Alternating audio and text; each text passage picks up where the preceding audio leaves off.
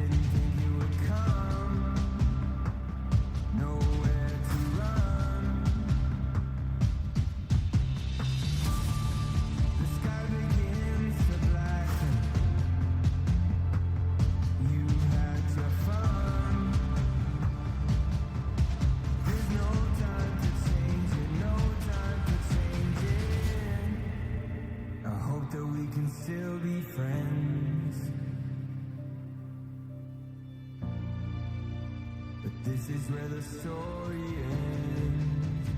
This is where the story ends. Oh, this is where the story ends. Oh, this is where the story ends. Don't know how to comprehend. It's something that we can't defend.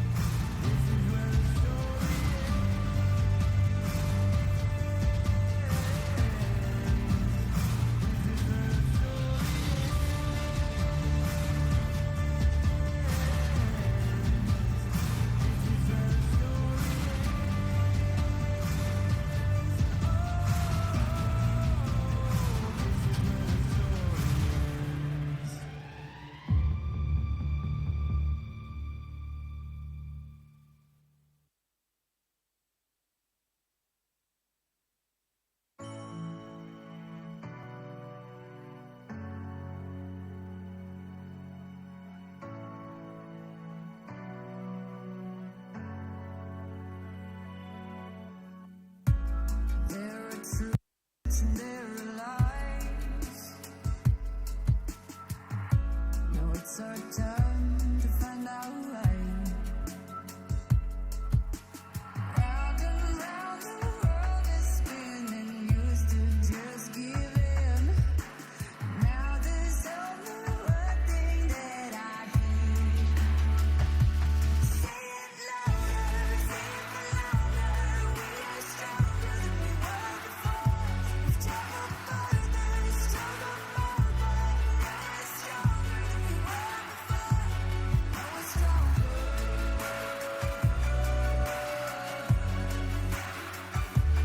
Now we're stronger.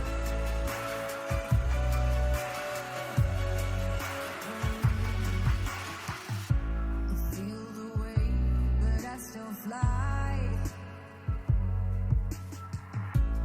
Nothing can stop me from soaring high. Round and round the world keeps spinning. Used to just give in. Now there's only one thing that I hear. Listen to these words, I promise you that you will win one last time.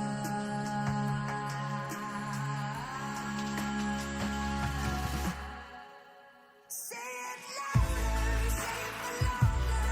We are stronger than we were before. Traveled further, struggled more, but now we're stronger than we were before. Now we're stronger.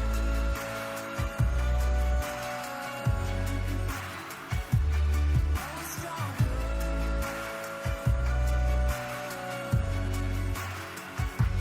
Now we're stronger.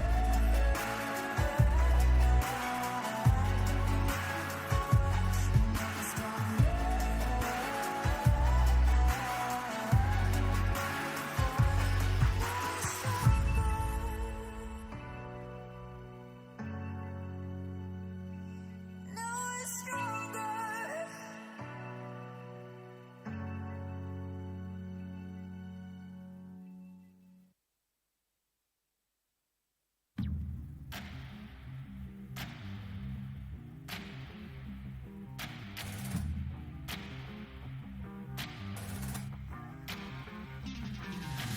Dangerous. It's getting dangerous. It's getting dangerous. It's getting dangerous and dangerous. There's danger in your eyes. Tempting blessing in disguise. Oh, I'm falling for your lies. Welcome to paradise. There's danger in your eyes. Tempting blessing in disguise. Oh, I'm falling for your lies. Welcome to paradise. There's paradise waiting for you.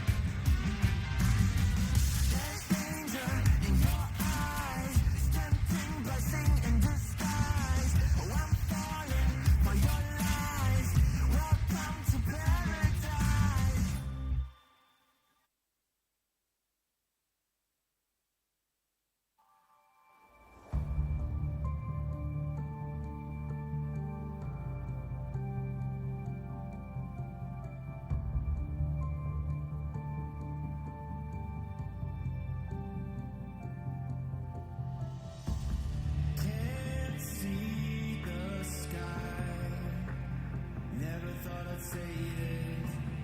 No one knows why.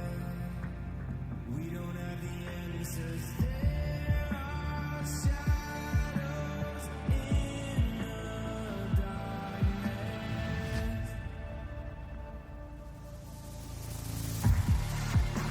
There's something in the air tonight. Don't know if this is right.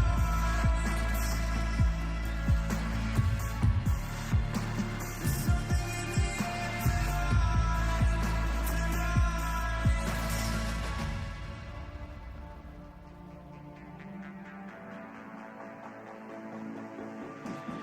Can't quite understand if we are gonna make it. No way to plan, but what's about to hurt is there's a storm on the horizon. There's something in the air tonight. To know if I'll make it through the night. There's something in the air tonight.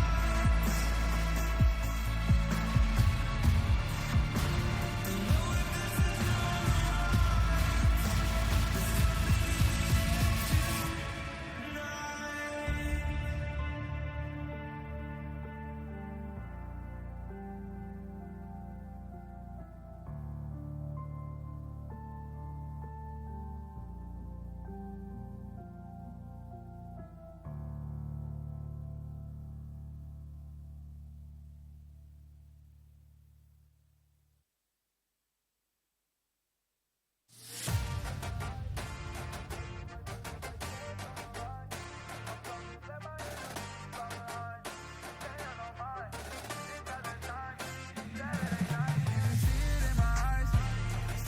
To lose way too much on the line. I'm focused, let my enemies fall behind. Paying on mine, it's about that time.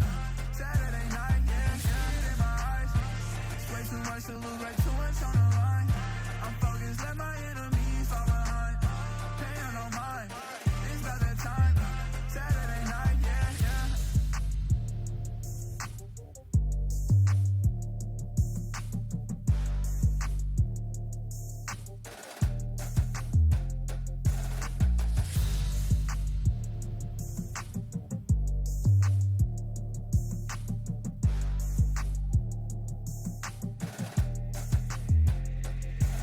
You can see it in my eyes. It's way too much to lose, way too much on the line. I'm focused, let my enemies fall behind. Paying on mine, it's about that time. Saturday night, yeah, shit in my eyes. It's way too much to lose, way too much on the line. I'm focused, let my enemies fall behind. Paying on mine, it's about that time. Saturday night, yeah, yeah.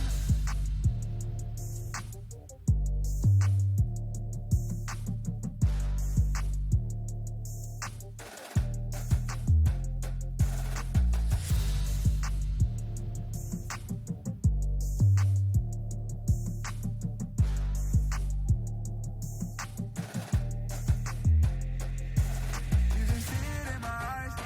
It's way too much to lose, way too much on the line. I'm focused, let my enemies fall behind. Paying on mine, it's about that time. Saturday night, yeah, shit in my eyes.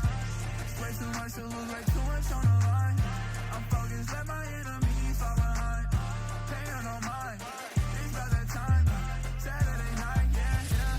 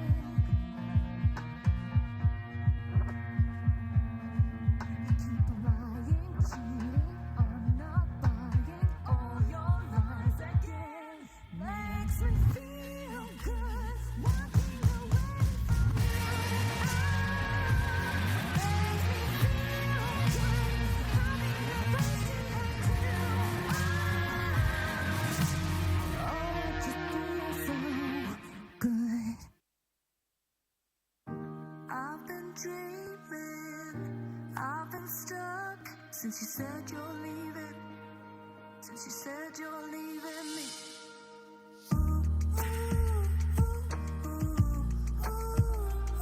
Since you said you're leaving, since you said you're leaving me.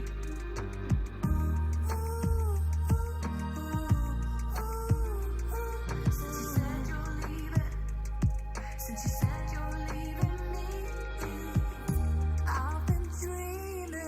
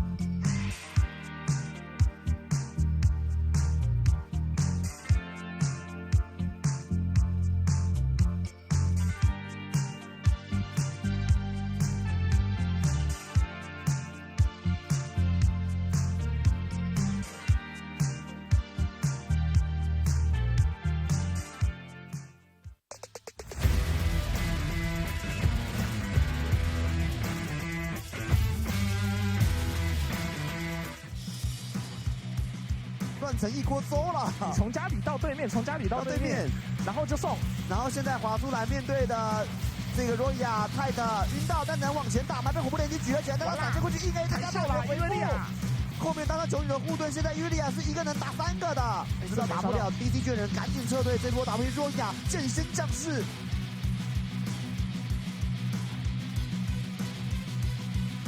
哦，吉米又想1打4。阿卡丽冲了进去，现在火影准备要上演吗？一个羽毛并没有打出倒钩，但接着变成瑞尔的这一场再飞回去切掉瓦口了，瞬间的一个雷霆爆发，然后还有竟然可以再拖时间，这波焰绝大绝并没有发挥太好的效果，然后一个大快朵颐救出吉米。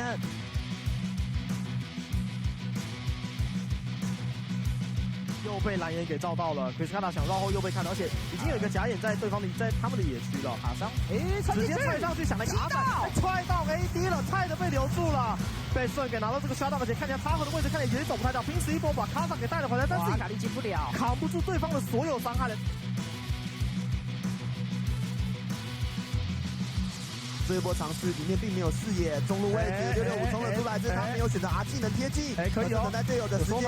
此时 Q 技能敲往前留住刃以后，再举起了刃也打出了伤害，右边一对2天甲被打了出来，左边魔豆塔口直接闪现，这次握直接握到是后面的凯特琳，但他好像打不赢凯特琳，走过去一技能拉到凯特琳，到对，你将军的拖时间，而且直接往前推2个人，路线刚才先爆板拿下 double kill， 后面再狙上去拿下吹爆，泰坦开始连续收割，右边位置魔豆击杀掉了凯特琳，剩下的茶酒也没有机会，来自泰坦夸抓 kill。比赛要在这里结束。好，打得好。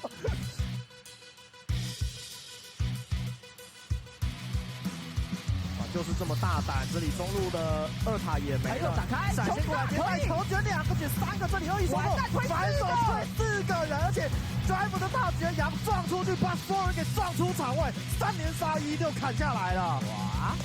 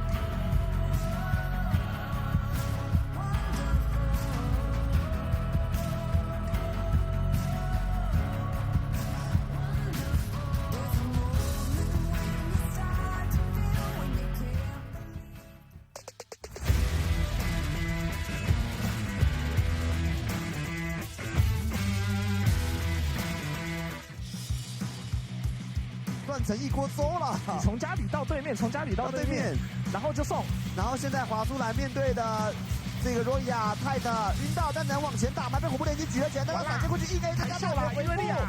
后面当他球女的护盾，现在伊维利亚是一个能打3个的，知道打不了 DC 巨人赶紧撤退，这波打回去罗伊亚剑仙将士。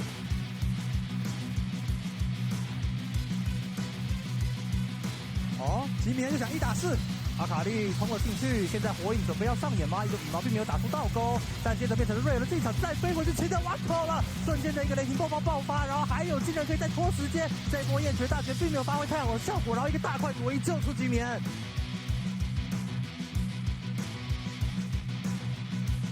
又被蓝眼给照到了，可是看到想绕后又被看到，而且已经有一个假眼在对方的他们的野区了，卡伤，直接踹上去，想了一个阿反，踹到 AD 了，泰的被留住了，被顺给拿到这个下档，而且看起来插合的位置看起来也走不太到，拼死一波把卡萨给带了回来，但是卡利进不了，扛不住对方的所有伤害了。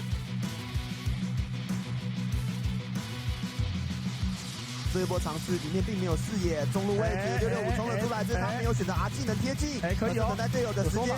此时 Q 技能敲往前留住刃以后，再举起了刃也打出了伤害，右边一对2千甲被打了出来，左边魔斗塔口直接闪现，这次直接握到是后面的凯特琳，但他好像打不赢凯特琳，走过去一技能拉到凯特琳当中，再技能拖时间，而且直接进来往前推2个人，路线在接棒板拿下 double kill， 后面再狙3拿下推爆，泰坦开始连续收割，右边位置魔斗击杀掉了凯特琳，剩下的插脚也没有机会，来自泰坦夸抓 kill， 比赛要在这里结束。好，打得好。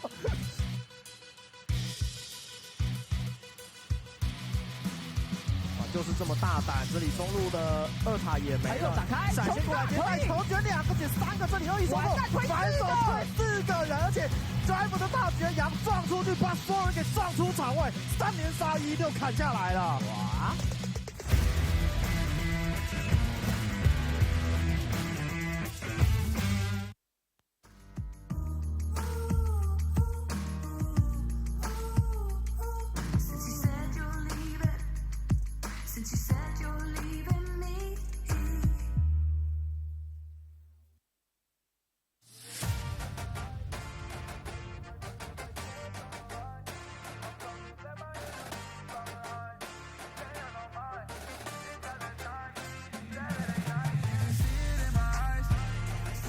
！To lose way too much on the line.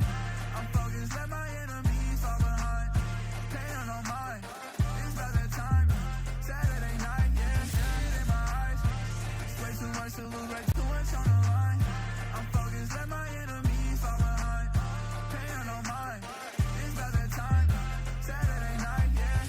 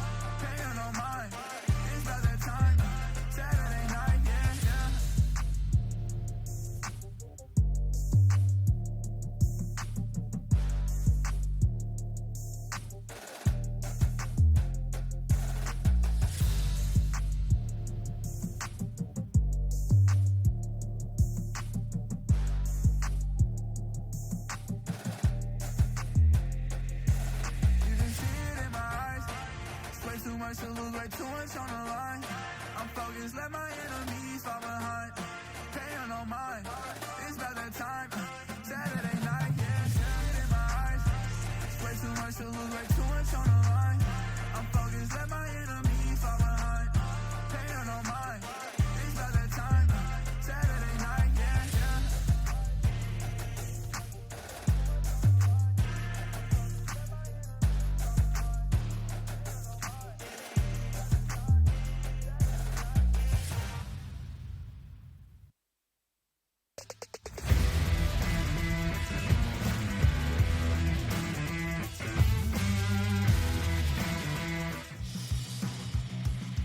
乱成一锅粥了。从家里到对面，从家里到对面，然后就送，然后现在滑出来面对的这个罗伊亚泰特晕到，但能往前打吗？被虎扑连击举了起来，但他闪现过去硬 A 再加大回复。后面当他九女的护盾，现在伊维利亚是一个能打3个的，知道打不了 DT 巨人赶紧撤退，这波打回去罗伊亚剑仙将士。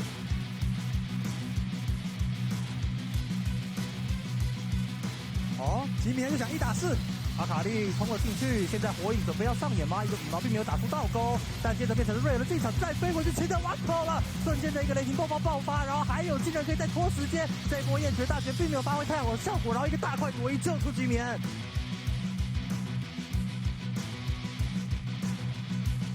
又被蓝眼给照到了，可是看到想绕后又被看到，而且已经有一个假眼在他们的野区了，卡伤，直接踹上去想了一个阿反，踹到 AD 了，菜的被留住了，被顺给拿到这个刷到，而且看起来插合的位置看起来也走不太掉，拼死一波把卡桑给带了回来，但是卡利进不了，扛不住对方的所有伤害了。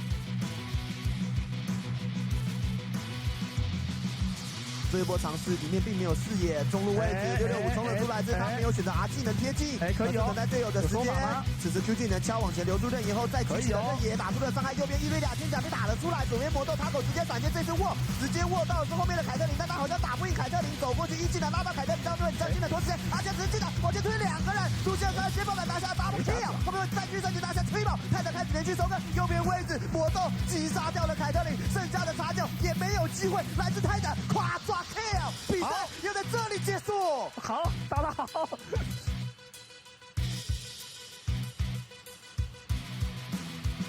就是这么大胆，这里中路的2塔也没了，展开闪现过来，头卷2个减3个，这里又一手反手推4个人，而且 drive 的大绝阳撞出去，把所有人给撞出场外，3连杀1就砍下来了。哇！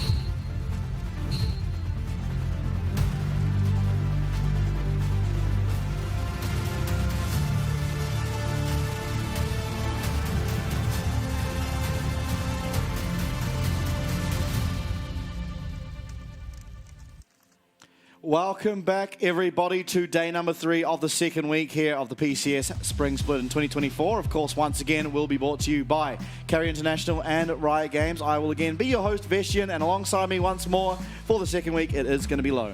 Yeah, we've got a banger coming up first set. Yeah, we sure do. Lots of bangers at the PCS anyway, of course, but yeah, very big games tonight. I think we're going to be able to find out sort of who is going to be first or first equal with Beyond after our first series, and we get to see if J-Team or who is it? Helpigs can pick up their first win of the spring split, which kind of surprising in many ways in terms of J-Team. Now, admittedly, they have had a pretty rough sort of schedule to go up against. They started by going up against, I believe it was Frank. They went up against Frank. They've gone up against CFO as well, I believe. PSG. Oh, that's true. Yeah. Week number 2 was PSG, of course. But yeah, I mean, not the easiest way to start off your split, of course, and now Helpigs, it should feel a lot easier for them now. Yesterday's results, of course, it was a quick 2-0, very clean fashion for CFO. Beyond getting it done in 3 against DCG after 2 really good games from DCG to start that series off. Yeah, and then Beyond just game 3 took them out in maybe our quickest game, 23 minutes, something like that. Yeah, and it was looking like it could have been a perfect game at one stage until Driver unfortunately found himself caught out in the jungle, the river. But really good signs from DCG though. Yeah. Against what might be a top 3 team and Beyond. Yeah, might be fighting for a top spot. Yeah. My argument would be on top 2 at the moment. I mean, CFO yesterday did seem like they've now sort of come to form because obviously they did take out West Point very, very easily, and so maybe they've sort of fixed up some of those issues they were finding in the prior weeks and now looking pretty good. Standings, as I said before, it is going to be BYG up on top there. 3 wins to their name, 3-0 of course. Our first game of the day will be Frank PSG, so they will no longer be even after whatever happens in that series. Yeah, and we'll probably have a new first place, I imagine. Yeah, my money would be on it too. I do believe PSG should be able to 2-0 Frank, but Frank have been looking quite good. And also, I mean, some of the story to do with this matchup we might have to discuss sort of which mid lane is playing, because there is the Jimmian, there is Pretender. I'd argue they've looked cleaner with Pretender. I think the games they've had Pretender have gone a little easier for them. Yeah. Just smoother, I'd say. And Jimmian, of course, I mean, they haven't lost with him at all, but the Akali game where he got quite far ahead, it was a lot harder for them to close that one out, despite him playing very, very well. So yeah, he had a really good Azir game as well. Yeah, maybe Jimmian has looked individually stronger, but Pretender, they looked a bit more cohesive as a team with Pretender. And some of that might be the language too, of course. Their bot lane are both from Hong Kong, and I imagine the coaching staff as well. And so maybe there's a language barrier thing there that might come into play when we're talking about the team in terms of Frank and using Jimmy and using Pretender. But again, I also think it's a champion pool thing, right? Jimmy a lot better at counterpicking. He's better at the Azir in general, whereas Pretender much better at facilitating around the team. And when you've got a player like Eminem, you could often get away with doing something like that because Eminem quite often likes to be that carry force in the bottom lane, which takes up a lot of resources and whatnot. Now, our 1v1 will be between Junjie and Jiang, which will be on your screen very, very shortly. And that's exciting. I think Junjie are having a pretty good ratio so far. I think he lost actually yesterday, didn't he, on the Pantheon? He Cassiopeia. Yeah, Lakai actually took him out. Yeah, it was very close. It looked like he would be able to get it done, but wasn't able to. Volibear ban comes out pretty standard. It's looked very strong, except apparently into Driver's Poppy. Yeah, Driver's Poppy clearing Volibear. Oh, he's gone back for the Pantheon. Okay. Pantheon, I mean, to be fair, in the 1v1 he did lose his Pantheon. It kind of was because he used his E wrong once and then just took so much damage he ended up going down when he possibly shouldn't have. Gonna start with some heal cut. I mean, that's an interesting decision. Makes sense against Rengar. Rengar's going to be looking to trade with you and then use his W to heal back up. And when you've only got burst on the Pantheon, feels like he needs to cut down the healing. For sure. Oh. Okay. Might be a very hard matchup for Pantheon. Yeah, I don't see it being the easiest. If anyone's played top lane against Rengar, it's so infuriating to go up against. Ignite does come out here at Junjie. Barrier will be used by Jiang, but Junjie is winning this trade, at least so far. Misses that Q, and Jiang's going to be able to turn it around, pick himself up, 600 gold. And now 1 death already for Junjie on this Pantheon, of course, is first to 2 kills, so Junjie won't be out of this just yet, but importantly, won't have really any gold to speak of after going down almost immediately. Yeah, he's just going to be coming back with the same items. It comes down to just that missed Q. Hey. Yeah, if that Q connects, I'm pretty sure it would have killed Young there because it does have crit chance. I think it's 250% crit damage. Oh yeah, that was a kill. Yeah, if you're below 20% health, I want to say. So yeah, missing that, definitely paying the price for it. But I think he can ultimately still win now. Jiang will have a fairly decent item advantage, of course, off the back of that mistake. Yeah, it's going to be difficult now. But we'll see what Junjie can do. He's got the wave. I also believe Jiang is currently sitting at 3-0. 2-0, I guess. This would be the third. Oh. In terms of the 1v1. So clearly, Frank have chosen who they believe to be the best in that individual matchup. These trades aren't going too bad for Pantheon, actually. Yeah, gets his health relic. Jiang will have access to that too. Junjie trying to... Ooh, he does connect, so that's going to have the heal cut now, making that health relic a whole lot less valuable. Junjie also just continuing on with his trading. Oh, Jiang. These trades are very scary. Yeah. I think probably Pantheon favored Yeah, I right think... now. I think Junjie might kill Jiang if he's able to get onto him, but it is just safer to recall. Of course, both summoners being back up now means it's not as certain. It actually just goes for the recall rather than catching this wave. Oh, it's not going to crash quite yet. Oh. I thought he might be going for an execute or something. The quick recall. I think you have like a pretty extended death timer in this game mode, but... Oh, okay. Not much value coming out of the ultimates from either champ. Yeah, for sure. Oh, Junjie won't be letting Jiang back. That's pretty important. Although maybe this wave doesn't crash anyway, as well as Rengar ult being used means... Oh. Yeah, no more being greedy with that recall. He's just going to slow push the wave, see if he can deny a bit of XP. So Tunneler, as well as the Crawfields, will be on Jiang. Still no completed items, so while there is clearly a discrepancy in power in terms of those items, it's not the be-all end-all just yet. Cloth armor as well will be picked up, so a little bit more durability up against that front-on burst that we know Pantheon to have. Level advantage for Junjie. Maybe he'll try use this. Yeah, he's going to go on forward. Not the best trade. Still does have... Oh, this is scary. Okay, nice dodge. Health relic is there as well. This is a little bit scary for Jiang. Yeah, I think both players are really just one misplay away from going down, and Junjie, it's a lot more crucial that he doesn't, of course. Jiang has a second life, but wouldn't want to be giving over all that gold. Would be pretty detrimental.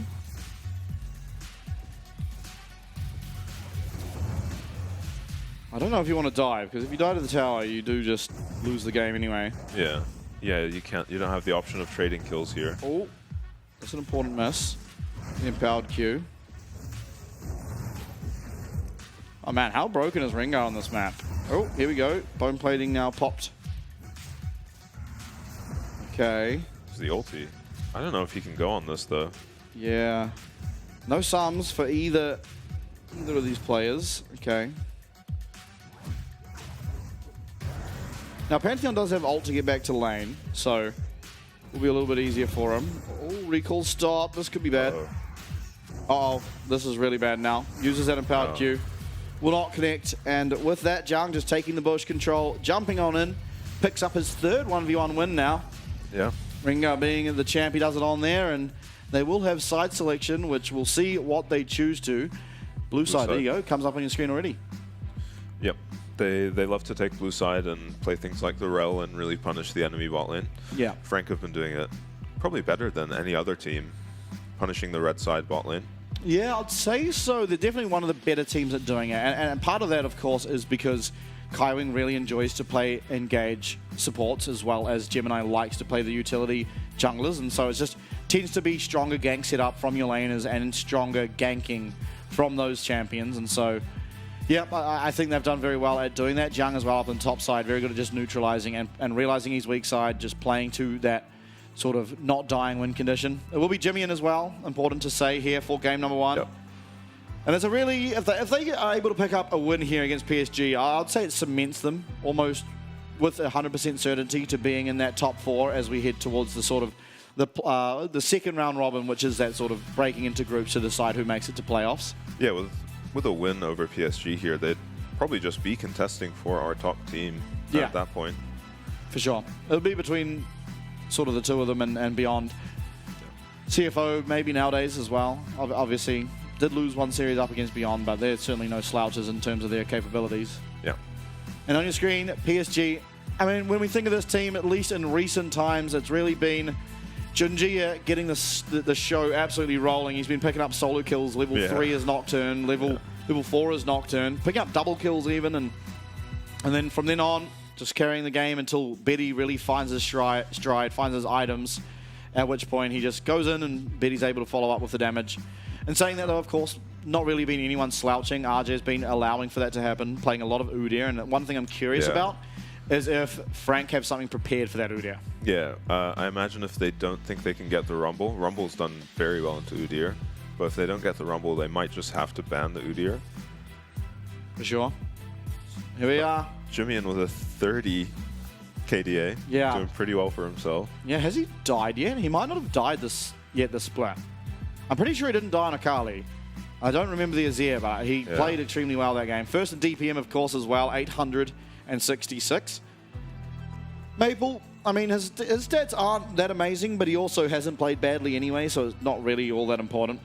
Yeah, PSG haven't really been winning by gapping through the lanes. It's usually Junjie getting an advantage in the jungle, and then they just close out super slowly, super methodically, so they're not a team you want to give any kind of advantage or you will just be suffering for 30 minutes. Yeah, they're very suffocating, right? They're not like a team that gets a lead and pushes the issue extremely hard. They do push it, but they push it more methodically, where they're making sure they're not making mistakes that could possibly give over shutdowns or opportunities for objectives. Now into draft we will go. It's going to be Ash banned up here first, taking that away from Woody, of course. Still remains at 100% presence. Woody having the only game that has been let through the draft, and now Kaiwing will not have that non-list. Yeah.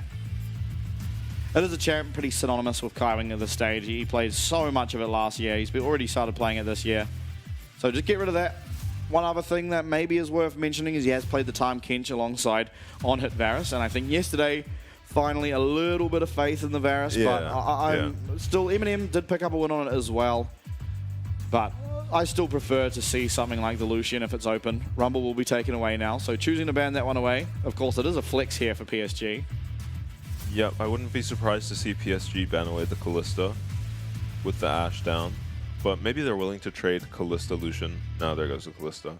Yeah, that will be gone. So third ban coming through. What do you target? The Udyr is something notable, of course. The likes maybe of the Nocturne. Orianna. The Orianna's been banned a lot. The Nocturne as well. Some teams get it banned against them. PSG haven't, but PSG have also been the best at using it, so yeah, we'll see. I think Gemini prefers to be playing things like the Rel. Yeah, he does. He played one Lee Sin game on Thursday night, but oh, the Lucian, of course. Yeah, Lucian's still available. I wonder what they're going to be going for first pick. It might be the Udyr even. They could be just looking to pick up the Udyr. Yeah. And secure themselves that and see what RJ has as an answer to it. Now, Orianna, the last ban, that does leave Varus open as sort of the primary ADK that's been seeing a lot of play. Notably, Betty, though, has played the Caitlyn already. Lux does remain open, and Lux is a champion, of course, that fits into Woody's sort of play style, and I wouldn't be too surprised to see them pick those two up. Yeah, Varus the only remaining, I guess, top tier, high priority ADC. Ooh, I want to see that. I don't know that we will, but I'd love to see it. I'd be surprised. I don't think Draven matches up too well into Varus. Well, it does depend on the supports, of course, but yeah, blind picking it against an unknown support will feel a little bit risky, but Betty might just be confident in his abilities to snowball through that bot lane. It won't be. So Maokai gaining a lot of priority over the last couple of days. And Justifiably. Justified, yeah. Very justified. Yeah, obviously, yesterday, Husha played 2 games of it, looked really, really good in both of them. Gemini as well, I believe he played 1 game of it yesterday. Yep. So we will have the Maokai taken away from Gemini, but also picked up by Junjie. He played a lot of Maokai in the 2023 summer. So maybe an Azir pick for Maple? No, the Udyr. Yeah, taking the Udyr. Azir remains open. I think Maple will be happy to take the Tristana, even if Azir's picked up. Tristana traditionally does pretty well into it. Alternatively, Jimmy could pick the Tristana up first and question really what Maple is able to pick up against it. I imagine just the Rel for Gemini. Ivan is actually pretty decent, but the only thing is he kind of gives up Void Grubs, and I'm not sure teams are willing to do that just yet. So it will be the Azir picked up here for Jimmy. Very good on it. Obviously, we did see that in his first game of the split. Now, what will be the answer? Obviously, we have to find the 3rd pick first. And it should be a support, I would have to imagine. Or maybe you're willing to just drop priority of your support. They'll go for the Rel, yeah. Okay. So, Gemini back on one of those utility tankier junglers that can just provide setup. They love the Rel blue side. They do. And I wonder if Maple will go for the Tristana or the Corki in response. I mean, he's hovering a lot of AD carries. We'll see if they want to pick it up. Oh, they might want to, if they really prefer the Aphelios, but Betty has shown a lot of champs bot lane, so I don't think he's worried about ADCs getting banned. Yeah, I wouldn't think he would be. As a very, very talented player. Obviously, he has the Kai'Sa still open. As the Caitlyn. Tristana makes sense. Corki might be a bit slow, and you've already got a Maokai and an Udyr doing magic damage on your team. Definitely agree. And especially if you want to go something like the Caitlyn Lux, of course, that will depend on bans. And that's just more magic damage that comes through, so sort of opens up the possibility there for actually going 3 AP picks. PSG banning the Jax is pretty interesting when Udyr has quite a good matchup into it. Yeah, that is a little interesting. I think one thing maybe that justifies it is you have 2 champions on your team already that want to be auto-attacking, as well as Jiang's already showed a very good performance on the Jax, so just a bit targeted, as well as taking away one of his good champions from something that counters what we're seeing thus far. Yeah, and you're kind of stuck for bans as PSG because banning supports feels like it probably hurts you just as much as it hurts Frank, because you haven't shown either of your bot lane. Unless they're going to pick up the low Maokai support. Yeah, full AP Maokai support. Don't think so. I don't think this is strong now that Demonic's passed. Yeah. No longer with us. So Caitlyn was banned, of course. Cassante as well, another champion Jiang's played. Looked really good on. It does remain that the Gwen is open, but maybe you don't want to have a lot of AP in the top side. It would mean your entire top side is pretty much only doing magic damage. And at that point, this Udyr could become just too problematic, even for the Gwen. Yeah. Probably another ADC ban here. Milio? No, okay. Milio ban. So that takes away Aphelios Milio, which is certainly something, but the Caitlyn Lux was already taken away. So still, I mean, you can still play Aphelios with a lot of other things. Even engaged supports can work. Xayah Rakan does remain open. Aphelios is the current hover, though, and I'm just surprised by the Milio ban, because what do they pick if you ban Aphelios Caitlyn? well, I mean, there's still Xayah. The Kai'Sa remains open. They could just go for a Xayah Rakan. Yeah, and while the lane doesn't feel that good into the Varus, it will find its feet sort of as the team fights happen. Fiora, I mean, on paper it should do well, but what I've seen from these Udyrs currently is I don't know what anything can do against it. I mean, I'd be down to see the Darius. There's the Aatrox. We actually just saw this in the LCK about an hour ago. Okay. The Aatrox did okay into the Udyr. Yeah, just survived. Yeah. I think it's more of a scaling thing where you can scale into the team fights and, in theory, have a lot more impact Obviously, just so much damage. The resets coming through, the healing that the World Eater, or World Ender rather, sort of gives you is very, very important. Now, last pick should be a support. In theory, Rel could go there, but most likely it will be Gemini picking that one up. Kaiwing on the Leona, definitely like to see it. Yeah, I like the engaged support here. And I think that's why the Milio ban happened as well. Yeah, it makes a lot more sense when you know they're going for the Leona. Now, support counterpick is afforded to Woody here on the red side, and obviously it's not kind of the same as you tend to see with top laners or mid laners where you can just look for a lane counter that scales well or you know, opens up opportunities to skirmish better and play for those objectives better.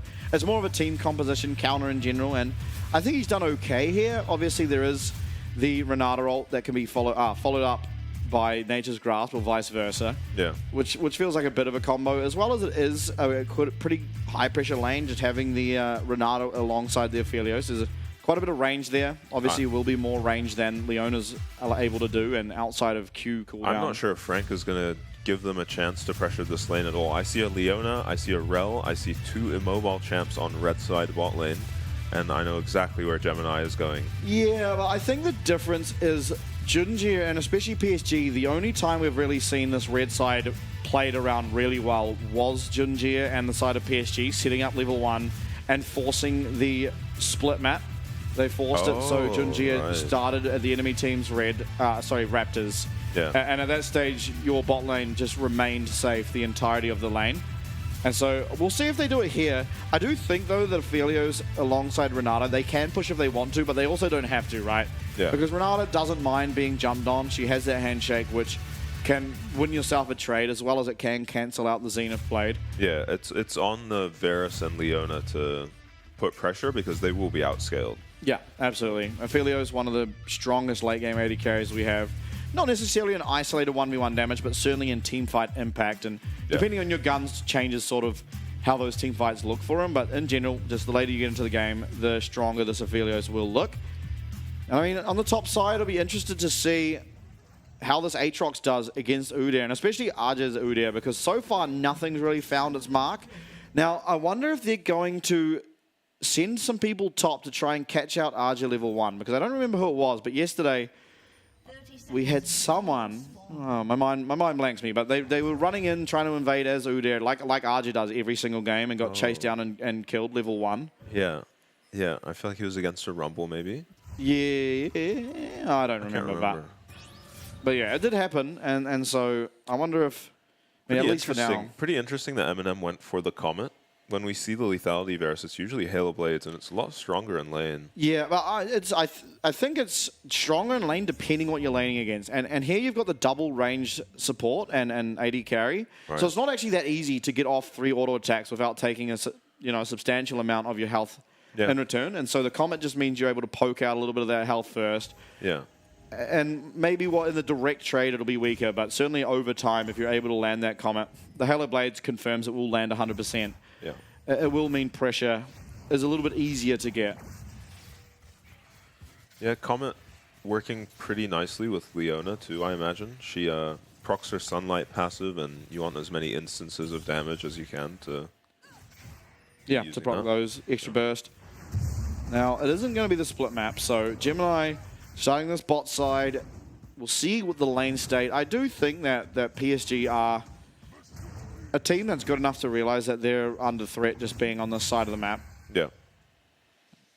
Yeah, we'll see how they play it out. I think if you're Frank bot lane, you're looking for just Leona E's non-stop and trading heavily. If you can get a sum out of PSG's bot lane, that would be disastrous for them. Yeah.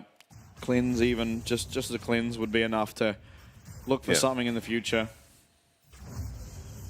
Level 2 for both. So PSG's team is actually really low on magic damage. Might be a problem for them late game. This is a really tanky team. Yeah, I'd say somewhat, but honestly, RJ will be doing a lot of magic damage. Junjie will be doing a lot of magic damage as well. And in general, having... Oh, yeah, Maple goes forward. He should be able to get the reset. Oh, he's not able to get that last auto attack. But there is no follow-up. Jimien cannot go in. Oh, ends up being a good trade for Maple, and he actually takes pressure off of his bot lane. Yeah. When Rel shows mid. Of course, this is the mid lane matchup we got to see in the grand finals from last year, so it's always exciting to see these two go up against each other. Different teams this time, of course, Jimmy and joining Frank, but I mean, we had such a back and forth grand finals, and the two mid laners were so instrumental in that, as well as Junjia. PSG are going to crash the wave and bounce it back, and they should be safe for the time being. As Aatrox is doing okay. Yeah. I think importantly too, he doesn't have mana, so he never sort of has to worry about spamming abilities and running out of mana into this Udyr. He can just continue to stay in lane as long as his health bar is not going down. Yeah, and I imagine he outscales in the 1v1 and can be more useful in team fights. Yeah, I'd say in general should be, right? I think it's a lot harder for Udyr to find massive influence in a team fight, whereas a single sort of well-placed Q that comes through from Jiang can just spell the difference between a team fight win or loss. Yeah. Yeah, especially up against quite a few immobile champs. Yeah.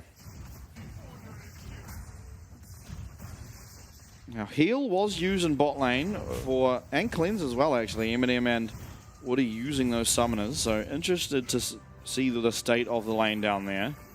Jinji, of course, getting a lot of vision in that bottom side jungle, so I think PSG are pretty happy to play however they want in this bot lane now. Yeah, now that PSG's bot lane aren't worried about the rel, they were able to just trade pretty heavily and get themselves an advantage. Varus is down to his last potion. And two bickies. Yeah, true. As Gemini's on his way back bot side. Yeah, will be spotted out though. There is a lot of vision. Yeah, same for Junjia. I think. Okay. This won't be there's no way that PSG know about this. They may have a suspicion, and I think if Junjia comes down, finds these grubs not being attacked at all, should have a good idea that it's being done. But down on bot lane, it looks like, not sure what exactly happened, but PSG are able to find first blood. That's a really, really good start to this Aphelios Renata lane. And yeah, that's a big wave going down. I'm assuming just handshake landed. yeah, and cleanse was expelled in whatever trade happened earlier as well. Even with the jungler on bot side. Yeah, that's very unfortunate with your jungler bot side. Let's have a look. We're going to see what happened. Oh, he's just going for a greedy recall. Oh, and the Relic Shield gives him away. I guess they thought PSG's bot lane had backed. Yeah. And he just dies. Decides to not use his flash. Yeah. Greedy recall indeed. Yeah. Does have his Dirk now, so while Aphelios is up in items in theory, I think it is still the Varus that will be doing more damage as long as the trades are short and sweet.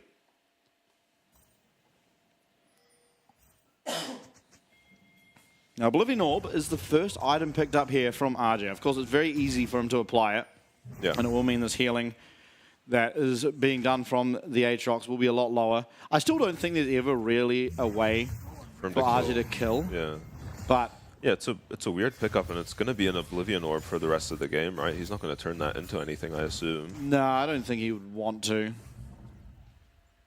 But, I mean, I guess we'll see, right? But at least for now, I do think it'll just remain an Oblivion Orb. Kind of curious, but he's a better player than I, so.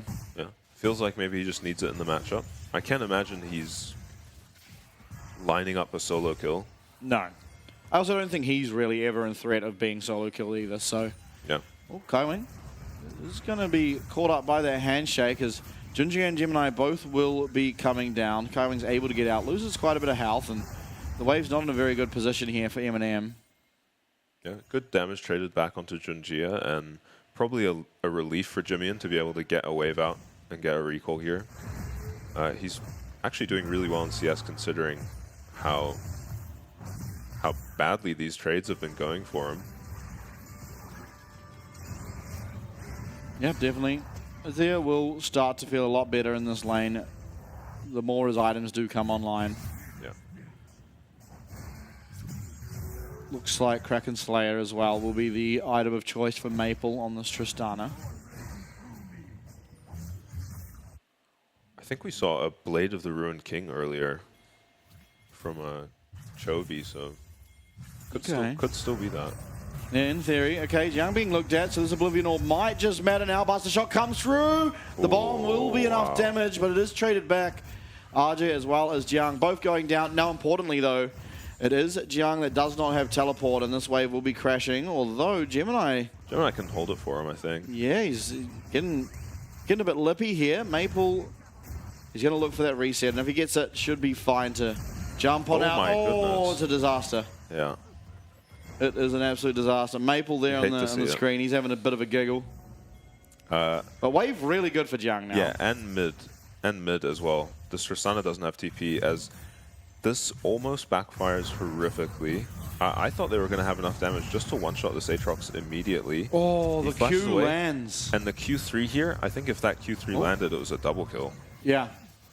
Very, very close. He's able to land the Q2 onto Arja, which means that Udyr goes down. He gets a little bit of health left. Yeah, really well played by Jiang. Sure. Trading 1-for-1, definitely not the worst. Junjie, though, he's continuing up his aggression as he takes away this red buff from Gemini. Biddy as well. There was a trade. Both sums are once again gone on this Varus, and there's a Junjie. Oh, he has no cleanse again. Yeah, no cleanse. Biddy will connect there with the Q. He's going to look for it, and the kill will be given over. So that's a 2-0 Phelios now, as Eminem's going to sacrifice a massive wave also. Wow. Woody, I think, is... I mean, it's mostly happened off-screen, but Woody is justifying this Renata pick. This Varus's cleanse has not been up the entire game. Yeah. He is just landing handshake after handshake.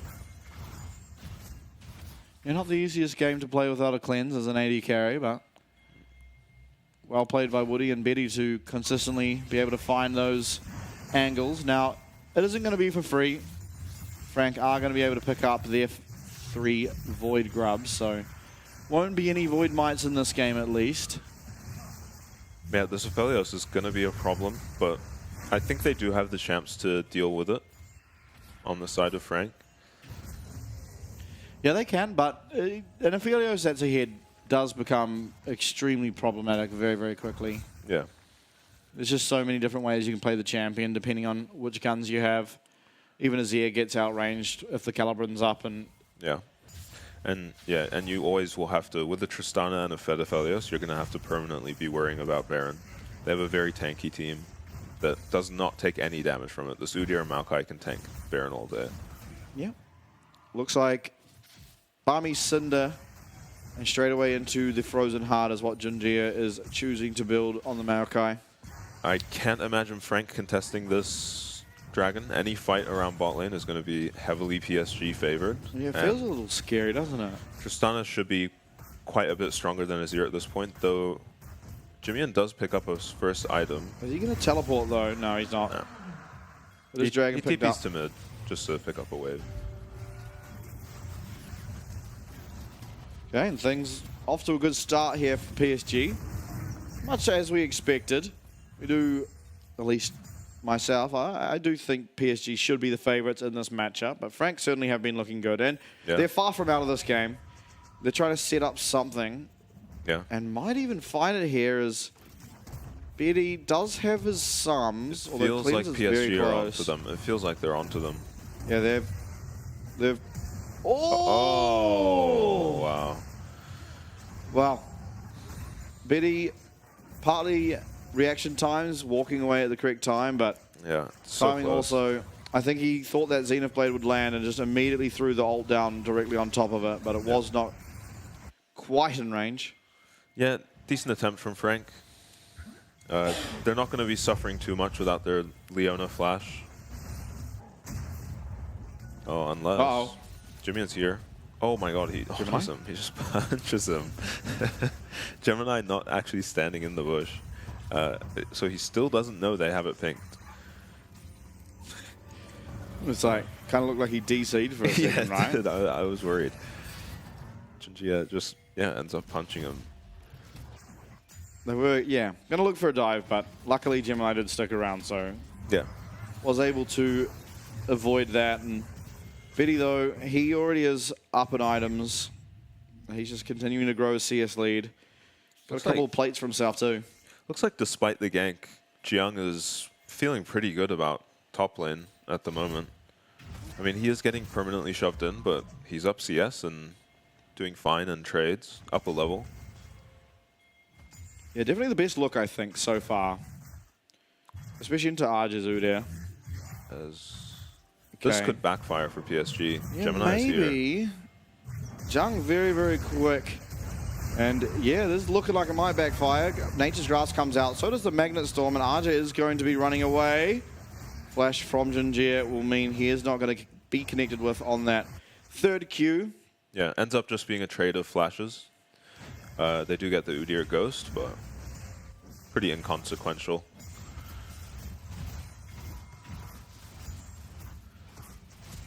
Yeah, you can kind of see they're maybe lacking damage topside on PSG. Yeah, for sure. But they don't really need that damage, especially with how far ahead Betty's now found himself.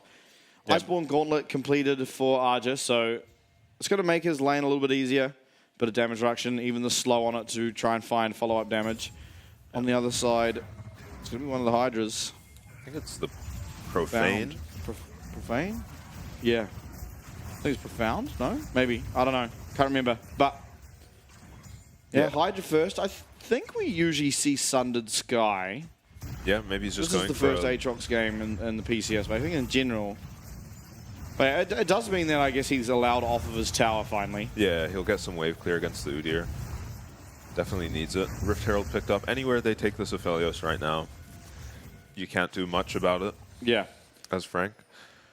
Ooh, what item do we think Betty's going towards? Because he has the longsword. Maybe he's just picking up the longsword because he's going to need it later anyway, and he's still going to go IE, but... He might just go for a BT, I guess. That's the only thing I can think of with these components.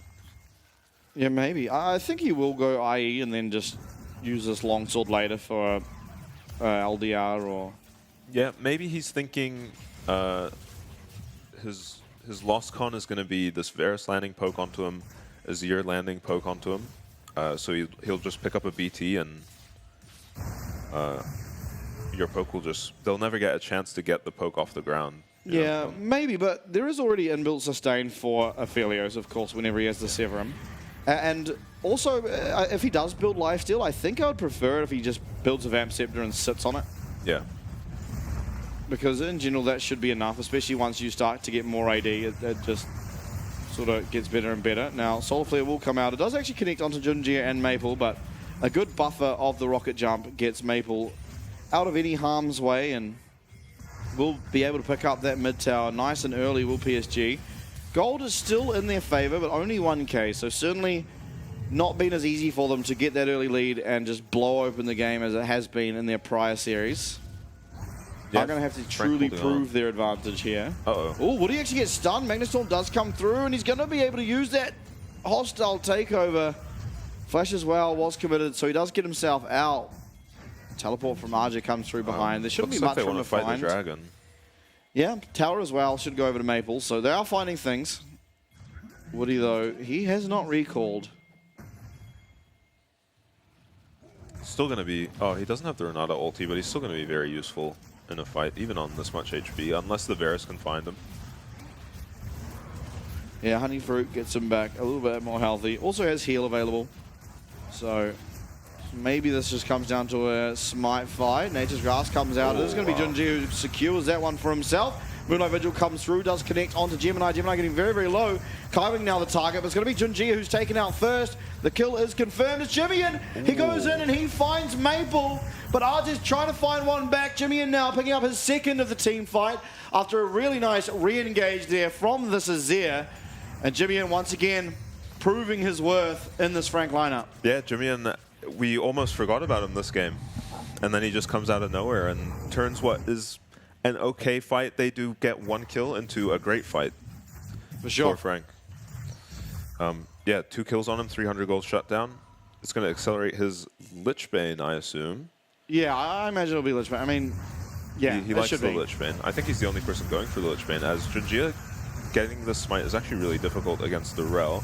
Gemini barely living, but they just take out Junjie. Kaiwing flashes away just to make sure the res doesn't come through, and then an amazing flash by Jimmian. He actually gets Aphelios' flash as well. Yeah, almost got Betty too. One thing I want to say about Betty is that guy is so crazy with his reaction times. Every time anything's used onto him, he is immediate with his flash. Yeah. Yeah, And so don't want him fed on an Aphelios. no, yeah. It is still, of course, PSG who are in the lead. They've also got themselves the 2 dragons, but some important gold now onto the Azir, and that's pretty much exactly who you want the gold on here if you are Frank. He is the guy on the team that will be able to carry these late game team fights once Varus's sort of DPS is going to lower. Yeah, and this is more of the Varus we're kind of used to seeing.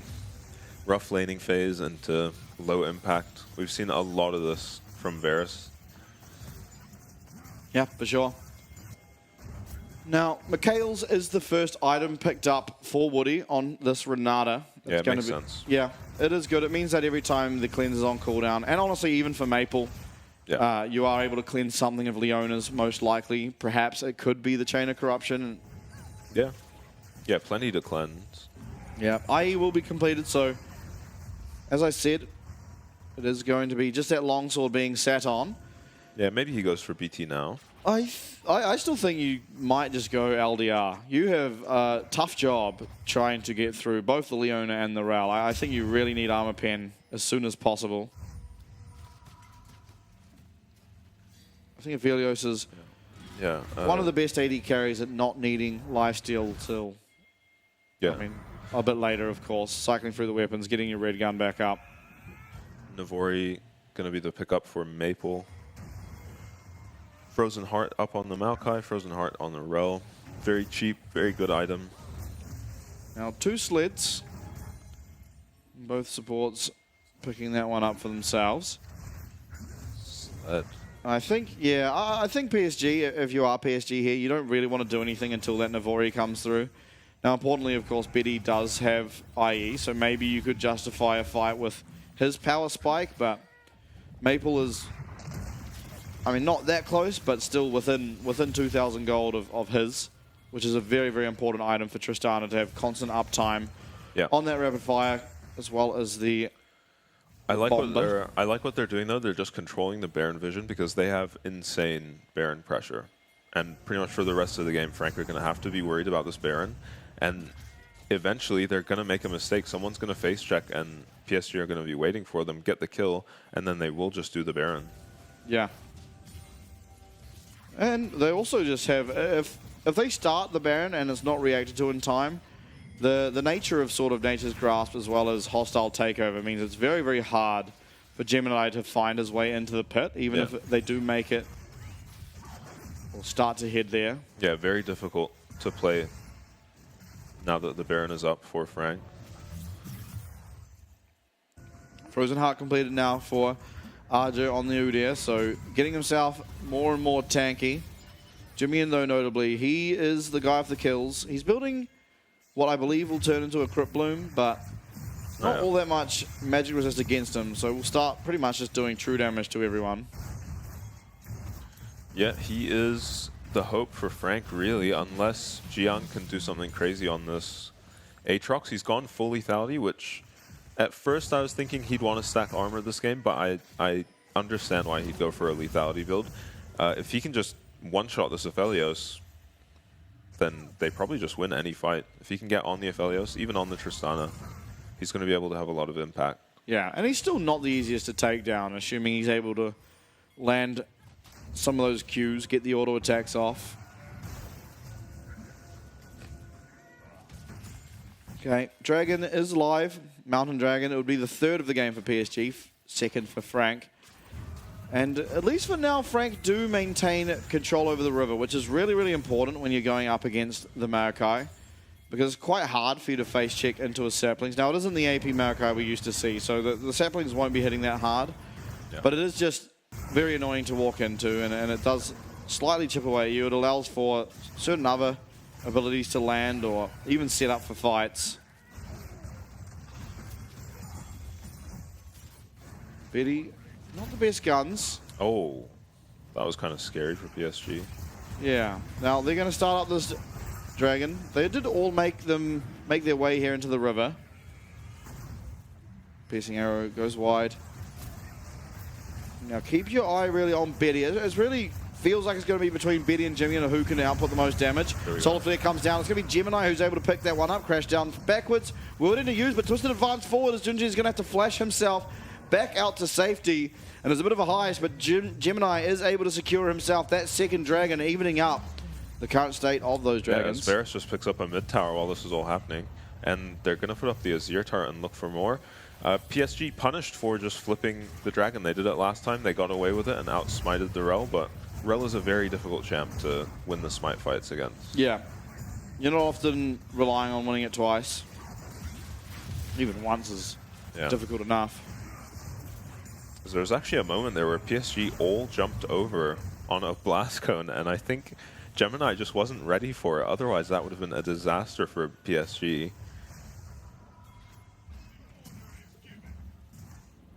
Okay. I think we have a very, very even game here. Possibly the most even game we've had of the split. 2 dragons apiece. I believe it's 3 Void Grubs apiece. Pretty much exactly even in terms of gold. Yeah, just like an extra tower for PSG. Yeah, and I don't even think anyone's sort of overly favored in the late game. I think Aphelios probably definitely outscales the Lethality Varus. Yeah. Azir outscales the Tristana, at least in team fighting. Yeah, I imagine the Aatrox is going to be more useful than the Udyr, but the Maokai becomes more useful. Just Nature's Grasp, making people leave a tower. And then I think the Maokai is definitely easier to execute, but Rel can, you know. Yeah, I mean, if you find a 5-man Magnet Storm, it's a game good enough, but we'll see. Frank have actually taken control of the topside river, and they're entering PSG's jungle. They have to feel good about this. For sure. Importantly, though, they don't have the fastest Baron in the world. Of course, if Jimmy's here, it's quite a bit faster, but the Lethality Varus tends to sort of hinder your chances at taking Barons away. Oh, Magnustorm comes through. It's only going to connect onto Junjia. Betty again with fantastic reflexes. In comes the hostile takeover. Junjia might just get away. Is going to, thanks to the usage of that Mikhails from Woody. Very but close not to a before kill. losing all of his health bar. Also, getting out Betty's flash there for what was only the flash and ignite of Kaiwing. Now, there are some important ults down, of course. Magnet Storm, Solar Flare, Chain of Corruption are all down, and Kaiwing might not be able to make it to this pit, but this Baron is getting so low. There's a blast cone here. In comes the Moonlight Vigil, but it's going to miss. Betty's not going to connect on it, and Baron is chunking down Frank so low. RJ is taking a lot of damage to Jimmy and Zazir here. He's doing a very, very good job of spacing around those soldier auto attacks. And I think we're going to have a disengagement. Very, very hard for both teams to pilot those fights. Almost felt like a 4v4 as Junjia was pretty much on just the 1 HP and was lining up a blast cone to try and find himself a steal. Yeah, I'm surprised Kaiwing survived, and I'm surprised they didn't go for the... I guess they just didn't want to flip it on the Baron Smite. Understandable, as they're walking back towards it. They are walking back towards it, and PSG are only on a reset timing now. They actually see the resets come through from their pink ward down on the bottom side of mid, and so now it is going to be both Maple and Woody not present for this, at least for the start. It's up to Betty, Junjia, and RJ, who's slowly running up here to try and delay it, but this Baron is down to 3k health, 2k health. They are going to get the Baron. Are they going to have a fight afterwards? Jiang getting quite low, does still have that World Ender available for him as Crashdown comes down, blocks out a couple, but it's going to be Eminem who's jumped on. Junjia finds himself that Varus, but now he's the target as RJ's back into the fray. He's managed to find his way onto Jimmy, but there's no follow-up. RJ's going to be taken out. That's a 3rd kill of the game now for Jimmy, and the hostile takeover's trying to do what he can, but Betty gets taken out. Maple gets taken out, and Woody is not long after. It's going to be a clean ace here for Frank as they turn the game around and pick themselves up the Baron. Yeah, and Frank just made PSG look dizzy that fight. Jiang had a great fight. He found Maple trying to enter the fight. Everyone on PSG was maybe just rushing into the Baron pit. They got caught off guard, and yeah, Frank made him look silly. Absolutely did, and now massive advantage here for Frank. Dragon spawning in 20 seconds. We'll see if PSG want to contest it, but maybe you're just using that Dragon as time to thwart the damage that will be done by this Baron. You see it there, 700 gold there, picked up for Jiang on this Aatrox. So they just, I guess they know that PSG are backing. They catch them off guard here. And they're not killing it particularly quickly, but PSG are just nowhere near this. Maple recalls with no TP, and watch Maple try come into the fight here. Jiang chunks him out. Maple actually has to flash away from him.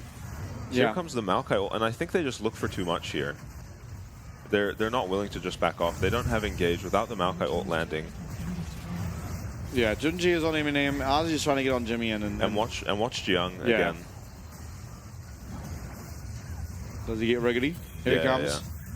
Gets onto Betty. Oh my, Gets onto Maple and Betty. Yeah, justifies the lethality Aatrox build, definitely. Yeah, for sure. That was insane amounts of damage. Yeah, any spell he lands on these backliners, they are toast. Oh, Junji now, he's going to get flashed on. He's going to get Emperor's Divided. He's going to get taken out. Yeah, Junji defending that tower by himself. Yeah, 50 seconds now remaining on this Baron. Mid inhib and bottom inhib likely to be the targets. We'll see if Frank can get both. As Maple has muted all and is pushing top. Yeah, he's going to get himself an objective at least. It is going to be 3v5 in the base. Teleport not available. He's trying to end. It's looking like a base race. Betty does not have the guns for this, though. They just end. Yeah, they might be able to. Junjia will be spawning now in 10 more seconds. Recalls, though, they might be coming through as Arj's trying to delay these minion waves, and he's actually able to. Although Jiang has teleported back. Maple, though, turning his attention back towards this minion wave as well as the inhib. He's going to have his work cut out for him here. Buster Shot comes out. Satchel Charge. Oh, it was actually the pullback on the Aatrox's own ability that kind of saves Maple. Oh my god. Satchel Charge, he's on 1 HP. Oh, it's such a tender fight. But in mid lane, though, the sheep are getting rounded as Arj's found his way onto Eminem once more. Betty is here, but he has got both sums this time. He's now got the red and the green gun. He's going to be able to do damage from far away. Kaiman going to flash away. In comes the teleport from Jiang. Nice handshake to try and find anything to delay some of these deaths. Jimmy and down to 1 HP is what he flashes forward to try and get that last hit. He's not going to be able to, but he now does have that gravitum available for him. He's going to get that route onto Jiang, and Jiang's going to be the target.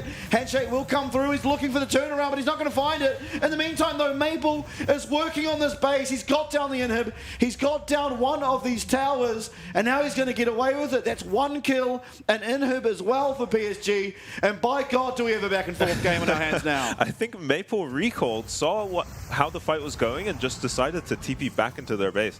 He ends up getting a tower, but does go down. Yeah, did get the teleport out of Jimmy in though, so and I don't think there's a whole lot of pressure that can come through. No objectives on the map, so I think that you honestly feel good about that if you're Maple. You went down, you got the teleport out for that death, and there's no whole lot that can be done. Got a teleport and a tower.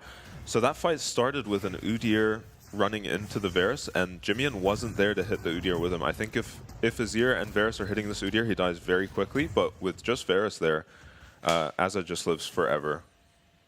Yeah.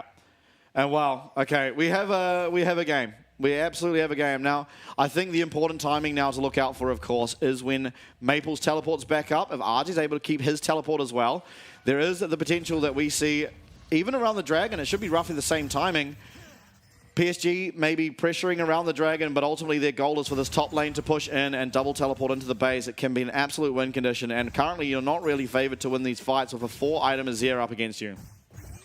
Yeah, I don't love the 4 items he's gone for, to be honest. I don't think he needs the Zhonya's that badly this game. We'll see how the fights play out. We've seen these Zhonya's get a lot of value, especially on the Azir, but... Yeah, maybe the Death Cap might have been better. He's going to be building it now, so he's going to eventually get it. And honestly, he has so much gold. Yeah. He's so far ahead. Anyway, yeah. And so I don't think it's the worst problem. And honestly, you don't want to be going down, because if the Azir goes down, that is the vast majority of your damage. So having that sort of delay that comes through from the Zhonya's, it offers a bit of safety. Maybe it's a little harder for you to just hard win the fights, but I think I like it. The Death Cap maybe... I mean, if Shock was here, he would have been flaming and saying the Death Cap was the pickup, but you know, that guy doesn't like defensive items. So the Baron is spawning soon, but I imagine Frank are going to be looking at the... Chain of Corruption lands!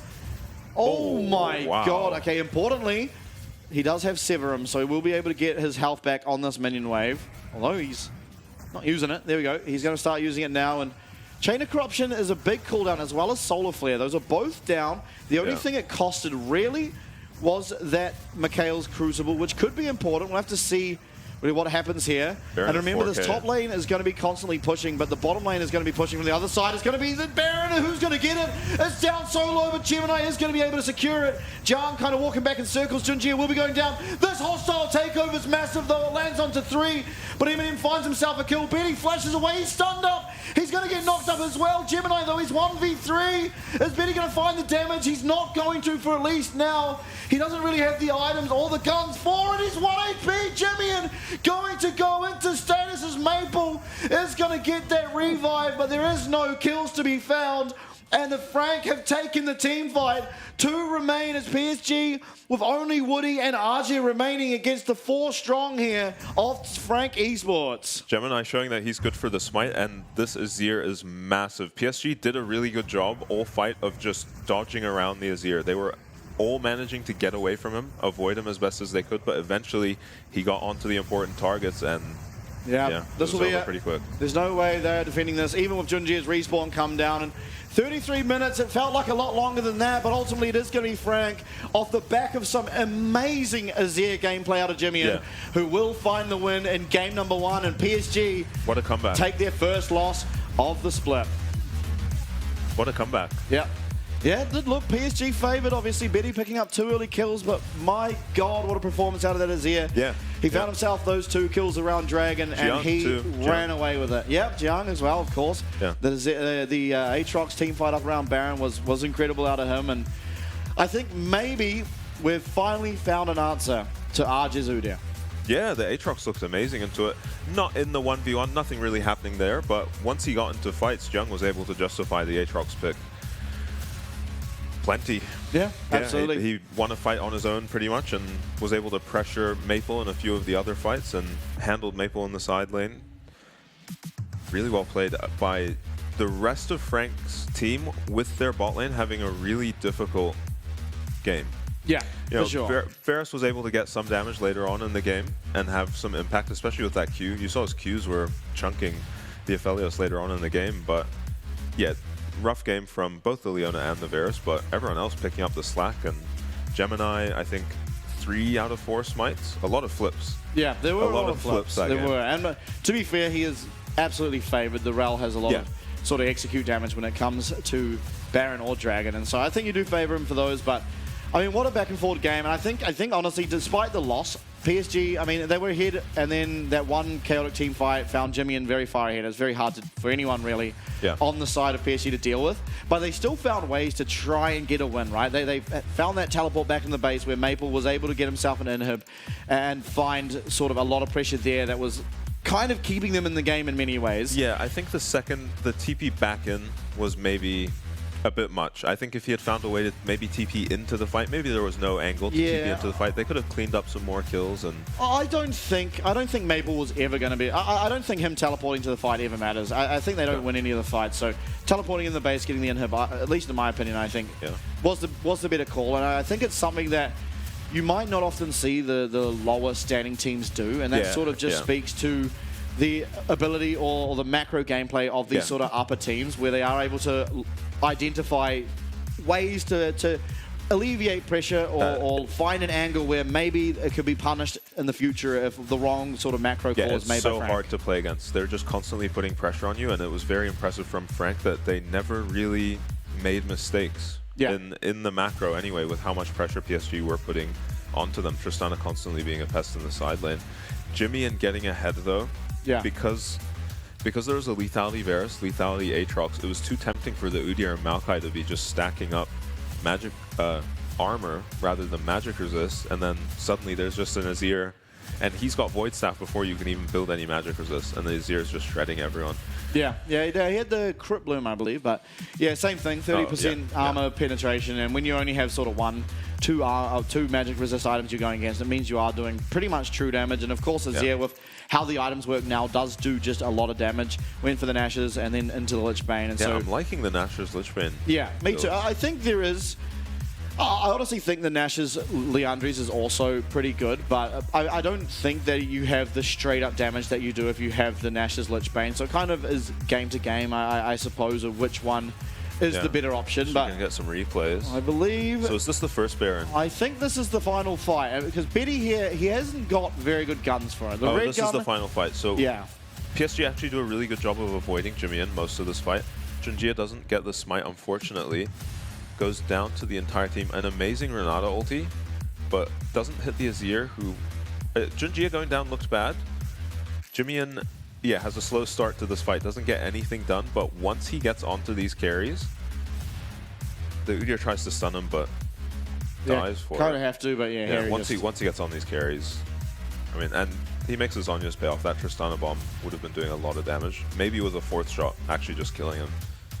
Yeah, for sure. And I think there you're really seeing the weakness of Aphelios if you're not able to set up your guns, because I don't think there's ever a team fight, really, at least in this game, that you want your guns to be red and green. Yeah, he had red and green. I saw that when he got chunked by the Varus, and not sure what happened. Definitely not what you want when it comes to these fights. I mean, honestly, I think your options are you have the Infernum along with the purple gun, where you can look for CC and try and play around those route timings. Alternatively, of course, the red-white. We all know that, and it actually allows you to shred through some of those tanks. Yeah, not a great game for red-white, though. Not the easiest to pilot, for sure, but certainly it's better than the red-green. And the other option, of course, being white and green, which gives you a lot less damage, but it's a lot safer. You can do it from very far away. No one in these team fights is often looking to hit those Aphelios towers, and so you are able to get off a couple of auto attacks as well as just throwing out the green ult, which he did in fairness, but when it's followed up by the Severum follow-up, it's not really any additional damage, which is what you were really lacking. And you saw it there.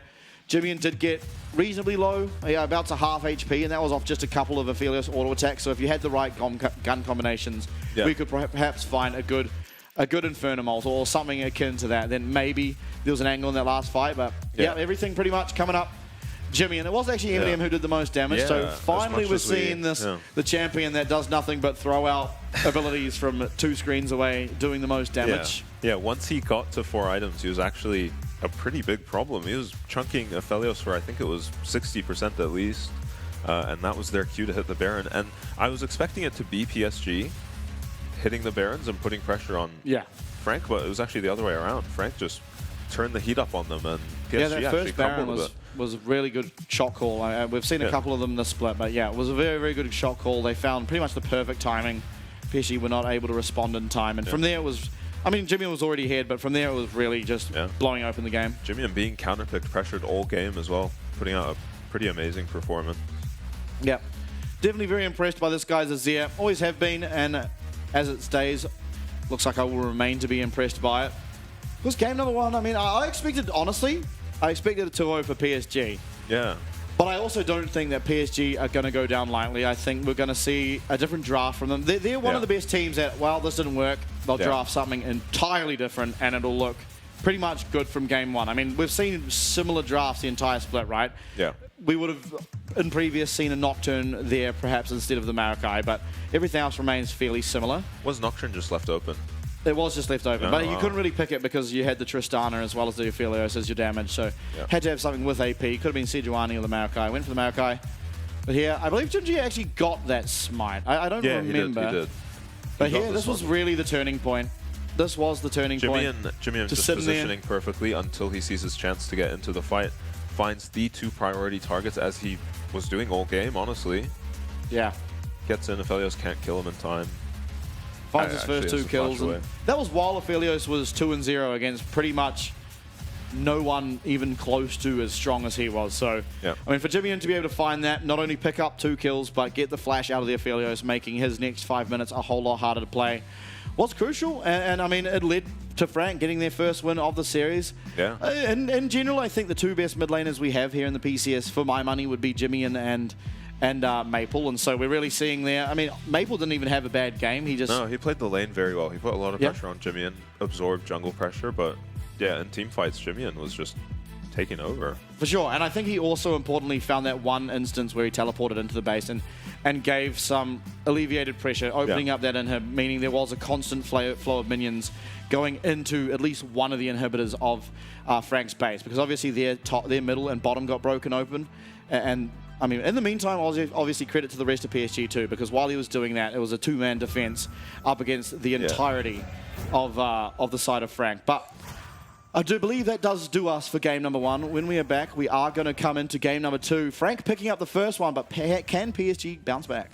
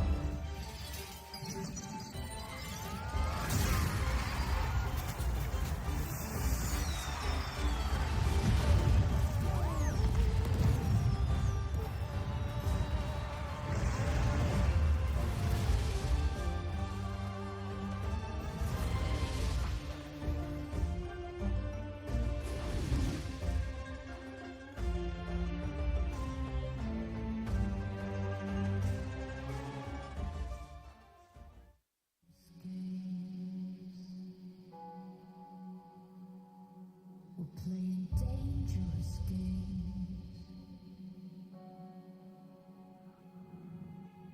Dangerous games.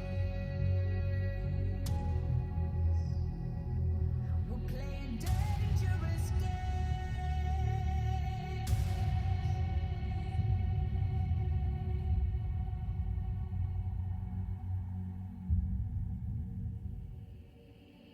Behind these walls, the truth you'll find.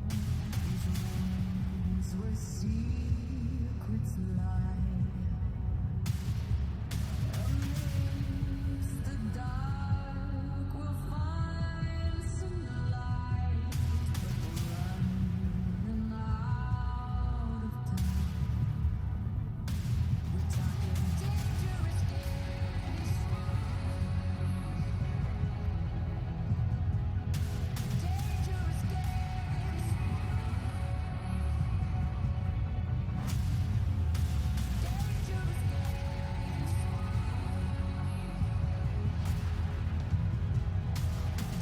Dangerous games.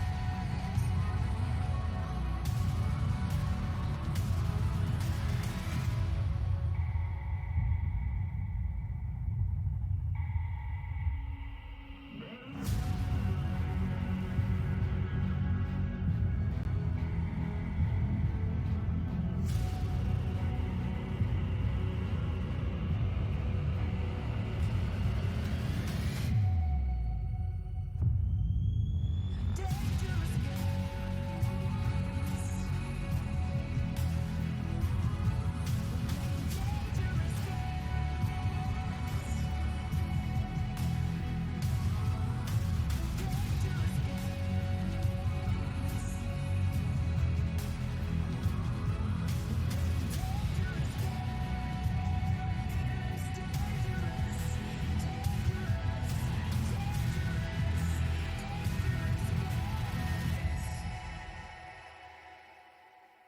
Dangerous Dangerous games.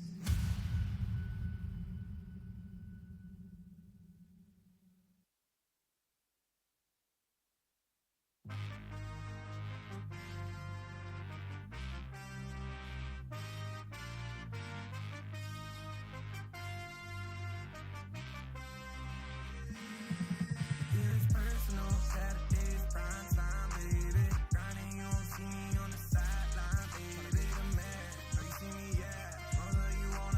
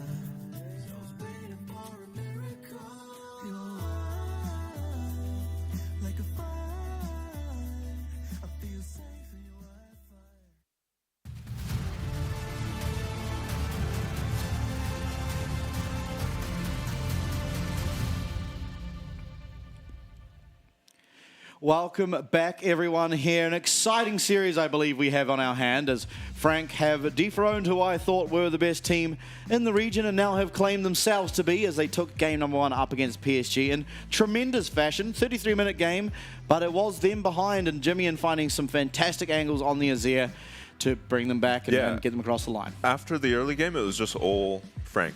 Yeah. Yeah, PSG put up a fight. They had some good macro plays, but in team fights, it was just all Frank, and they all piloted their champions well, especially bot lane. After a really rough start, they managed to get back into the game and actually topping damage. Yeah, for sure. And I think in this game, we finally got to see some of the limitations of Udyr as a champion. Yeah. Wasn't that capable of functioning when it was into that Azir. The Azir, obviously, with Emperor's Divide, can put distance between the Udyr and pretty much what else is going on in the team. And I think that was really sort of what we saw. I mean, it's the first time we've seen anyone put a stop to RJ's mayhem around the Rift, of course. And also Jinjia wasn't able to find as many ganks as he has pretty much every single series. And I did expect that, of course. Frank are just a better team than what they've been going up against. And so naturally it makes it a lot harder for you as a jungler to find all these angles. And so going into draft number 2 here, I think we'll see an entirely different look, possibly for both teams. I don't know if the Azir gets through, and if it does, I think it will be picked up by PSG here early on. Of course, Maple very, very good at that champion. Varus as well could be high priority. Maybe the Azir goes through and they try the Corki into it. We've seen Corki do really well into the Azir. We'll see if they go for... Yeah, still banning the Nautilus. PSG like to target players with their bans. Against Hellpigs, they banned out Rengar, Aurelia, I think it was. Yeah. Less worried about the power picks. And they have blue side now, so they do have choice of the first pick, which changes the draft quite a lot in general. Yeah, interesting that Frank are the ones to ban the Ashe this time. Oh, they banned it last time too. They banned it on blue side. Azir will be taken away, so Jimmy will not have access to the bird. Yeah, usually I get the blue side Ashe ban because you might want to first pick the Kalista. On red side, it makes less sense to me because now you probably want to ban the Kalista yourselves unless they've got something ready for the Kalista. Well, I think it's just you have to because Woody will just pick it up first pick in blue side, and it does do a lot in that bot lane to just give you permanent priority. It's not the easiest to gank, of course. Constant hawk shots means your jungler is going to be known. His location will be found constantly, and so makes the game a lot easier. Kalista will be banned here, so Betty not wanting to pick it himself does leave Lucian as well as Varus open, so I believe one of those two will be picked up here as first pick, although... Frank had the option to just leave both picks up and allow them to get the Lucian for the Varus. I don't think that's worth it. I think you probably want to ban the Lucian here. Let's see. Yeah, we'll do so. Now, first pick on blue side, is it just going to be the Varus? Yeah, I think so. I tend to think it will be as well. Yeah, with how disastrous the early game went for the Varus for him to still have the impact he did. Wrong, Nocturne. It's Nocturne. But this also does mean the Varus is a whole lot less attractive for Frank. They could go for what they did the last time they were up against the Nocturne and pick Varus alongside the Tahm Kench, go on hit Varus, and every time you get ulted, you just eat that Varus up, gobble them up. Orianna opened this game as well. Yeah. PSG have been banning that. Haven't seen it in a while. Maybe looking to combo it with the Nocturne. Yeah. Yeah, and picking that combo would make the Tahm Kench a lot more appealing. So we'll see if they go for it. With Azir down, I'm not sure what else you go for as a priority mid laner. I guess Nico is still open. Yeah, Nico's open, LeBlanc's open in theory. Obviously Corki, Azir. Kali even is also an answer to the Azir, and Azir's actually banned, sorry. I'm just mouthing off about things that don't exist. Yeah, Akali does well into the Orianna. Yeah. Too. I do think this will be picked up. Hopefully Maple builds something a little more diverse, not so one-dimensional. I imagine... Oh, I wonder if they'll pick AD here. There are plenty of ADCs to pick, so you're not too worried about getting banned out, but they will go for the Udyr again. Maybe they'll look for banning the Aatrox. Yeah, well, I think the point is here, if you pick the Udyr, they have to pick the Aatrox, otherwise it's likely going to be banned out. And Frank actually in a spot where they want to pick, they probably want to pick Tahm, Aatrox, Nico right now. And they're going to have to let some of those champs get banned. That would be really exciting. So Jiang is actually a Riven 1 trick. That's how he started off. And I was talking to Molecule on Twitter earlier today, and he said he'd like to see them pick that. It's a very snowbally champion. It does okay into the Udyr. Yeah, there goes the Tom. So I imagine the Aatrox will be banned. And maybe the Nico too. They did ban Jax. They banned Jax and something else last time. They did focus. Yeah, it was Jax Cassante, but we'll see. Obviously, I think it'll be AD carries likely to get targeted here, or maybe supports. I mean, what would you target? The Caitlyn, same as last game. Yeah. That just gets rid of that Caitlyn Lux combo. Can't pick it at all now. Maybe Milio getting a lot of value against a Varus and a Maokai, so maybe banning that. That was too. their ban last time as well. So. Yeah. But for the side of PSG, I mean, what do you target? Probably top laners. I imagine Aatrox should be taken away. It looked like it. Yeah, I think the Nico and the Aatrox bans stick out to me here. Yeah. Nico is going to be really actually protecting mid lane with the Akali ban. I think Nico is a really good pick this game just because you've got a lot of champs wanting to go in. Just too easy to punish for the Nico. You know, she doesn't really even have to go forward to set up her ults. Nocturne's coming to you, so's Udyr. Yeah, those definitely aren't the guys you want to ult though. But we'll see. I mean, it still could get banned. I still think you probably leave open the Nico and take away the Aatrox. It just seemed to limit what Arja was actually able to get done. Yeah, the Aatrox looked very strong last game.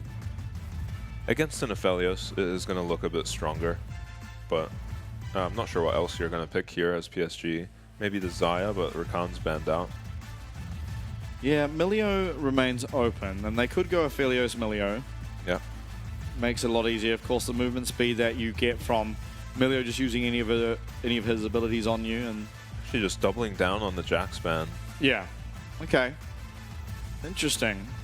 So, pick a little here for top lane, really, except for the Jax. Cassante, the current hover. I don't really want to see it. Yeah, the Aatrox was much more fun. I think you've also got a lot of frontline as things stands anyway. Yeah, you might be lacking damage. Or maybe the thought is you just have this Cassante sort of stand nearby Eminem, and if Nocturne ults onto Eminem, you can just ult him away with that all out. Possibly as a potential. Yeah, but then what's Tom doing? Yeah, that's true. I'm not sure. I mean, yeah, I think the Aatrox might have been better. Jhin? Jhin wouldn't be terrible as a champ that can follow up the Nocturne engages, but... Not that it's going to happen, but there is also things like the Senna Seraphine. That will be the Aphelios locked in. I think Milio will probably come here alongside it. Yep. Yeah. Works well against the Maokai, of course. Even works well in the lane against Varus. So, I'd say while maybe the lane is a little bit weaker, a lot more safety, and also the late game is a lot stronger for this Aphelios whilst paired with the Milio. Now, Jace, the current hover, you are very, very low on magic damage if that gets locked in. Yeah. Although... So just going for a poke comp. Oh. Okay, yeah, this is a Jimmian special. Okay. Jimmian is pretty much the Yone player of the PCS, and so we're going to get to see it again. I believe he has played it... Oh, maybe he hasn't played it this split, actually. He played a lot last split. Got an absolute stomp of a win in the grand finals last year up against PSG, so certainly do like to see it. He certainly can lane with it into Maple, and he's going to have to do it into Maple's Orianna here. Yeah. Which, I mean, he should be pretty fine, honestly. It might go down a little bit in CS, but with Doran's Shield and Second Wind, tends to be pretty okay for him. Yeah. As well as there is a lot of sort of utility there to allow him into the back line. There's also no one that can particularly match his split. Udyr, of course, can kind of sit there and try and clear waves, but it should be in favor of Jimmian the later the game gets. Yeah, a lot of pressure on Eminem and Jimmian on a really low damage comp from Frank. We'll see if they're able to execute it. They will not be able to afford to fall behind bot lane like they did last game. It's a lot harder for the Yone to find a team fight akin to what Jimmian found on the Azir, yeah. It is a lot harder. He's a lot less safe as well, of course. Azir has a lot of range, is able to play around those sand soldiers, whereas Yone, if you're doing damage, you're really in people's faces. Yeah. Notably, though, I mean, Nocturne most of the time will just be charging into your team. Yeah, and Junjie has looked very good on this Nocturne. Yeah, it's really looking at Jiang to not die level 4, which has been the theme of games involving Junjie as Nocturne. Yeah. But exciting. I mean, game number 1 started off PSG winning. Looked like they should be able to comfortably take that win and get the win, but Jimmy turning it around, and now Jimmy realizing he's on form today, has picked up the Yone to perhaps get it done again for his team. Yeah. He's been on form all split. Oh. I mean, I'm sure that last game would have boosted his KDA even more ridiculously high. Did he die? No, I don't think so. Oh, that guy is... Yeah. Guy's just faker or what? These honorable top laners just staring at each other, throwing up emotes. Might get a little bit scary for this Maokai. He doesn't handle the Udyr walking into his jungle as well as the Rel might. Though Asa didn't really go for it last game very much. He got some deep wards, but that was about it. See if he looks for it here. It doesn't seem like he will. Although he is going to go and find out. We'll note that Gemini hasn't started Raptors, but we'll not know that Gemini's still started the top side. Junjie, though, will take these Raptors away. So this, assuming he's able to get that heist and just get on out, will feel really, really good. Wow, Gemini just knows what's going on. He's just going to start Krugs. This has to be one of the jungle clears of all time. Oh, and I wonder how quickly Nocturne's going to kill this red. Surely not fast enough. Yeah, it won't be fast enough, not even close. But Nocturne should be stronger at the level 2. Yeah, definitely. But it's going to come down to a flip on the smite. He used his Q. Oh. This is going to be a big smite, whoever gets this. Yeah, Junjie did get that passive up, was able to secure that one. And so now Junjie finds himself with the camp lead. If he's able to secure all of his minions, of course, is pretty substantial. Yeah, especially on the Nocturne, who's going to be looking for a fast level 6. Absolutely. Now, mid lane going about as expected. Jimmy just trying to play around timings on command attack. It is the Eerie here for Maple, which is not what we usually see anymore. Usually it's the Arcane Comet or the Phase Rush for the safety, but will be the Eerie, so definitely a little bit more consistent poke, but... Yeah, looking to just get a lot of autos off onto the Yone. Yeah, this looks a lot worse than Aatrox. Yeah. This looks the wave. Sizably worse than the Aatrox. The wave is pushing away from him, and he's stuck under his turret. As Junjie is just making Gemini suffer. Yeah, it does have Smite back as well. I wonder if he... Oh, it's a disaster. Yeah. Now, he doesn't get the kill this time, but he gets Gemini's flash and has taken 3 of his camps so far. I wonder if he saw this coming. Why the Krug start rather than just starting bot side? I think he did it because he didn't expect to actually be invaded. He expected RG to walk in and just be annoying. But maybe PSG just being wise to the fact that that's what RG's done before, changed up slightly. Top is doomed. Jungle is even more doomed. Oh, no. There is no smite this time for Junjie, though, but I don't even think he has to. He just stands here. Gemini has no flash. Both bot laners... Oh, okay, he gets it. Okay. If Junjie had auto-attacked the blue there, that would have been an absolute disaster. Oh, my goodness, and look at top. Yeah, can he really just fight in the wave like this? Yes. I guess so. We saw him fight 2 people, and one of them was an Olaf. Okay. Okay, this looks a little bit scary. Wow, okay. I thought Jiang could maybe commit to the fight there, but... I think the problem is if you use the empowered turtle stance, you never really are going to have the damage to burn through it. And Arja's just keeping that constant threat available for himself. I mean, it brings into question the Cassante ban game 1. Was it all a bait? Yeah. To give them one for false hope. Okay, now recall will come through. I'm interested to see Jiang's XP because his wave is significantly pushed. There's a lot of minions that RG's yet to claim, yet he's already up a level. Yeah, and he's just level 3 on Jiang. Oh, like barely into that level is 3. insane. Yeah, he's the lowest level in the game. Even lower than Gemini, who had 3 of his camps stolen. Yeah. Gonna be hard to be useful on this. Jiang comes back to lane. He has Ghost, but Junjie is here. Oh, it's level 4. Yeah, you better Ghost. Yep. That's perfect timing for Junjie to look for his first kill. Yeah, this is usually when he's going to get a double kill, as the trend has been going. Oh, yeah, I'm this not is sure. disastrous. Yeah, I'm not sure what this Cassante is going to be able to do this game, really. It's just going to be suffering in a side lane, best case scenario. If he ever has to go team fight, he's going to be dying very quickly to this Aphelios and Orianna. Yeah, and the thing is, for this to stop, he kind of needs magic resist, right? And that just doesn't do anything against the Nocturne, as well as obviously the Aphelios. As pretty much every lane and the jungle for Frank there is suffering. no flash. Level 4. Yep. Uh-oh. You know what time it is. It's time for Jinjia to get. Jinjia to claim his bounty. There's one. Jung trying to deal with Arj's Udyr. He's just going to get dove. Yeah. Arj's going to go down and pour. Oh, I have told a fib. Oh, this is a disaster. Yeah, this game I don't think is even going to get off the ground. Losing in every lane for Frank. 3 CS to 20 in the top lane, by the way. Yeah. Yeah. Wow. As they're, I think, contesting the Void Grubs. Yeah, not really. Yeah, and Jinjia, like clockwork, level 4 on the Nocturne, picks up a kill top lane. That's right. This is just what Nocturnes usually do, right, fellas? What do we know Nocturne for? Really, really good pre-6 ganks. Yeah. I believe that had to have been the replay of after he got out of the tower damage with about 1 HP. Yeah.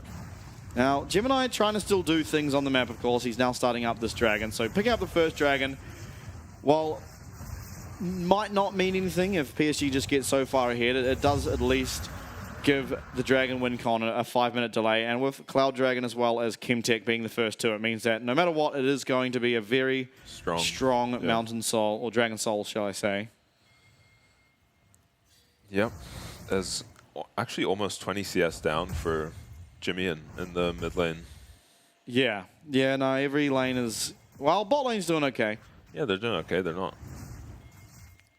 Probably not doing enough for them to be played around. Oh, it's time for Jinjia to claim himself another one of Gemini's camps. Yeah, I think he might have done more of Gemini's camps than Gemini this game. All right. RJ now looking. Paranoia will be available, and that's a level 5 Cassante. There will be no all-out available. And a extremely big wave also crashing into RJ's side of the map. Yep. It looks like he might just clear it out and shove it in. Yeah. Oh, this is... Yep. This is one of the games of all time. I mean... Yeah, I don't know what you can even do as Frank. Does it look different if it's the Aatrox? You have to think so, right? Jung actually popped Ghost to get back to lane. Yeah. That's the state we're in this top lane. Not a lane I'd be rushing back to, honestly. No. 2-level gap here for the Udyr. Going to clear out this pink ward. And actually, the way he stacked this minion wave also means it's going to slow push into him as long as he doesn't use any abilities. And yeah, I wonder what happened in the first couple minutes in the top lane. Because Udyr wasn't even in the lane.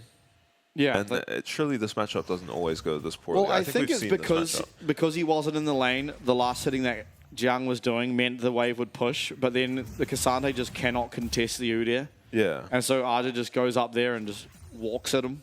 Yeah, kind of sets up a trap maybe, just not in lane, gets shoved, and then is irreparable.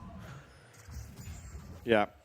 And I think a bit of a mistake perhaps here for the side of Frank is they are looking for a gank, but heal used by Woody means the movement speed gets him away. Chain of Corruption will connect, but there is no follow-up unless this connects. Oh, it does. Yeah. Sizable chunk, but... That's a bit of damage, but, I mean, yeah, we're using 2 ults for poke. I mean, good poke. Yeah, continues on, but yeah. Melio will be able to do a bit of healing, and Betty will also be able to do a little bit of healing. Fleet footwork, red gun. Gemini is still in the area. Woody will put that ward down smartly too. Jinjia recalling with ulti up means this play is not going to be able to last much longer. Yeah, back to top. It's RJ. Oh, this is so bad. Yeah. Yeah, let's not put the camera top anymore, I reckon. We'll try to forget that that's happening, as the rest of the map is okay. It's not... I mean, I don't know. Maple's got a 30 CS lead almost, just yeah. by nature of having Orianna against Yone, I suppose. Yeah, we did pick the Yone into the Orianna, though, if we're frank. Yeah. Which is why the question mark was at the end of my sentence. Because if it looks like this, I don't think we should be. Oh, I'm honestly surprised. Wow. Oh, my goodness Wow. gracious me. He doesn't even have an item completed yet. Is this... Oh, no, it is going to be Ludens. Oh, Maple. Yeah. Don't love the Ludens. No, I haven't. I mean, it's an idea, right? And to be fair, you are very far ahead this game. Yeah. I think... Not going for the scaling option, just, you know, going for maximum damage, just right off the bat. Yeah. It would be a stronger one-item spike. Yeah, for sure. Seraphs, of course, is not the strongest until it's stacked.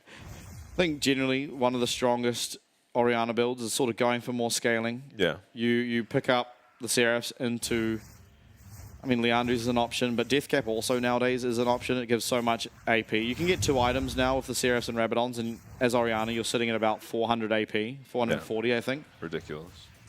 Which, I mean, you don't have the effects of Luden's Companion, which maybe makes the upfront burst higher, but I think the overall damage will be higher in a sustained team fight. Yeah. I mean, maybe going for a burst just off of a Nocturne ulti. But Betty's got the support item. We usually see the Lucians doing that, but we're going to have the Aphelios doing it this game as Gemini, winning every smite. Bramble Smash will get him out of there, but things are not looking good. That's a 40 CS lead in the jungle. Yep. I mean, only 20 CS in the top lane means that Jiyoung has managed to stem the bleeding a little bit. Yeah, but not all that much by the looks of things. Yeah. As I think it's now just Arja trying to put pressure around the tower. Has the 6 Void Grubs, of course. Was uncontested for Junjia. And now Dragon going to be started up. I don't think there's any world in which Frank want to contest this. Admittedly, Yone is a better skirmisher than the Orianna, but just seems like Yone's not even able to get away from this tower. Well, Vamp Scepter versus a full item probably negates any of Yone's advantages in an early game skirmish. And, I mean, the Nocturne having this Hex Plate. Yeah, experimental Hex Plate. Experimental Hex Plate is going to be extremely strong in these fights, too. Oh, RG's mid. Oh, manages A to bit of a bait out sombrero, but yeah, Jimmy did actually just dodge out of that. So well played by him to not get caught up, as Junjia will pick up that dragon. But Gemini, okay, he's not going to go for it. Maple's too close. Sorry. Yeah. We're probably going to be seeing another PSG clinic here. They like to close out games really slowly, methodically, not giving you anything. Yep. You know, they don't really even take risks. By the way, I don't leads. think I've ever seen a gap this big in jungle item. It's 5 stacks remaining to 16. Yeah, jeez. Especially because you just exponentially get more and more stacks the longer it's been since you've farmed. Okay, Betty losing his flash. Yeah. Junjia not pulling the trigger on the ulti. No, I think there's no real need to. If he pulls it, Eminem's just going to get eaten up, and not even sure the 3v3 down here is winning. This certainly isn't your strong side of the map. Yeah. That would be mid and top.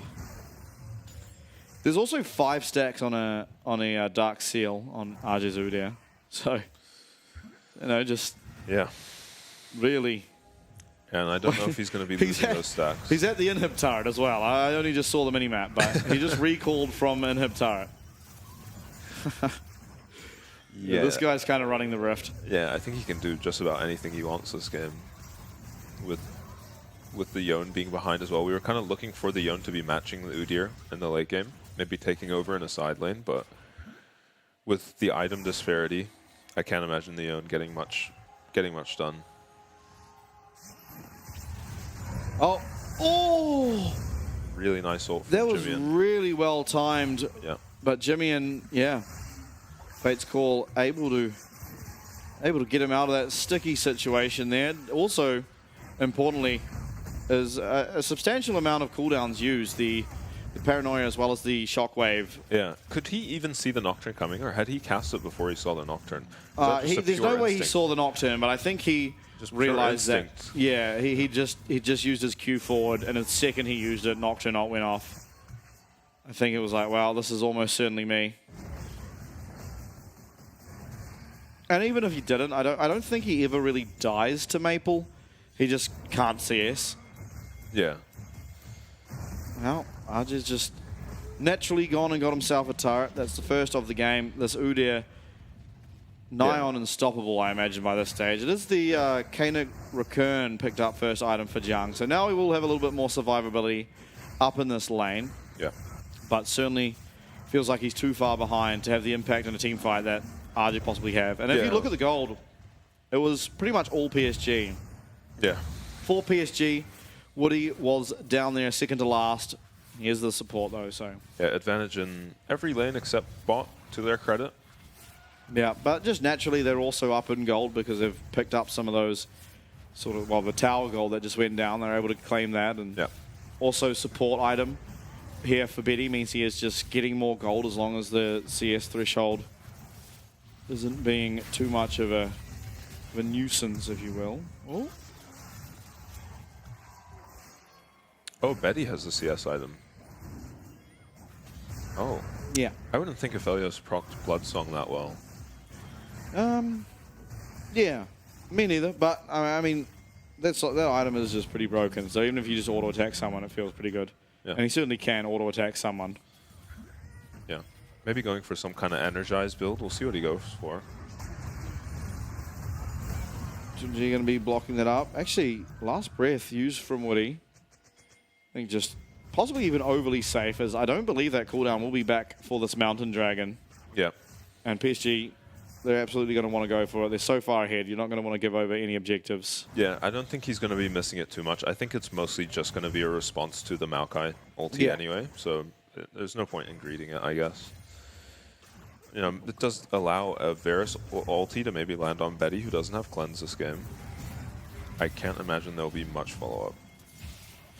No, I mean... Xion's got an item. Yeah, and if Varus is safe, then maybe Tom can go in, but Varus is not safe. RG is behind you, and you are not going to be able to go very far. It's going to get eaten up here, but immediately stunned up is Kaiwing, so not able to transport this Varus very far at all. Teleport also will be coming through here from Jiang, and at least no one's gone down for now, as Eminem did have to pop that flash as well as Ghost, and he's no longer going to be able to join this fight. Jiang going to be looked at as the rest of Frank are on the wrong side of the rift, but maybe are going to be able to just walk on out of here. Yeah, that's a miracle that no one goes down for Frank. Yeah, not a lot of lockdown, in fairness. Yeah. I think Kaiwing possibly had the luckiest escape of all, as he was taking quite a lot of damage there as Eminem sat inside him. Yeah, you see the power of this Tom Kench pick, though. You have to go on him with the Nocturne. Oh, Maple just walking around in circles on this dude. Yeah, Jimin does pick himself up a kill. Very much important gold there, as he has completed his Blade of the Ruin King. He will be looking to try and bring this game back as he did in game number 1. Admittedly, a substantially harder task with how the gold currently sits. Yeah, and maybe there's an opportunity for Frank to punish PSG for how slowly they play these leads. As, yeah, he just finds an ankle onto Woody, barely clips him with the ulti, and yeah, it's light work. Yeah, no follow-up damage to take him out after. Well, even looking for this tower now. Gemini is waiting in the wings. Junjia will spot out the sapling and... Importantly, has the Tom Kench with him. So Nocturne ult's not quite up yet, but he's not worried about the Nocturne Ori gank because he's got the Tom Kench with him. Eminem does not, though, and he also has no sums. Yeah. Tower is right there. Pretty low, though. Of course, not the easiest to take in front of Varus's face. Yeah, very good wave clear. I mean, Maokai behind, but still going to be a very useful champion. Yeah. I mean, yeah, he just presses R and job's done. Yeah. Going wide. Oh, in comes... here. Wow. Oh, my. I think that's the first time I've seen this combo to its full effect. Yeah. All out does come through, though. RJ is going to go CC immune. He might even just be able to walk on out of there, and he is. Ripshire even gets off a charge in the meantime. And yeah, Kaiwing does use that Voyage, I believe it's called, Abyssal Voyage. Yeah, PSG can siege here if they want to, because there's no wave clear without the Varus, but they decide to just back off. A bit low on the Udyr. Also able to pick up his Frozen Heart in base, so it feels pretty good. 2 Frozen Hearts now on the side of PSG. Junjie wielding one and Arja with the other. Yep. Bloodsong also was upgraded here by Betty on the Aphelios. This is the second game they've gone double Frozen Heart, and I don't know, it feels maybe a little bit wasteful to go for double Frozen Heart. You're not getting the value out of the AoE slow, AoE attack speed slow that is on it as Jimmy. He's 2v1ing, flash away from Maple, but oh my goodness, Maple might even go down. Oh, he's cancelled an auto, and I thought he might not get the kill. Jimmy, he's even looking for another one. He shouldn't be able to get it. Wow, absolutely was not, but yeah, okay, we're back on. Yeah, Jimmy saying don't count me out. A lot of stocks in the Jimmy train now. 1v2 solo kill. Keeping PSG on their toes. Maple with a really good flash, but still just gets flashed onto and chased down. So we'll see how this starts. They don't have their ultis, they just use them on the Varus. Jimmy lands the ult. Another great ult from him. Really good flash from Maple, but Jimmy chases onto him. Maple's dodging every Q too. Yeah. Yeah, maybe we underestimated this matchup a little bit. He had a hard time in the lane phase, but... Yeah, I mean, Yonsar is always going to win out in the isolated side lane, but certainly for the lane where he doesn't have any damage, doesn't have sustain, very difficult. Now, still not out of the woods though here. If you are Frank, of course, you do still have yourself at a 5k gold disadvantage. Backs against the wall kind of, and it's very hard for you to play in. Eminem, of course, can try and poke away at these health bars before objectives come up, and next one will be most likely the Mountain Dragon, although Baron is alive, and both teams actually can do it relatively quickly.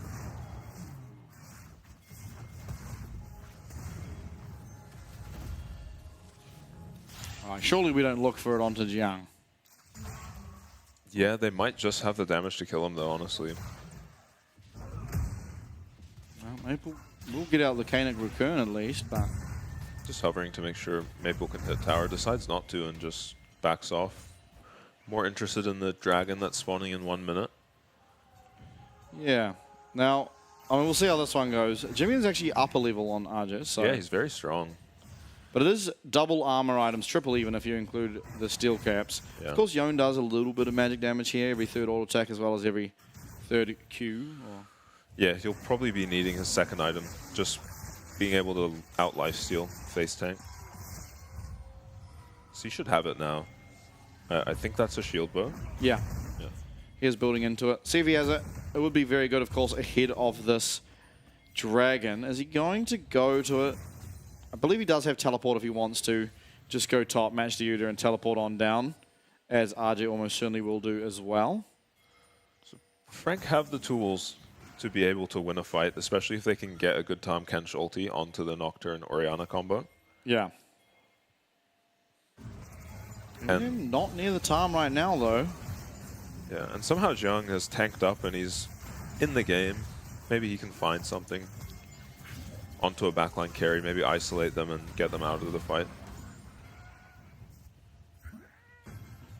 So, Jimmy's not going to have to teleport. He did just walk down. Dragon, of course, is alive. It is going to be the green and red gun here, but in we go on to Jimmy. He's going to get that shield bow popped. He's going to be eaten up by that Tahm Kench. And now, with Jimmy so low, he does have teleport for himself to get back, and it was two very, very crucial ultimates used from PSG. Lots of Varus arrows landing onto Woody.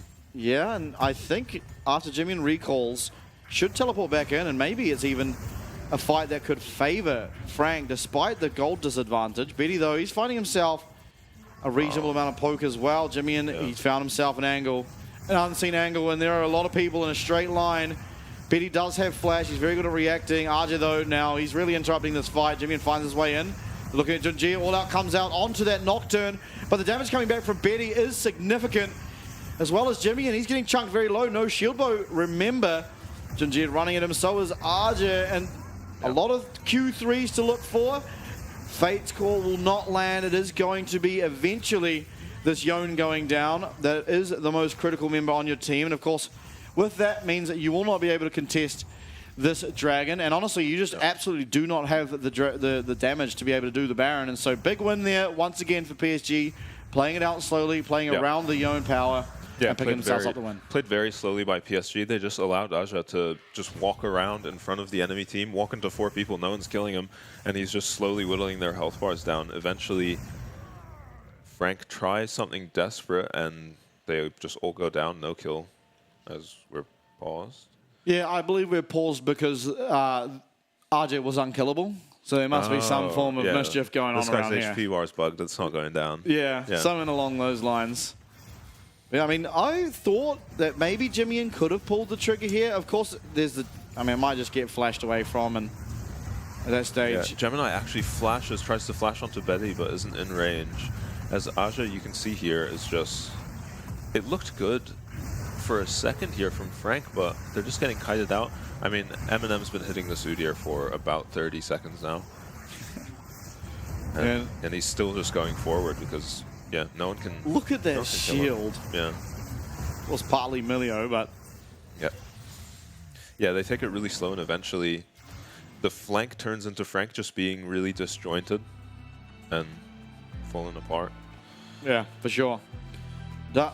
Very, very well played here by PSG. I think game number 2 looking cleaner than game number 1. They started off well in both games, but this time tidying it up around the edges. Jimmy, in fairness, has been finding himself a way back into the game, despite being at what was, I think, like a 40-50 CS disadvantage. Yeah, he's evened it up now, and he's made some big plays in a game he has no business making any plays. That's right. Yeah.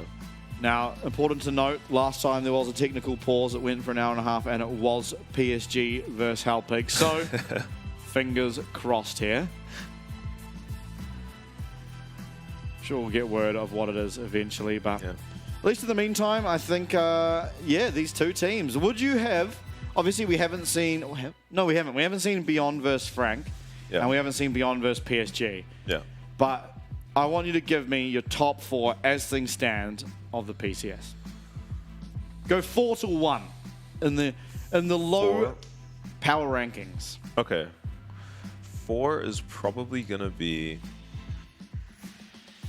CFO as it stands right now. CFO, and then I think it would probably be Beyond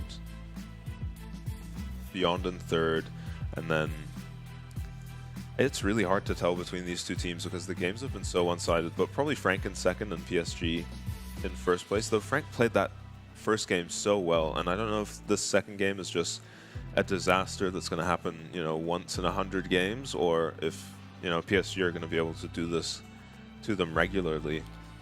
Yeah, I mean, I don't expect PSG ever to just destroy Frank by any means, but I do have them as my first pick. I don't even know if I have Frank as my 2nd pick. Who have you got over them? Well... I mean, to be fair, we've only seen them against J-Team and Helpigs, who have looked, you know, pretty weak so far. Yeah, well, this is also true. But, who do I have? I can't tell CFO right now. They really confused me. But maybe it just got my rankings as things stand. Without nameplates off, let's say, I'd have PSG, Beyond, Frank, CFO. Yeah, yeah, but if anyone's gonna pull it together, it's gonna be those nameplates on CFO, right? Yeah, I think they have possibly the most room for growth. I mean, DCG as well. To be fair, I think they've been playing very well. And yesterday's series was amazing from them. Yeah. And one thing you will quickly learn here in the PCS is nothing is certain. As I said yesterday, I believe it was, CFO last split started, I think it was 8-1, and they then went on to lose 8 games in a row, including 2 against Halpigs, who were 7th and 6th for the no, I think it was 7th and 8th for the majority of the split. They lost 2 games in a row against them, and then eventually managed to get 1 win in the last day of the split to secure their spot into the playoffs, and then ended up coming 2nd, almost winning it all. Wow. I mean, it's sometimes it's easy to get complacent when you feel like you're the best team, or you feel like you're just always going to make it into playoffs. And it was best of ones too, so there's a little bit more room for kind of just, well, we lost because of this happening, or, you know. Yeah. That is more common in a best of 1 than a best of 3, but anyway, back to the game. Of course, red buff, an objective in its own right nowadays, as your whole team gets it. It's a massive amount of power in these buffs. when compared to the patches of yesteryear. Yeah, and I don't think Gemini's been able to pick up a red buff as they're going to engage onto Udyr, and I'm not sure if he noticed. Yeah, no. I mean, a little bit of damage onto RJ, a lot more damage onto Jimian.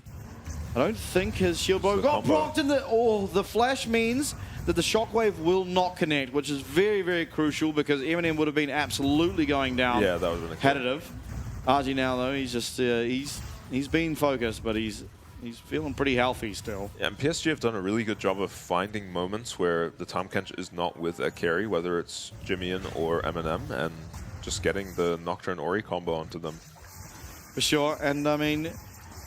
The team comps really are letting RJ be as tanky as he is, because if you look at his items, he is not very magically resistant, but boy oh boy will he not take much damage from physical. Yeah, and there's not a lot of magic damage coming from this Maokai, right? He's just going full tank. I do think he will end up getting a Jack Show here. I think that's what this null magic is, and that is because, of course, a lot of these AD champions who primarily do AD damage also do have magic damage in their kit. And it's not the most unsubstantial amount, of course. You know, Maokai fully magic damage, Varus has magic damage, Yone also having magic damage means getting a little bit, it feels good. And Jack Show also just buffs up your armor by 30% anyway, so yeah, it is also an increase to your armor and as team fights progress.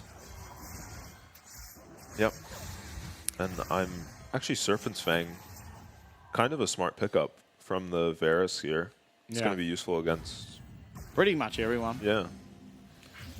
Excluding perhaps the Nocturne, who went for the red smite, so won't have a shield in his kit.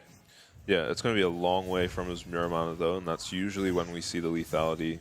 Varus really chunking people. Yeah, does have 3 items though, so I think well done by him to be able to sort of keep up in terms of items. He's actually ahead by a substantial amount of Betty, and a large portion of that is because Betty's recalling though. Yeah, no, but Betty's only getting like 6 gold per minion.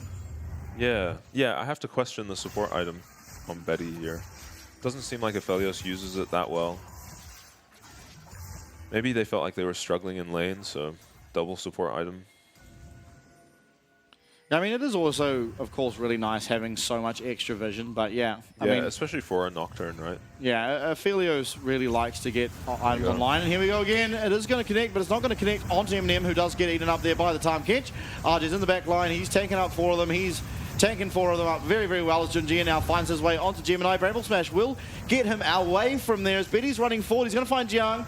Kaiwing Abyssal Voyage to try and get himself up. The Liquor Tongue also getting himself a bit of health back. And Jimian's trying to find the damage, but nice flash there from Maple. Gets himself out alive. And now Gemini, he's running for the hills while the rest of PSG are just sitting in mid lane trying to end the game. Junjia actually, he might just go down. Yeah. Junjia's doing a little bit of happy gaming. Oh my god, he survives.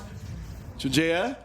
Oh, in comes RJ. They're not going to let this guy live. It is going to be an eventual clean ace. And in the meanwhile, of course, we do have Betty as well as Woody and Maple, all in the base here. They're going to end the game. Game number 3 on the cards here as PSG bounce back and in a big way. Yeah, and it just ends. They find an engage mid lane. It doesn't exactly land that well, just hits a Tahm Kench, but they just take the fight too much front line. And Frank, on the other hand, their front line is just extremely squishy. Betty's able to pop Ghost and just chase the Kazante down.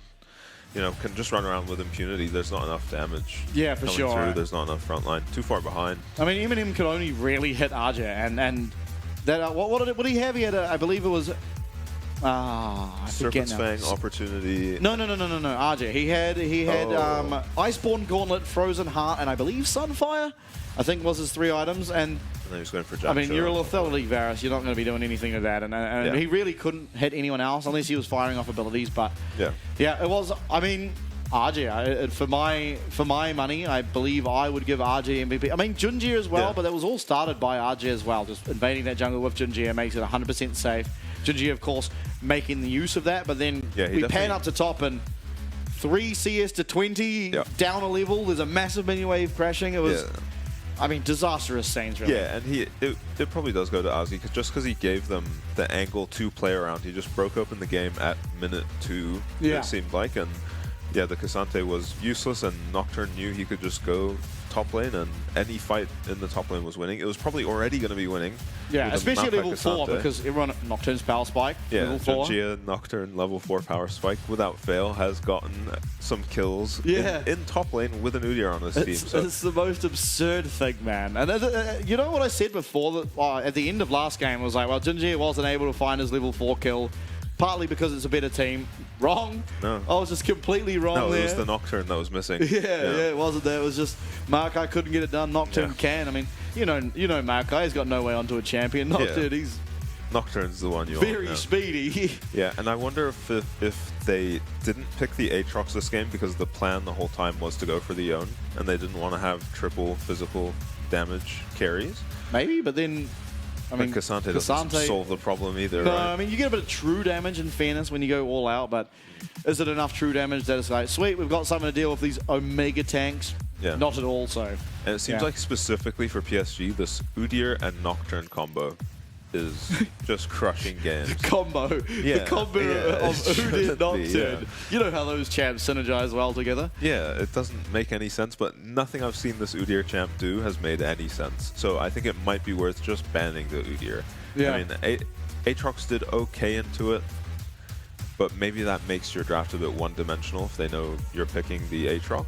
But yeah, Cassante was not the pick, unless there was some grievous mistake made in the early game. Yeah, I mean, we didn't get to see it, right? Yeah, We just yeah. panned up top, and there was just a mega wave crashing into RJ, and he was denying all XP. But yeah, I mean, I'm not really sure. I don't think the Cassante matchup should go that poorly, but I think, Yeah, we've as seen part it of a few times. So Yeah, I think a big part of it was just that invade, and then Jiang had a slight push, but couldn't do anything as soon as that Udyr was actually in the lane. And I mean, look at this. My eyes are always just on RG here. He's in between 5 people, just yeah. his health bars are just not even moving. Yeah, story of this game. He can just auto this. He can just auto him to death. Does he kill him? No, not quite. Oh, it does. It does.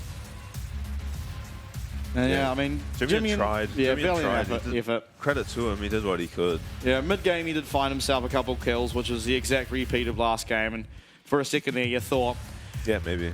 yeah, it was Betty who did the most damage in the game.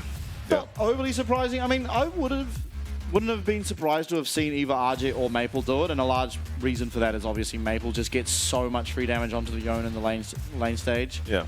And RJ was able to do whatever he wanted and had... he would have finished the game with a 10-stack Dark Seal as well, so... Yeah, he was never losing those charges this game either, yeah. No, absolutely not. I mean, most damage per death, it usually goes to the Nocturne player, but Yeah. it might actually go to RJ this Yeah, game. considering he didn't die. Yeah, we'll surely. see.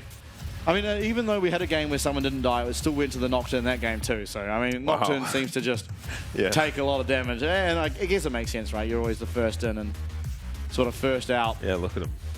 Kill Took a participation. lot of damage. It is Junji who picks up the highest for that, at least in the team. And not a whole lot of kill participation on the other side. I wonder if it's because there was only 2 kills, I believe. Yeah, not a whole lot of kills. Was it 2 or 3? It might have been 3 even. But it was not a large amount. And yeah, I mean, this was just clinical PSG. It would have been 2. Now, I mean... Both on Jimmy and... Yeah. Yeah. Going forward, I guess, as Frank, you've had a success in game number 1. You had the Aatrox into the Udyr there, and obviously you had the Azir, which got banned out. And Junji also, by the way, did pick up just the most Nocturne damage. champ just takes all the damage. Yeah, for sure. But I think coming into next game, as I was saying, maybe... I don't think you're getting Azir. I don't think that's even part of the question. But maybe now you do have to just commit to picking the Aatrox, play a traditional AP mid, Yeah. or you ban the Udyr. Yeah, I wouldn't hate to just see an Udyr ban. This champ seems so annoying. You have to bend over backwards to deal with it in-game and in the draft. Yeah. What would they have to drop in the first rotation of it was bans? Ashe. Ashe, Kalista, Rumble. Rumble. No. Well... Yeah, those aren't fun to deal with either. That's real easy to choose. Yeah. Yeah, no, I'm not sure. It is very hard. And maybe if they're on blue side, I'm not sure if Jiang plays Udyr. We haven't seen him play it yet. But maybe if they're on blue side, they can ban out how they were and just pick up the Udyr first pick. Yeah. Because it seems uncounterable, right? Like, the Aatrox looked okay. It ultimately didn't find all that much in lane. It just neutralized the Udyr. And then, I mean, you're seeing the Cassandra here, which traditionally is just such a neutralizing pick. Yeah, not even standing a chance. Just getting chased down under his tower. Yeah. Yeah. Nah, just... I don't know. I think something has to be done about the Udyr. And Artie's only played Udyr so far this split. It's ridiculous. He's just gotten Udyr every game. You'd think it would at least be picked away. Yeah, well, I mean... with how strong of a pick it is. For sure. And I think that's something that Frank now are going to have to identify that, sure, Artie's only played it, and maybe it's not the be-all, end-all. Like, it's not necessarily solo carrying these games. And a lot of the times it kind of is by just how he's setting up the game and setting up Junjie for success. But you're not able to deal with it. This guy just has perma pressure in top. Yeah. He's permanently got the push above you. So Junjie is able to come up, claim those Void Grubs. And claim those kills. Yeah, claim those kills at level 4, as we know all Nocturnes do. But, I mean, I'm excited to see game number 3. It's the first game number 3 of the night, of course, first series of the night. It's going to be between PSG and Frank. Once we return, it's a big one, so please do stay around.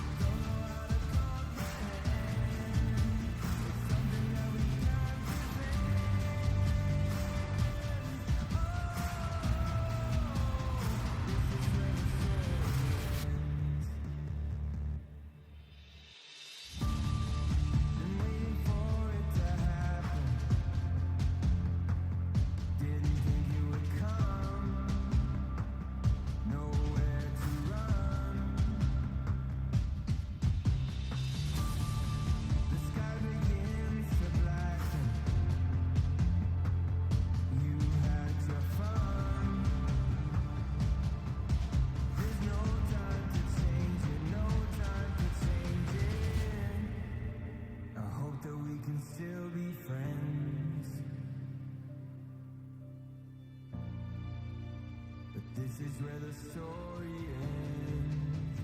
This is where the story ends. This is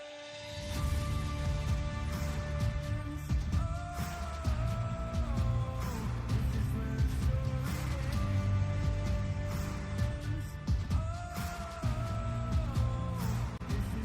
story ends. Don't know how to comprehend. It's something that we can't defend.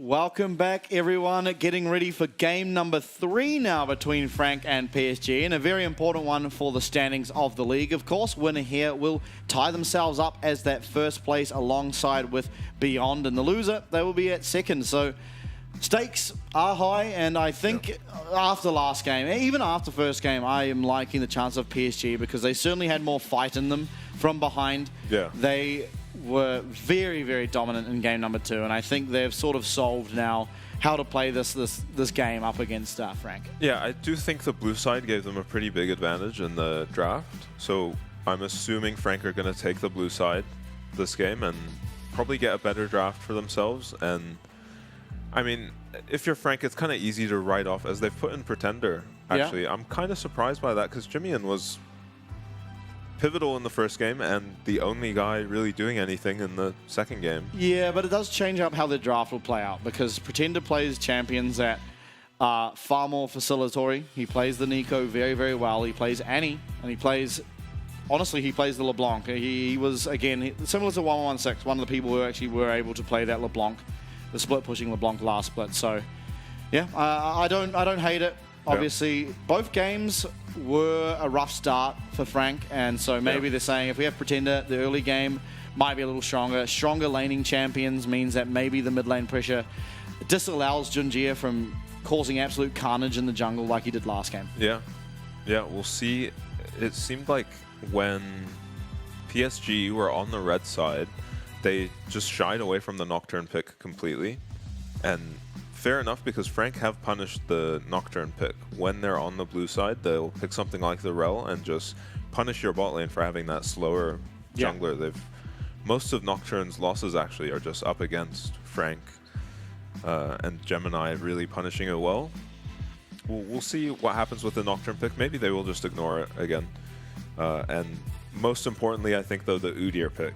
Yeah, I think the Udyr pick is really something you have to work out, because it seemed like the Aatrox was a good answer to it, and maybe your draft disallowed you from picking the Aatrox if you already planned to sort of 5-pick the Yone into the Orianna. But yeah, something has to be done because RJ has only played that champ, and he's looked good every single game he has played it.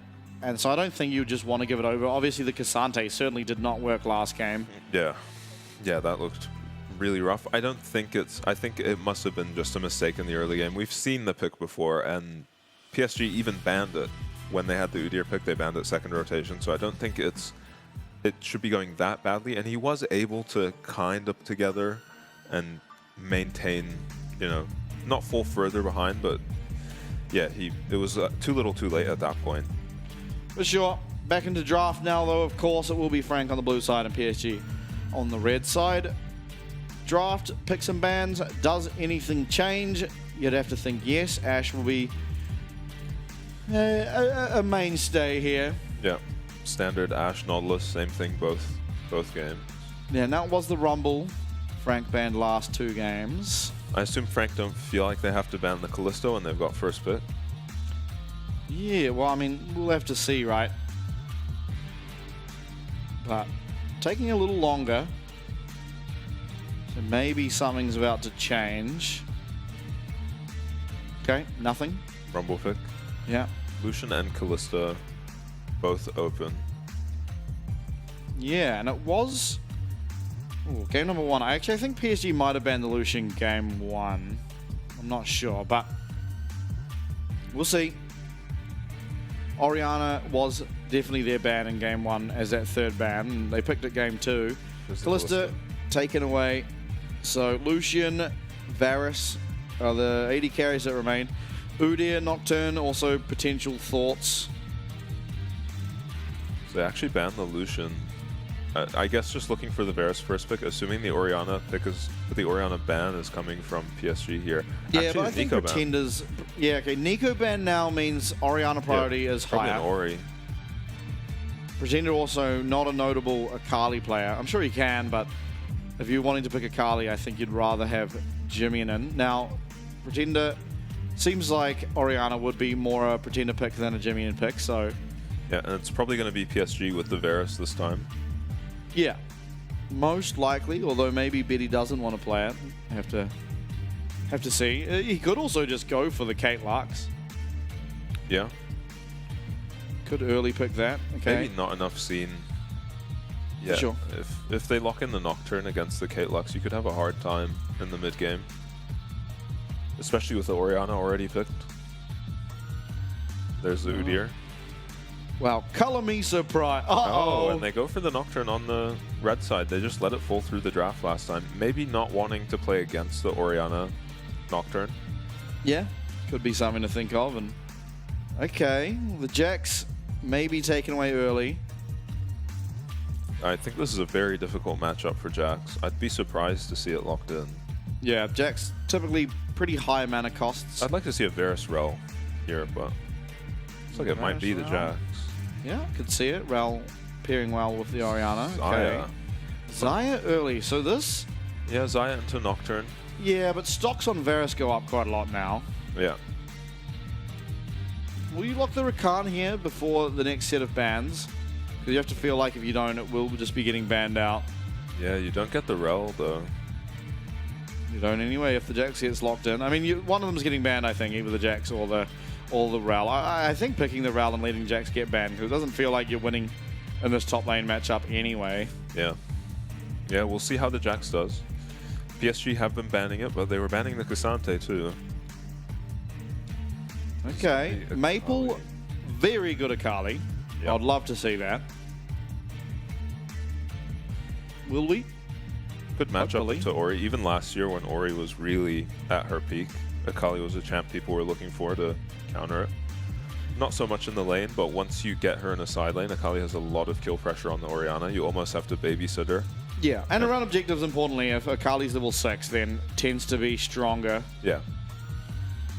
Yep, especially with the Nocturne in the side lanes too. This could be a hard game for Pretender if it's a slower paced game. Definitely something I Probably agree the with. Rakan ban, I imagine. Rel Rakan Yeah, Rel would Rakan. make sense. On the other side, what do you ban? Varus, probably.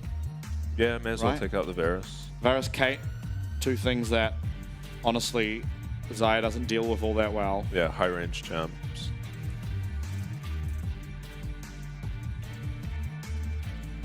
Though she doesn't love playing into the FLAOS either, so...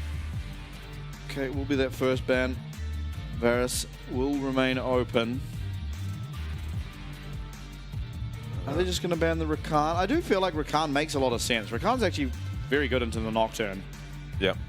You can absolutely CC him as he comes in with that Paranoia, which can lead up for a lot of damage, obviously, if Xayah doesn't get fed up and killed by the Nocturne and the follow-up. Yeah, good ban. It combos well with the Orianna, too.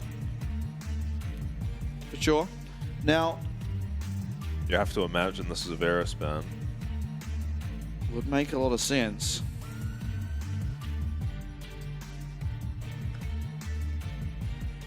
Not sure what else you'd really ban.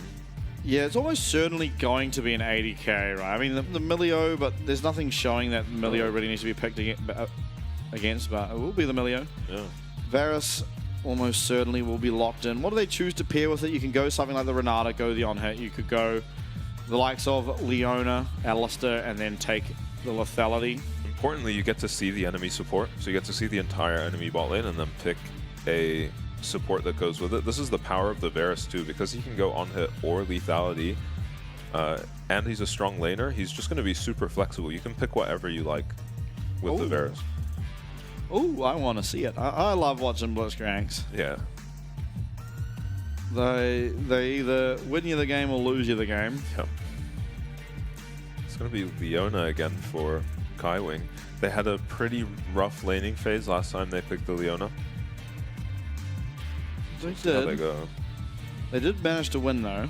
I guess it's. I guess they like to ban the Milio to open up the Leona pick. Yeah. Okay. It's gonna be jungle. No Rel this time. Yeah, I don't think it would be Viego. Maokai makes perfect sense, but okay. Gemini trying his hand here on something a bit more carry orientated in that Viego. We've seen a couple of good Viego games. See if he can continue on with that trend. Now, last pick will come through for PSG. It really depends on what they want to go. If they want to go the on-hit, if they want to go the lethality. If Renata's locked in, almost certainly should be the on-hit Varus, sorry. And admittedly, it does struggle a little bit against the Jax, but you do have counterplay to the Jax when you're Varus. Obviously, Chain of Corruption. If you use it on the Jax while the counter-strike's going and then you start auto-attacking after that, you actually can deal with the Jax pretty nicely. It also works well into the Viego because Viego, assuming you don't get randomly snared or rooted, you should be able to just take that champion down. Even though it doesn't pair as well with the Renata, I think the lethality Varus might still be just the go this game. Really? They don't have much DPS. Yeah, but he'll be able to follow up on the Akali and Nocturne plays from a safe distance, and it feels pretty bad to be the on-hit Varus into the Jax, I think. I actually think the Varus is one of the better champs at dealing with Jax, just because... Yeah, you can just ult him. Yeah, you just ult him, and I think you need some DPS, because ultimately Junjia will get the experimental Hex play, but then it's going to go almost entirely tank. Yeah. Your Akali can burst one person out, and maybe like if you're strong enough, you can get a couple kills as the Akali, but you do need something there to be able to threaten actual sustained damage. Yeah. And I think if you have the lethality Varus, you're going to run into some problems. Yeah. Even against the Jax, right? If you don't have sustained DPS while that counter strikes down, you can quickly find him just absolutely taking over a team fight. Yeah, I wouldn't be surprised. Yeah, I wouldn't be surprised to see either Varus build. I personally actually think I would go for the lethality. We've got... That's because you're not an alpha like Betty in the bot lane. It is more fun. It is a lot more fun to play on hit. But maybe fun not on the top of Betty's mind, as he did go lethal tempo, so he's going the on-hit Varus. There's actually not that much threat onto him, in all honesty. The main threat, I guess, is like a Leona ult. You shouldn't ever be randomly getting caught by Pretender's ball, and he doesn't have that good of a delivery system. Yeah. It's going to be airy again for Orianna in the mid lane. Yeah. Pretty Against interesting. Second Wind, I imagine Doran Shield, I haven't seen items, and Fleet Footwork, so as much sustain, as much survivability as possible. You don't really need the additional damage if you're a Kali in this game. You kind of will just one-shot whoever you're able to get onto. Obviously, Eminem has a bit of counterplay in the Feather Storm, but... Yeah, assuming it's going to be down to the Nocturne ultis. Yeah. Now, bot lane should be winning for PSG. Mid lane should be Pretender getting push. And top lane, it should be Argis. So there is actually top or bot that Junjia can play around. It's really up to Pretender to deny it more than anyone else. Yeah. I think the pressure is on PSG a little bit to get something going in the early mid game. But they do have the tools to do it. You know, they should be winning this bottom lane. And they should have a lot of priority in the top lane if they're not outright winning it, as there's a heavy trade in the bot lane. Yeah. Going PSG's way. I mean, Leona, another one of those kind of pinatas at level 1. You can start Zenith Blade, but you don't want a Zenith Blade in. When your AD carries Xayah, she's very, very weak at level 1, unless paired with Rakan starting W. Yeah. Seeing Pretender get quite a bit of damage onto Maple. We'll see what he can, if he can do to Maple what Maple did to the Yone last game. Yeah. I think Maple might be better at dealing with it. Also, Fleet Footwork makes it a little bit easier. Yeah, I imagine Akali in general, just as a champ, is going to deal with it quite a bit better. Yeah, the Shroud does offer you a little bit of safety. Yeah. Now, Gemini was hanging around down here, but is going to just choose to continue on. and do his camps. There's also missing pings going on his camps up top side. We'll see if Jinjia wants to go and try and gobble those up. As we said, push very much in favor of RJ. And I believe he's going to go look for an invade, look to put down that ward, spot out what Gemini's movements are. There it is. Yeah. Always a lot of impact on the Udyr. Yeah, it kind of just feels like a free passage through to, I guess, level sort of 4 or 5 for your bot lane. The Udyr just pushes through, gets a ward down, spots out the jungler. You can then play more aggressively or safer, depending on information gathered. Yeah. Though the Frank bot lane shouldn't be too hesitant going for an all-in. It is just a Nocturne. Ooh, a bit of a disaster. Maple's actually up in CS. Yeah. Yeah, playing very well. Now, admittedly, as the lane progresses, until sort of items come online, it actually does get better and better for the Orianna. Of course, Akali can't really return much damage onto you at any stage, whereas the more items you get, the more damage you will be doing, and Akali doesn't want to build resistances. Wow. This lane state for Frank's bot lane is disastrous. Yeah, Gemini's coming here to try to break it. In the meantime, Jinjia is going and claiming that Gromp, I believe, up top side. Gemini will be using that shadowed path, but not going to find a way in. Yeah, really important that he's here. Otherwise, bot lane was borderline over if they had to recall there. And top lane, not overly surprising what I'm seeing. Yep. Zhang's going to stay. Don't know if that's the right decision or not. I mean, wave obviously was crashing. You don't want to miss it, but did have teleport to come back if he wanted to. Yeah, he's going to have to teleport either way. Yeah. So maybe he should have done it while the cannon minion was tanking the tower for him. Yeah, lose a little bit less minions. But it will eventually be Eminem. Oh, Oh, wow. okay. I was not expecting that. Yeah. Well, we thought Jimmy did well, but Pretender's just gone one-upped him. Solo killed Maple there in the mid lane, picking up first blood. And a great start to game number 3 now, at least for this mid laner. Yeah. The one winning lane we expected has won harder than we expected, although not in CS. So we're going to get the replay. Maple gets chunked out by the QW. Still tries to finish shoving the wave in. Does he? Oh, he takes a tower shot. Oh my goodness. Wow, nothing committed from Pretender as well. Yeah, he knows he got a freebie there. Yeah, Maple, unfortunately, just clipping Pretender there with his Q and takes a tower shot, goes down for his troubles. But an important 400 gold. This makes the lane a whole lot easier for Pretender. It already was easy enough. Yeah, going to be a very quick lost chapter. Jack's at 6 first. Yeah, 6 doesn't matter for RJ though, but of course it does make this duel for Jax that Still not that great. better. Yeah, no, it ended up, you'd have to say, being pretty negative because he doesn't have all that much sustain. 2 refillable pots and one level too late, but he is here and there is only a ghost on this Jax. No, on the Jax. How does he do it? That will be yet another one. Now, he does get paranoia now. Off of that kill, Woody's in the area. It is Kaiwing here to match as well. Too much prio for the Orianna to go on that, I think. By the way, just seemingly out of nowhere, Jinjia's 2 levels up. Yeah. Just for fun, I guess. Yeah.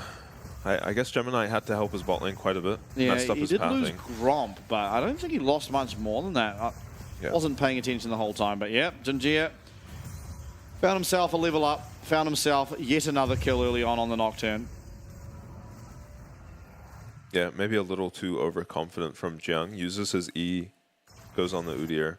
Yes, we're going to see it here. Feels like he has to do something about this wave. His jungler is coming, but actually, somehow Jinjia gets between him and the Viego, and he's never expecting Nocturne there first. Yeah, just gets flashed on and killed. Jinjia does it again. That's right. Yeah, pre-6 just walks to his Udyr lane, gets a kill. It's so bonkers that this just happens. Yeah, every single game. Every single game. Yeah. Every other Nocturne is like level 10, 0, 0, 0. Yeah. This is the latest we've seen Jinjia get a kill, level 5. Yeah, and he ends up with a very fast level 6 for it. Yeah. Obviously the XP being quite important there. Now, still, It's not like all is over. Of course, Gemini still has this mid lane to play around. Yep. Yeah, bot lane CS is going to get pretty bad, though, I think. Especially with Nocturne level 6 now. Gemini does hit 6 as well, and he's around. It always sucks when you're at the point of the game as Xayah where you're farming by pressing Q and then E. Yeah. Yeah, not really how you wanted this lane to go, but... I mean, blind picking Xayah kind of felt like you almost... Especially when Varus is left open, and then you also choose not to ban it. Yeah, and yeah, not being able to get the Rakan with it. No, I'm not even sure what their real game plan is here. Because there's not really any threat onto Betty. There's not much threat. I'm onto assuming it's Maple. more of a counter gank than anything. No, I'm meaning as the game progresses. I just mean the Oh. team composition as in general. Like, Oh. Jax maybe can get his way onto the Varus, but unfortunately it has Ghost. So Yeah. it's not like you can look for that flash counter-strike, which is generally how it's done.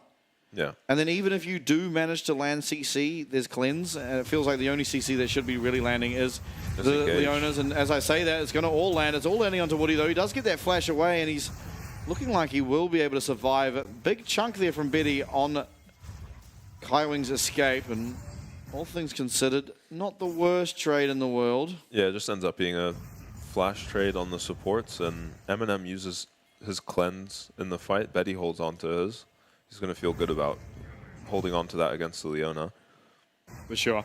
Everything, of course, being used onto Woody, so doesn't feel too bad. And RG, okay. Wow, this Udyr champion is... You have to assume eventually the Jax, once he gets his Sundered... Yeah, I don't know if it's the same, though. Sundered Sky isn't as good as the Divine Sunder, I wouldn't think. No, it's not. It's definitely not as good, but it does probably enough to even up the matchup at least.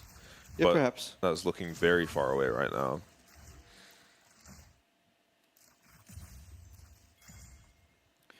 Does he even go it, though? I think a lot of Jaxes just go Titanic into Triforce, but we'll see. I think he's going to need the sustain against this Udyr, but we'll see. We'll see what he goes for. Maybe the wave clear is enough, though, from Titanic. Yeah. Who knows? Yeah, just trading waves with Udyr, you're always going to be happy. I mean, this is a little scary. He's very much by himself. Yeah. I fear for Betty's life here. Cleanse immediately. Yeah, he's going to stay alive, which is very, very important, of course. Gold was shared between Kaiwing and Gemini, so nothing picked up there from Eminem. Actually, a pretty nice play from Frank. They were never committing to the kill there. Eminem actually just recalling. They managed to get the cleanse. Yeah, potential re-gank opportunity there now. Yeah, even in the 2v2, that's going to help a lot.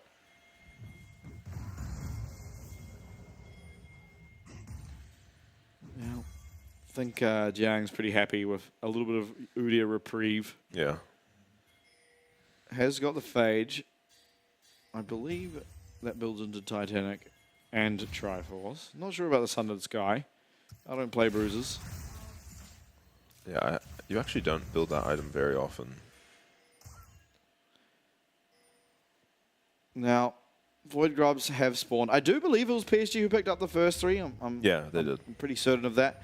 But whose skirmish do I favor? I guess just having the Nocturne and Udyr currently, I'd have to favor them, as well as Nocturne is currently 2 levels up on the Viego. Yeah, Akali's got to be stronger than... Oriana, yeah. Unless there's a massive shockwave, which... Yeah, there is an item on the Oriana versus just a component on the Akali. So maybe they're going to go for it. There should be at least one of these picked up, and with the smite it will be. Betty sidestepping out of that solar flare, and a lot of damage will be coming down onto Kaiwing. He's getting very, very low, and all attention now switched over to Eminem as Paranoia comes out. The flash, it's flashed away from Maple, is so low. But it's going to be a double kill there for Jiang as the fight turns completely on its head. Summon spells used all across the rift. But it's going to be Frank who come out on top there, picking up the 2 kills for themselves. Yeah, really well played fight by Frank. They get the item advantage mid, and they just find a quick kill, and then Maple can't quite kill Eminem. The Xayah pick paying off there. He gets a great ulti, actually ends up forcing Junjia's flash as well. For sure. Let's see how this started. Because I think it was a 2-man shockwave. They're pretty split up here on PSG, and the Leona ult actually misses, but he finds a really good engage onto Woody. As watch the Xayah this fight. Yeah, there's the shockwave. Actually, just hitting one. Oh, Junji. Yeah, barely living. Oh, wow. He actually gets the second R activation off. Yeah, but that doesn't was get the kill. so close. Oh, Maple finding a Kaiwing here. That's not a fight that Kaiwing will win, but Gemini's nearby, so it feels a little bit more scary. Yeah, and it seems like this Leona pick really does come alive for Frank after the laning phases. We've seen 2 really rough lane phases for the Leona, but once she gets to the skirmishes, she's been putting in a lot of work. Yeah, I do fear for Frank, though. I think Betty is quietly just scaling on up here as this Varus. Really, the only person paying the price so far this game has mainly been Maple. Oh, RJ might be getting taken out here. Does get the stun. Oh, Okay. okay, this champ just survived. He honestly probably doesn't even have to back. He probably can just stay in lane here, too. Yeah, he's going to go maybe punch the Krugs with his W on. Yeah. Oh, this champ is so ridiculous. Yeah, honestly on Udyr, you're always happy to force the ult out of your opponent, and you're just going to get a free minute or so in lane where you're just not going to be killable, even on low HP. Yeah, He does go for the recall though. Looks like it will be Triforce. Oh, he's recalling because Jiang actually recalled and TP'd straight back. Okay. Now, next objective, obviously spawning, is this Hextech Dragon. Riftshield is alive on the other side of the map, and it looks like Junji is actually starting it, so putting a bit more priority onto the Riftshield, on the ability to clear out this mid tower, which is very, very difficult to do up against the Xayah. Yeah, that makes sense to me. I think PSG do have pressure on them early game. Ooh. Okay, he dodges out of a lot here. Jiang going forward, and Forcing Paranoia does come through. Riftshield is so low. Smite will come through. Junji picking that one up for himself, and RJ going to claim it, the eye. So I imagine that means the Dragon going over to Frank. I couldn't see you contesting this without the Nocturnal. no, I don't think you do, and that's completely fine. I think you're okay to give over one Dragon. Yeah. Although Maple, he's looking for Pretender here. Down a level. Oh, Shuriken misses. That means the trade certainly will not be winning. And Maple He's going to run him down now. Oh. Okay. Not going to go for the kill anymore. And I think now, honestly, with this Dragon not being started, although Junji is topside, they could have actually looked for it. Maybe just going to look for this kill here. yeah. The bait not very convincing when Udyr is winning the fight. Anyway. Yeah. Now, Dragon still actually remains, and so I think now Paranoia halfway from being up, Junji might just look to clear his bot side camps and then start on this Dragon, of course. I said you don't really mind if you give it over, but certainly if you don't have to, you shouldn't. Yeah. Yeah, I mean, I think it should be the Dragon going to PSG now, probably. Orianna ult's still down for a bit. Yeah. Junji even just starting it up. A quarter, about 25% left on this cooldown. You're going to be sad to lose this Dragon as Frank. I think they're scaling into this game very well, and picking up a Dragon would have slowed down a win condition in the Soul for PSG. Yeah, I almost feel like it's because their plan was to try and kill out Maple on the bot side and then do it, but after Maple narrowly dodges the shockwave, it kind of then feels like you actually don't have the power to just straight up do the Dragon. Yeah. Yeah, Kali very hard to pick off in a side lane. Handshake lands. Kaiwing. He's the only one there. We'll have to flash away. Gemini does arrive eventually, and the hostile takeover comes and lands, and Junji is now going in off that as Maple trying to get to this fight. Flashes. He's going to be in the middle of the team, but that Blade Caller finds so much damage. Is going to be able to pick up one with that perfect execution. Is Maple on the Akali Pretender as well? He's just getting run down. RJ now putting his attention towards Eminem, but a little bit too risky. You're heading into their base now, and he's going to turn around and call it a shift. Two kills there. No TP on the Jax makes that a very questionable fight to go for. He does pick up the first turret. Yeah, the first turret of the game. He could get pretty massive on this Jax. Maybe just overforced by Frank with the TP available for the Udyr.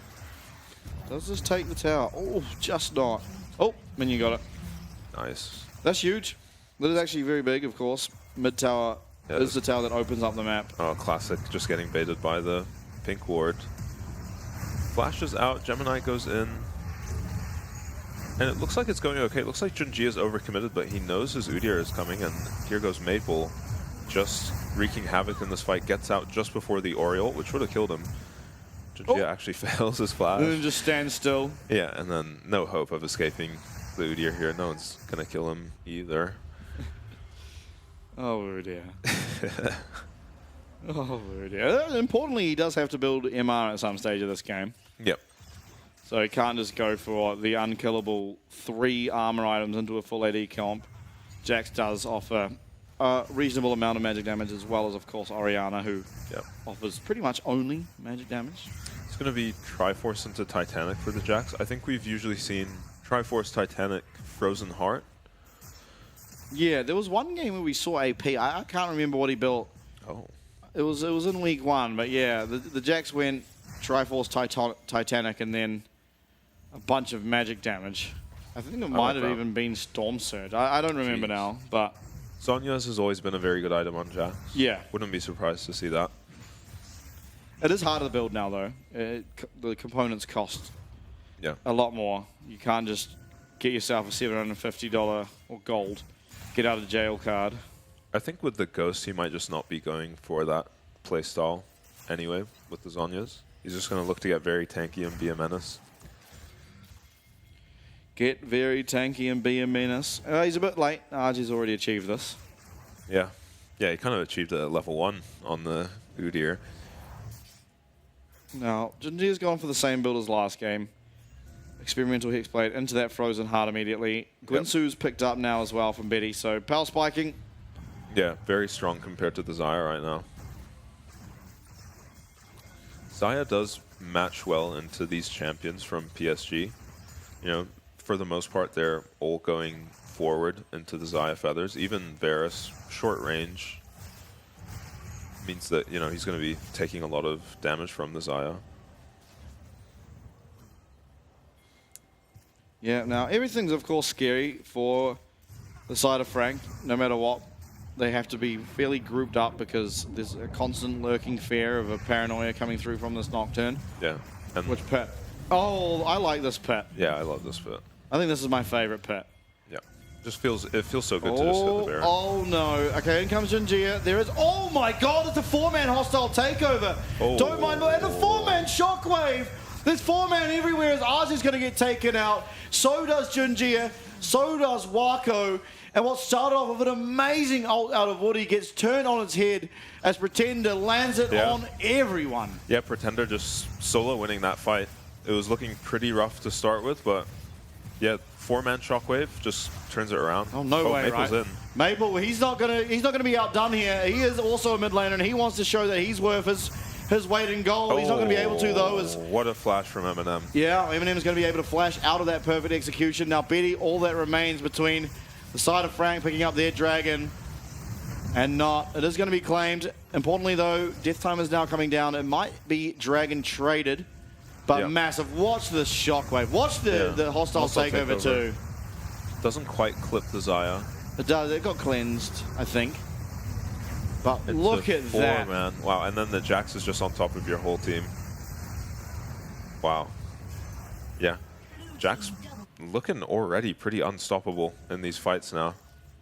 As you see, yeah, Pretender doing 3,000 damage to that fight. Mostly just off the back of the ult and a W. Okay, now, honestly, despite what's happened there, if this Baron doesn't find too much, gold does remain fairly even. Yeah.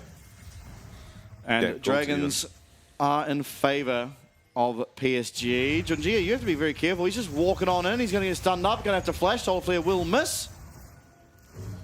Yeah. Yeah. Flashes away and the Solar Flare unfortunately whiffs. Yeah, RG now. Oh my goodness. The fights. They're coming fast. They're coming hard. RG getting very, very low. Flash forward from Gemini. Will confirm that kill. Eminem being the receiver of the gold. As this might just be a repeat of game 1. Different mid laner, same story, just a really clutch team fight from behind. Completely turns the game around, wins them Baron. Yeah, massive, massive ultimate there out of Pretender. And Yeah. looks like they'll be able to pick themselves up this dragon. Maple as well. He's feeling a lot safer than he looks on my screen. In comes all those damage and goodbye Akali.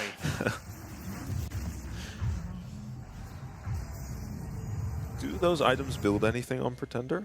Yeah, he's just got the alternator. He built the alternator and then just switched to Leandri's, I guess. As Maple just gets one shot here. I was surprised how easy this was. Jax a lot of burst, Orianna a lot of burst. Maple just barely any time to even react, no flash. For sure. Oh boy, the gold graph is looking awfully familiar. Yeah, this is going to be very hard for PSG now. Who needed an early game lead, got it, but then just one fight and it fell apart. Yeah, for sure. Not all over, though. Of course, there's a lot of playmaking potential on the likes of Akali where you can find someone caught out of position. Yeah. Although Junjie doesn't have flash this time, he's going to get stunned up. He will be going down. He's looking to confirm that red buff before he does, but with the reset coming through, won't be able to. And now you've just got another 30 seconds with a 4v5 on your hands. Seems like the theme of the last 3 or so minutes.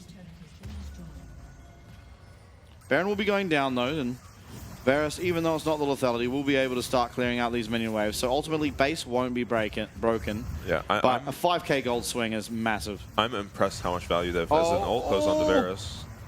Chain of Corruption does come out. Kaiwing Handshake will land and very minimal amount of damage in return, but... Ooh, that's getting pretty close to a one-shot. Awfully. I think this Hextech Alternator is about to turn into a Storm Surge. Yep. Most likely. I mean, it could also be the Shadow Flame. No, the Shadow Flame doesn't build an amp tome, so it should be Storm Surge. Yeah, Aether Wisp, so... I mean, in theory... Could be the Lich Bane. Could be Lich Bane. Yeah, I'd be very surprised to see that. I think they have seen it once before, but... On the Orianna? Yeah, it wasn't in PCS. I think it was in LCK even. Oh. Now, PSG have to do a little bit better in the next sort of few minutes at remaining all 5 alive, because that's kind of where they've been faltering. Yeah, the Leona pick has just been a menace. Kaiwing just running around the map, a lot of the time engaging on the Nocturne before he gets a chance to engage himself. And if you're Junjie, you are... I don't know what your plan is this game, because you jump on this Orianna. It has to be the Orianna, because the Xayah can just too easily escape through her ult or just punish you for going deep. Yeah, I mean, the alternative, I suppose, is... and it's not ideal when you're Nocturne, but you can use the ult just as simple vision deny. Yeah, it's still a very high utility ultimate. Yeah. Obviously, you do want to be using it to get yourself in there. TP. Oh, Maple's found himself an angle, and he won't be spotted on this pink ward because of the paranoia, and they found his way onto this Orianna, who is now going to be able to get away, but Jiang is not going to be dealing with anything here. Junjie narrowly getting away with his life as Jiang now finds his way onto Betty, but it's Maple who's turning around a lot of damage, and RJ's remaining fairly high on health here, up against Eminem on the Xayah. One traded back, both top laners will be going down.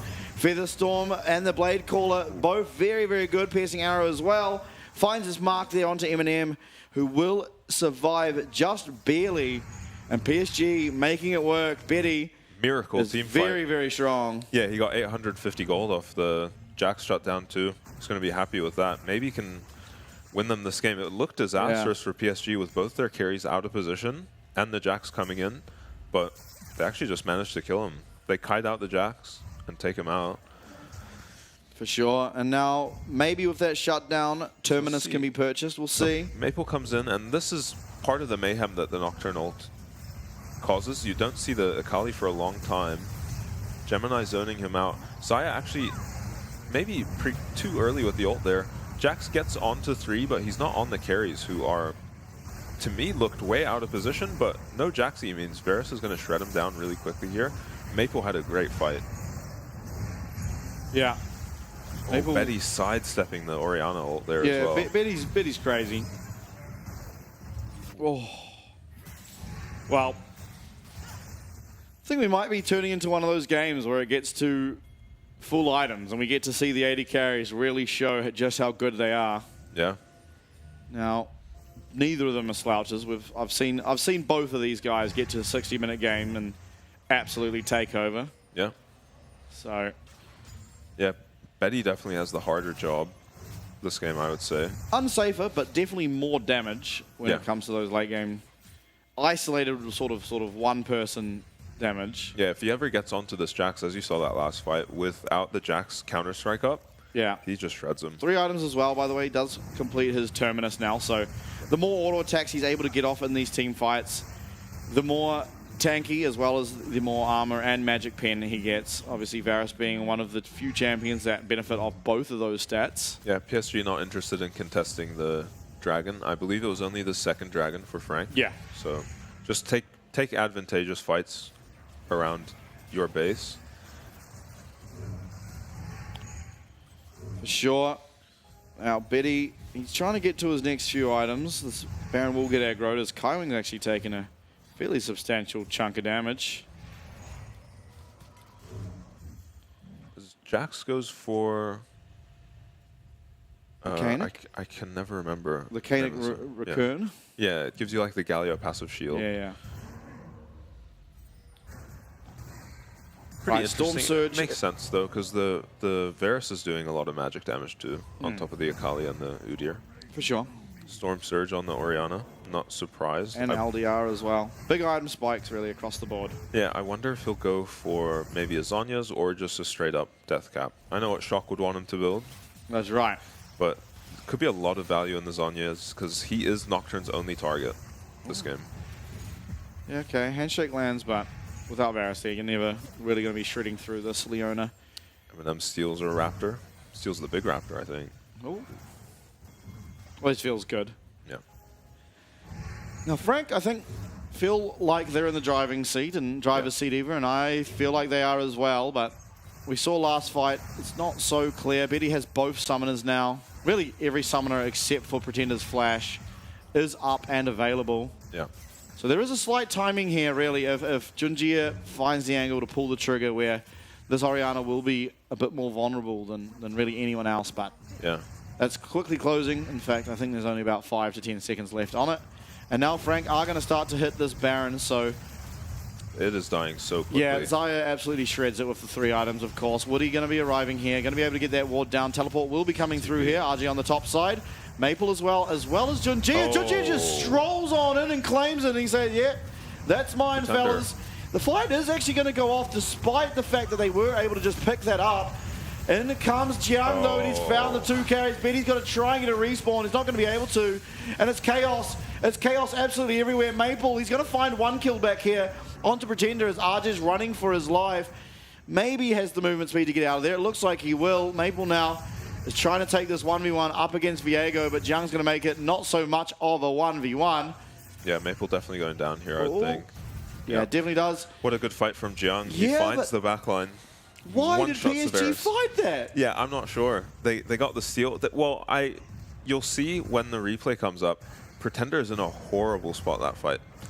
He looks like he's caught really far out of position, but he has a great flash to get him back in position.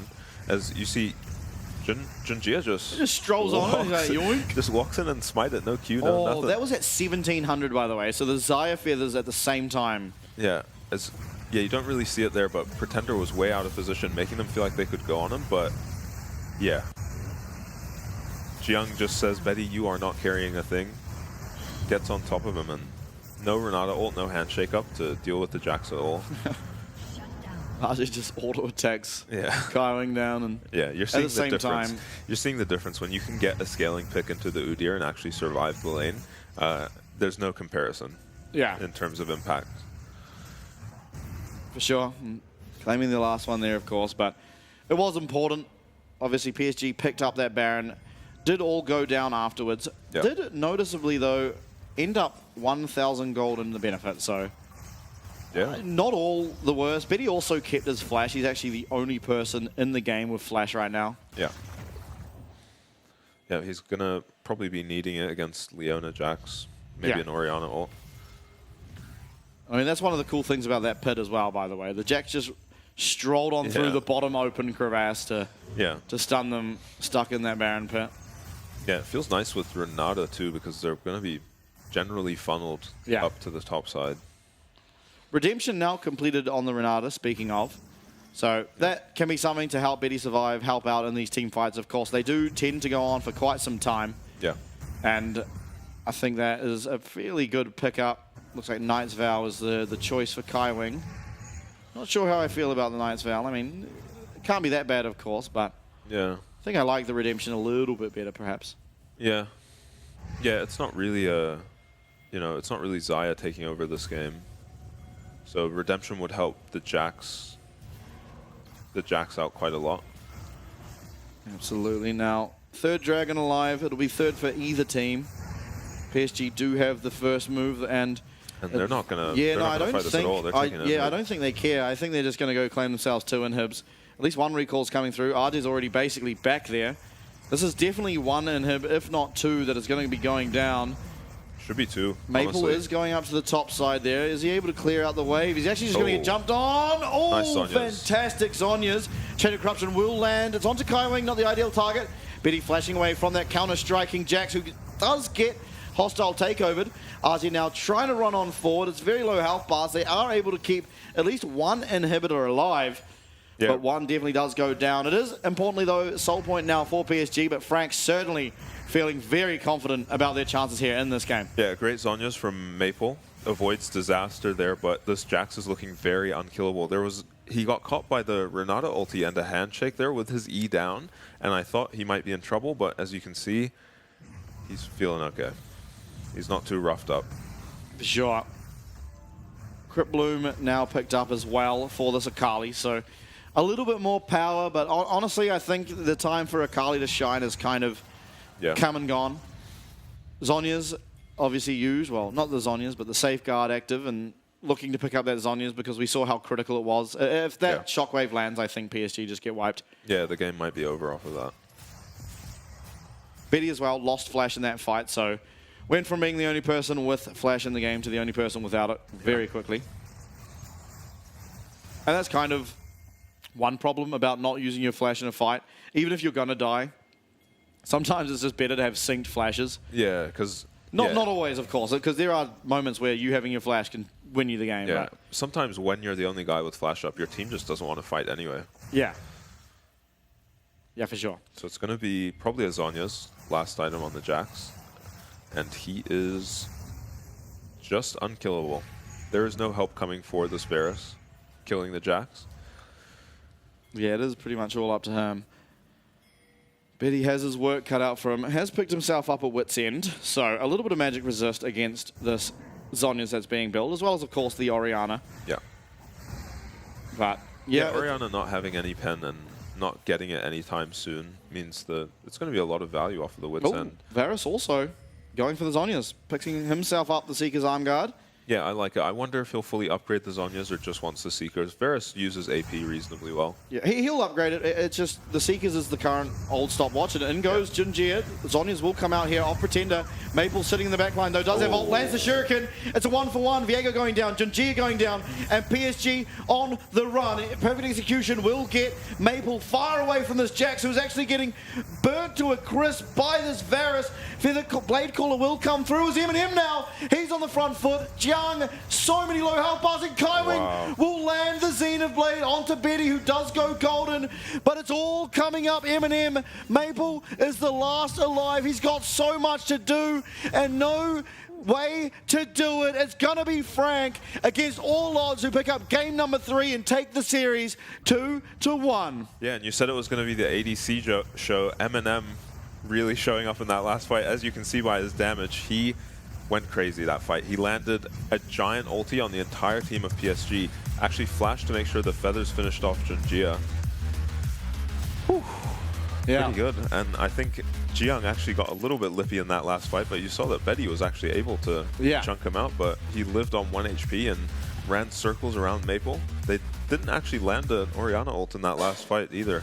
Yeah, it was very much the Eminem show. I mean, Kai Wing as well had a very good fight for himself there, but Jiang took all the damage from Betty, managed to get that Zhonya's off, survived, and Betty was not able to then continue on afterwards, and it was just Eminem taking over completely. And what a big win. This now means that Frank are sitting up there as first place tied alongside BYG. And wow, I mean, if we thought game number one was sort of a throw, you know. I don't even know if it's a throw. It was in favor there of PSG, and then Jimmy really got it done. This game turned on its head off one shockwave. I mean, maybe Eminem gets the MVP anyway, but I think Pretender deserves it because without that single shockwave onto 4, I think Frank just loses this game. That was such a massive moment. Yeah, completely turned the game around, and exactly what happened in game 1. A big play from the mid laner just saves the game. It wasn't going disastrously, but it took it from a PSG advantage to just all Frank. Yeah. From then on, there were a couple fights where PSG played really well, managed to trade evenly, but yeah, it was just pretty clean from Frank. Once they got that advantage, they just closed it out. They played really well around the Jacks. And yeah, Nocturne actually not getting much done this game. For sure, After the early game. Had a hard time in team fights really doing anything. Forced to go on to Pretender. Couldn't really go on the Xayah ever. And I think all of that actually just stems off what happened in that one team fight because he was 2 levels up. He found himself a first kill at level 5 and then got to level 6 at that stage. Picked up a lot of Void Grubs, picked up the 2 early Dragons, but just before I believe it was even Baron, just before a Baron fight, I mean, the 4-man Shockwave into getting the Baron meant that you've lost all your momentum in this game, and once you're behind as Nocturne, the game is just so much harder to play. And Akali, by the way. Those 2 champs don't function nearly as well from behind as they do from in front. And as soon as that happened, it was really all on Betty. And pretty much at that stage, when it's all on Betty, it's a lot easier for the other team to play against you because all Jax has to ever do is search for a stun on Betty or just search to get on him and start auto-attacking him. And that's what we saw, right? Time and time again, that's what Jax was doing. Admittedly, he went down once, but after that, he wasn't really killing the Varus, in fairness. He did that one fight in the Baron pit, but he was just delaying time so Varus couldn't do the damage. Yeah, he's just standing in front of him, applying Frozen Heart, distracting him, getting a couple E's as Zonya's off. It's just too hard for Betty to carry that game. Yeah. Yeah, Maple played honestly really well in the fights, but by the time the fights were happening, he was 1-4. Yeah.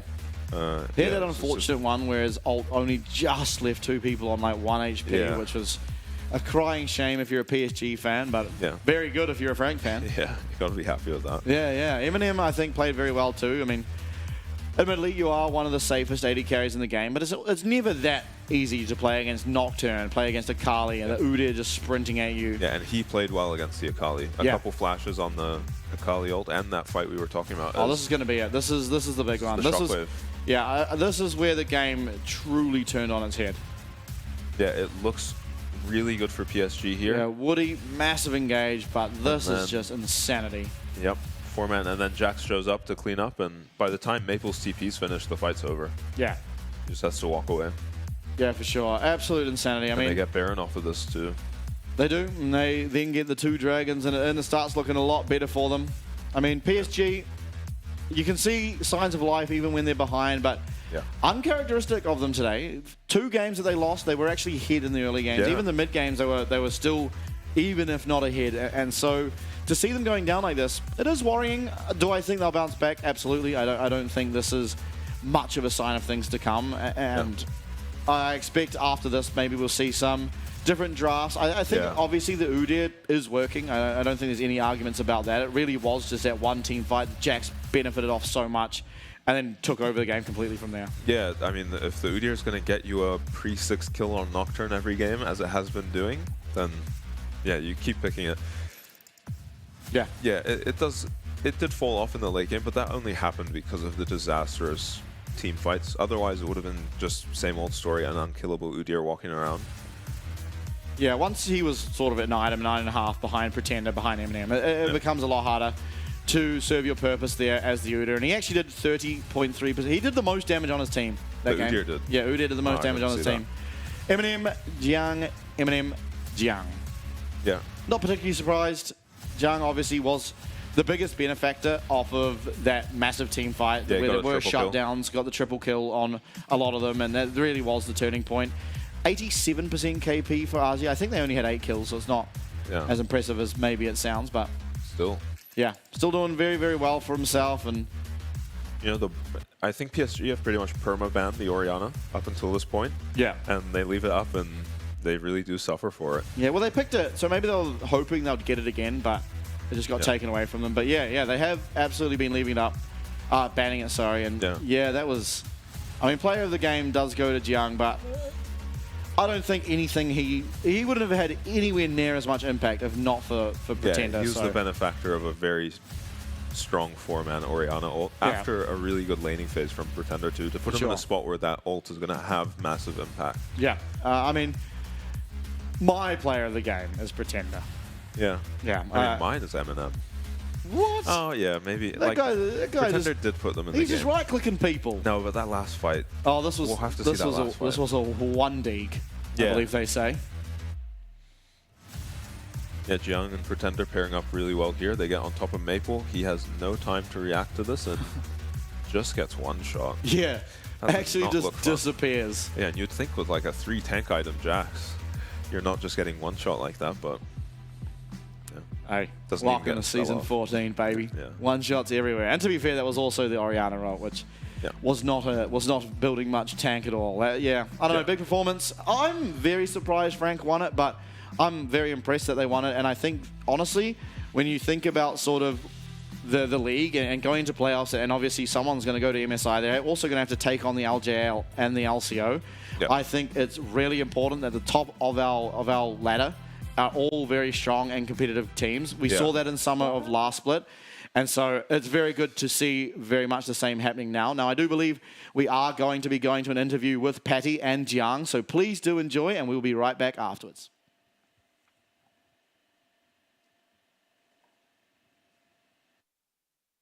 先跟大家打声招呼吧。大家好，我是上古一切。Congratulations for winning 3 winning strike against strong team PSG. How do you feel about the game you just played today? 恭喜你们3连胜，赢下同样跟你们是前段班的 PSG。想问你自己对于刚刚的比赛表现感觉如何？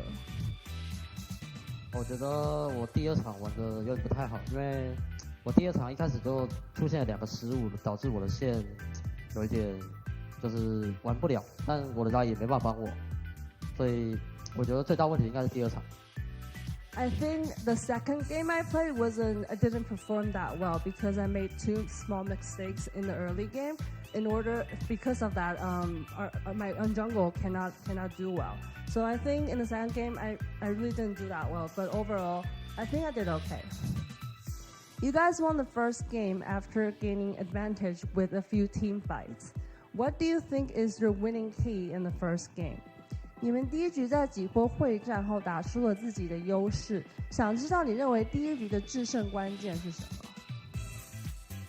我觉得主要是因为我们的阵容比较克制对面双射手，因为瑞尔跟剑魔都是可以很远距离的开到对面双射手，对面不敢输出的话，他们前排就会挡不住我们的伤害，所以我觉得主要是阵容选得好。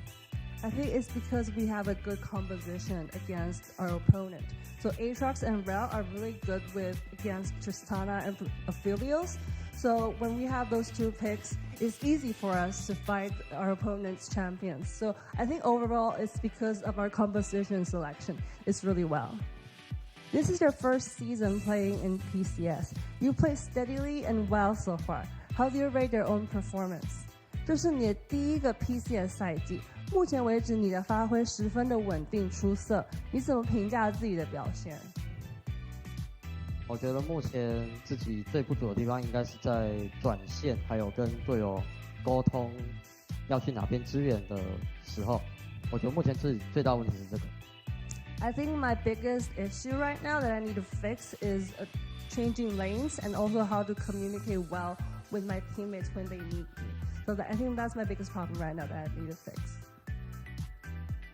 So you have a 3-win 0-loss record right now in 1v1. What do you think is the trick to 1v1 games? 你在目前选边单挑赛中取得3胜0败的战绩，你觉得单挑赛的秘诀是什么？因为我自己本身就是比较喜欢在对线上下功夫嘛，所以我觉得这种1打1的单挑对我来说本身就是一种优势。Because I'm really good with laning and also fighting against opponent on like one single lane. So I think this is my advantage. That's why I do so well in 1v1. Next week, you will be facing against BYG. They also have a 0 loss in 1v1. Do you want to play against any player in particular? 下周你们要对上的是 BYG， 他们目前单挑赛也是维持全胜的状态。有没有想要跟哪位选手约战一下？应该是车长吧，因为他玩的角色都蛮有趣的，我会蛮想跟他打一下的。I really want to play against Driver because all the champions that he picked is very fun and interesting. So I really want to face against him next week. Thank you so much for the interview and congratulations for the win today.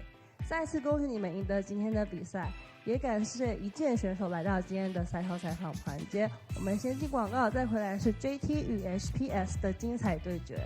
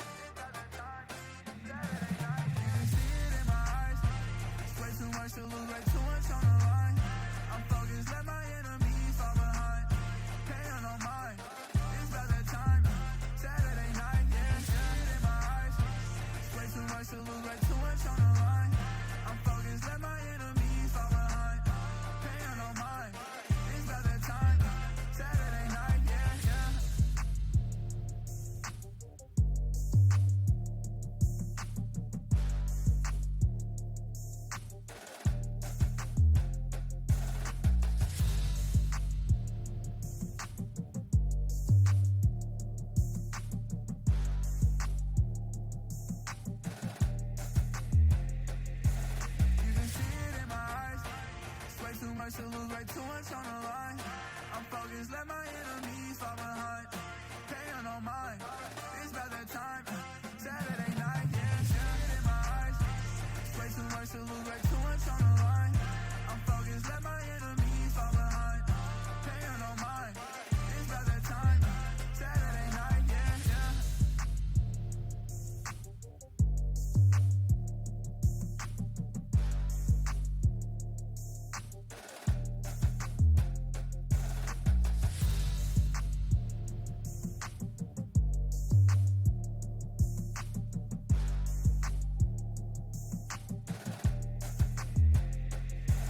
You can see it in my eyes. It's way too much to lose, way too much on the line. I'm focused, let my enemies fall behind. Paying no mind, it's about that time. Saturday night, yeah, shit in my eyes. It's way too much to lose, way too much on the line. I'm focused, let my enemies fall behind. Paying no mind, it's about that time. Saturday night, yeah, yeah.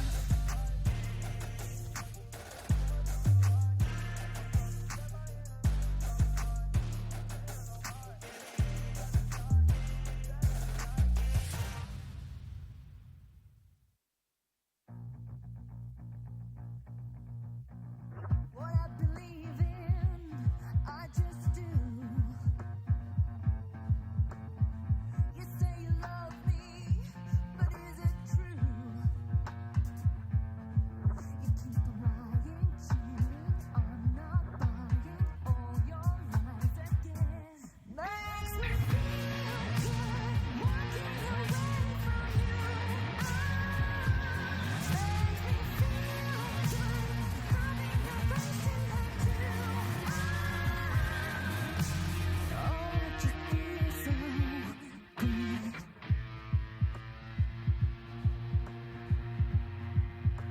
Oh, it just feels so good. You keep lying, cheating, I'm not buying all your lies again. Makes me feel good, walking away from you. Makes me feel good, having a version of you. Oh, it just feels so good. I've been dreaming, I've been stuck since you said you're leaving. Since you said you're leaving me.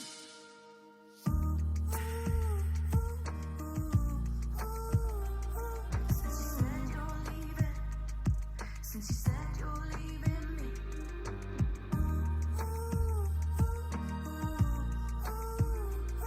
Since you said you're leaving. Since you said you're leaving me. I've been dreaming. I've been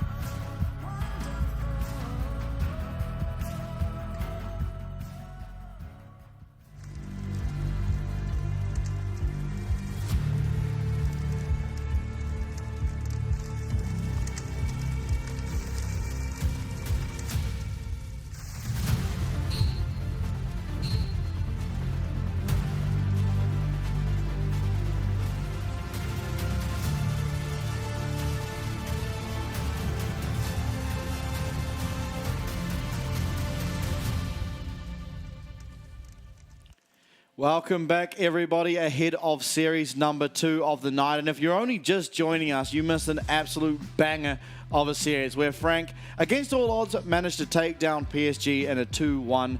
And honestly, even in those games, had to come back to get it done. So very, very impressive by Frank. But coming up next, we're going to have Halpigs up against J-Team. Now, give me your thoughts.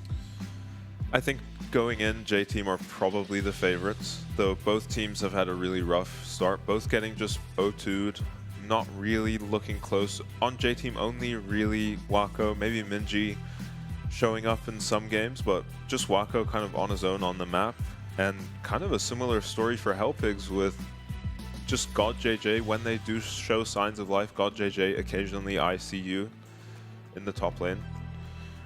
For sure. Yeah, I would have to give it to J-Team, but either team is really going to be looking for a win here. If you're going to be contesting any of these top teams in playoffs, it seems like we have a clear top 4 at the moment with DCG fighting to get in the top 4 with them. Yeah. But either of these teams, you're looking to turn around. This is the time to do it, to turn your split around. You're quickly running out of time, really, and of course on your screen, Xingbai versus Minji will be the 1v1. Akali, LeBlanc. And mid lane bans. Yeah. There's a Pantheon. Both mid laners, but Yone Cassio. Okay. We've seen a Cassio win already. Yeah. I have to imagine this favors the Cassio. I'm not super familiar with the matchup, though. Nah, it's the Frozen Heart Cassio. He's going to win. Yeah. That's just the big jobs. I mean, the Frozen Heart Cassio managed to win. Yeah. Despite giving up first blood against the Pantheon last time. Yeah, it was his top laner too. It was Lakai who did it. So we'll see. Minji, obviously being a mid laner, you'd expect can play the Cassio a bit more proficiently. Even though obviously Lakai did get the win. Oh, classic. Lots of counterplay. Yeah. Actually, really good trade. Now, Ignite Barrier will be the choice for both. Yep. They're just very strong in that 1v1. Seems like the go-to on just about any champ. Yeah, unless you need the cleanse. Yeah, but especially when you don't see what you're up against. Yeah. It's a pretty safe combination of summoners to lock in. For sure. And I think similar to what we saw in Lakai's 1v1, I think all really Minji needs to do is survive until he is able to complete that Frozen Heart, and it'll get a lot easier for him to try and find some damage. Yeah, he'll become unkillable, and base damage will be enough to take out the Yone. For sure. And yeah, if it's anything like the Pantheon matchup, one mistake from this Yone, he's going to get run down the lane. So far, not so much as a Q landed by the Cassio, though. Yeah, this, I mean, it's fairly one-sided so far, but Minji's not really lost that much health anyway. It's not all that bad. Now, finally getting his chance to claim back some of this missed CS, although will still be very far behind in that regard. Yeah, as long as he gets the cannon, though. The cannon's giving 150, almost 200 later in the game, so as long as you're getting the cannons, you're okay. That is true. Although, you know, every other minion also gives a it's like ridiculous amount. Double gold, yeah. Okay. Recall going to come through. Oh, actually, it won't come through. Yeah.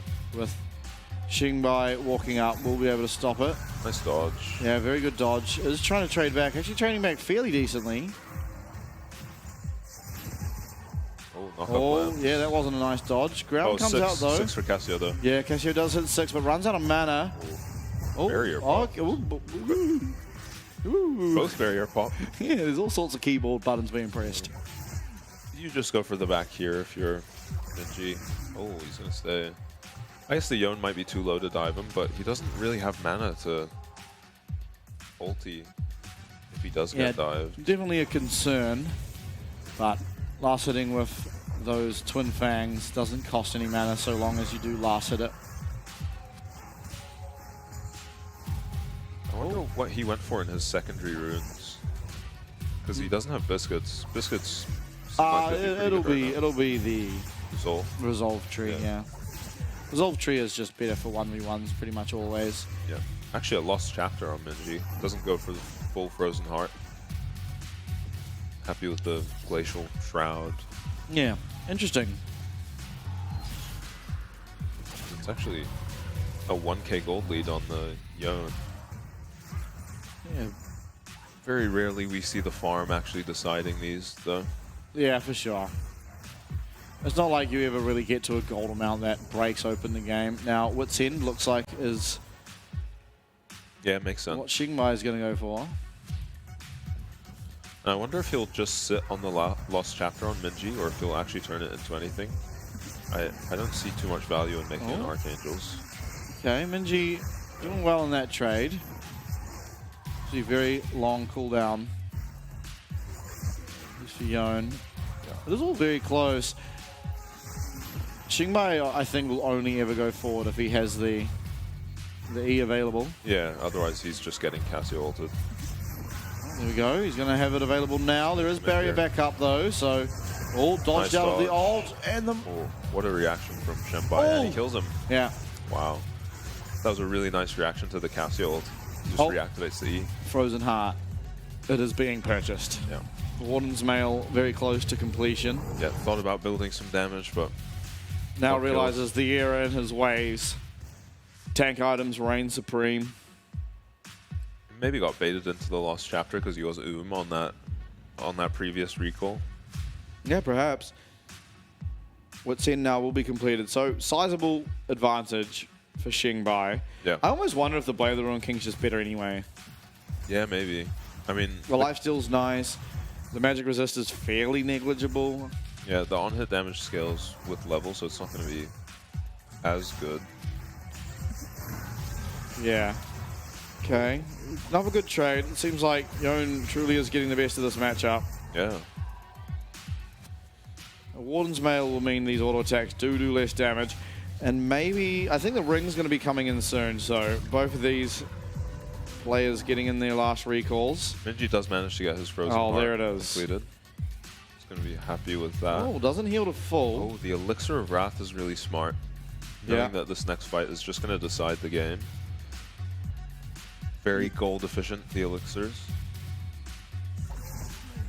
Certainly are, and Minji doesn't really have the luxury to be able to go for that. I think at this stage of the game, you also wish that you never purchased the Lost Chapter because you don't actually find yourself running into that many mana issues, as well as if you do, it's a lot longer for you to actually level up anyway.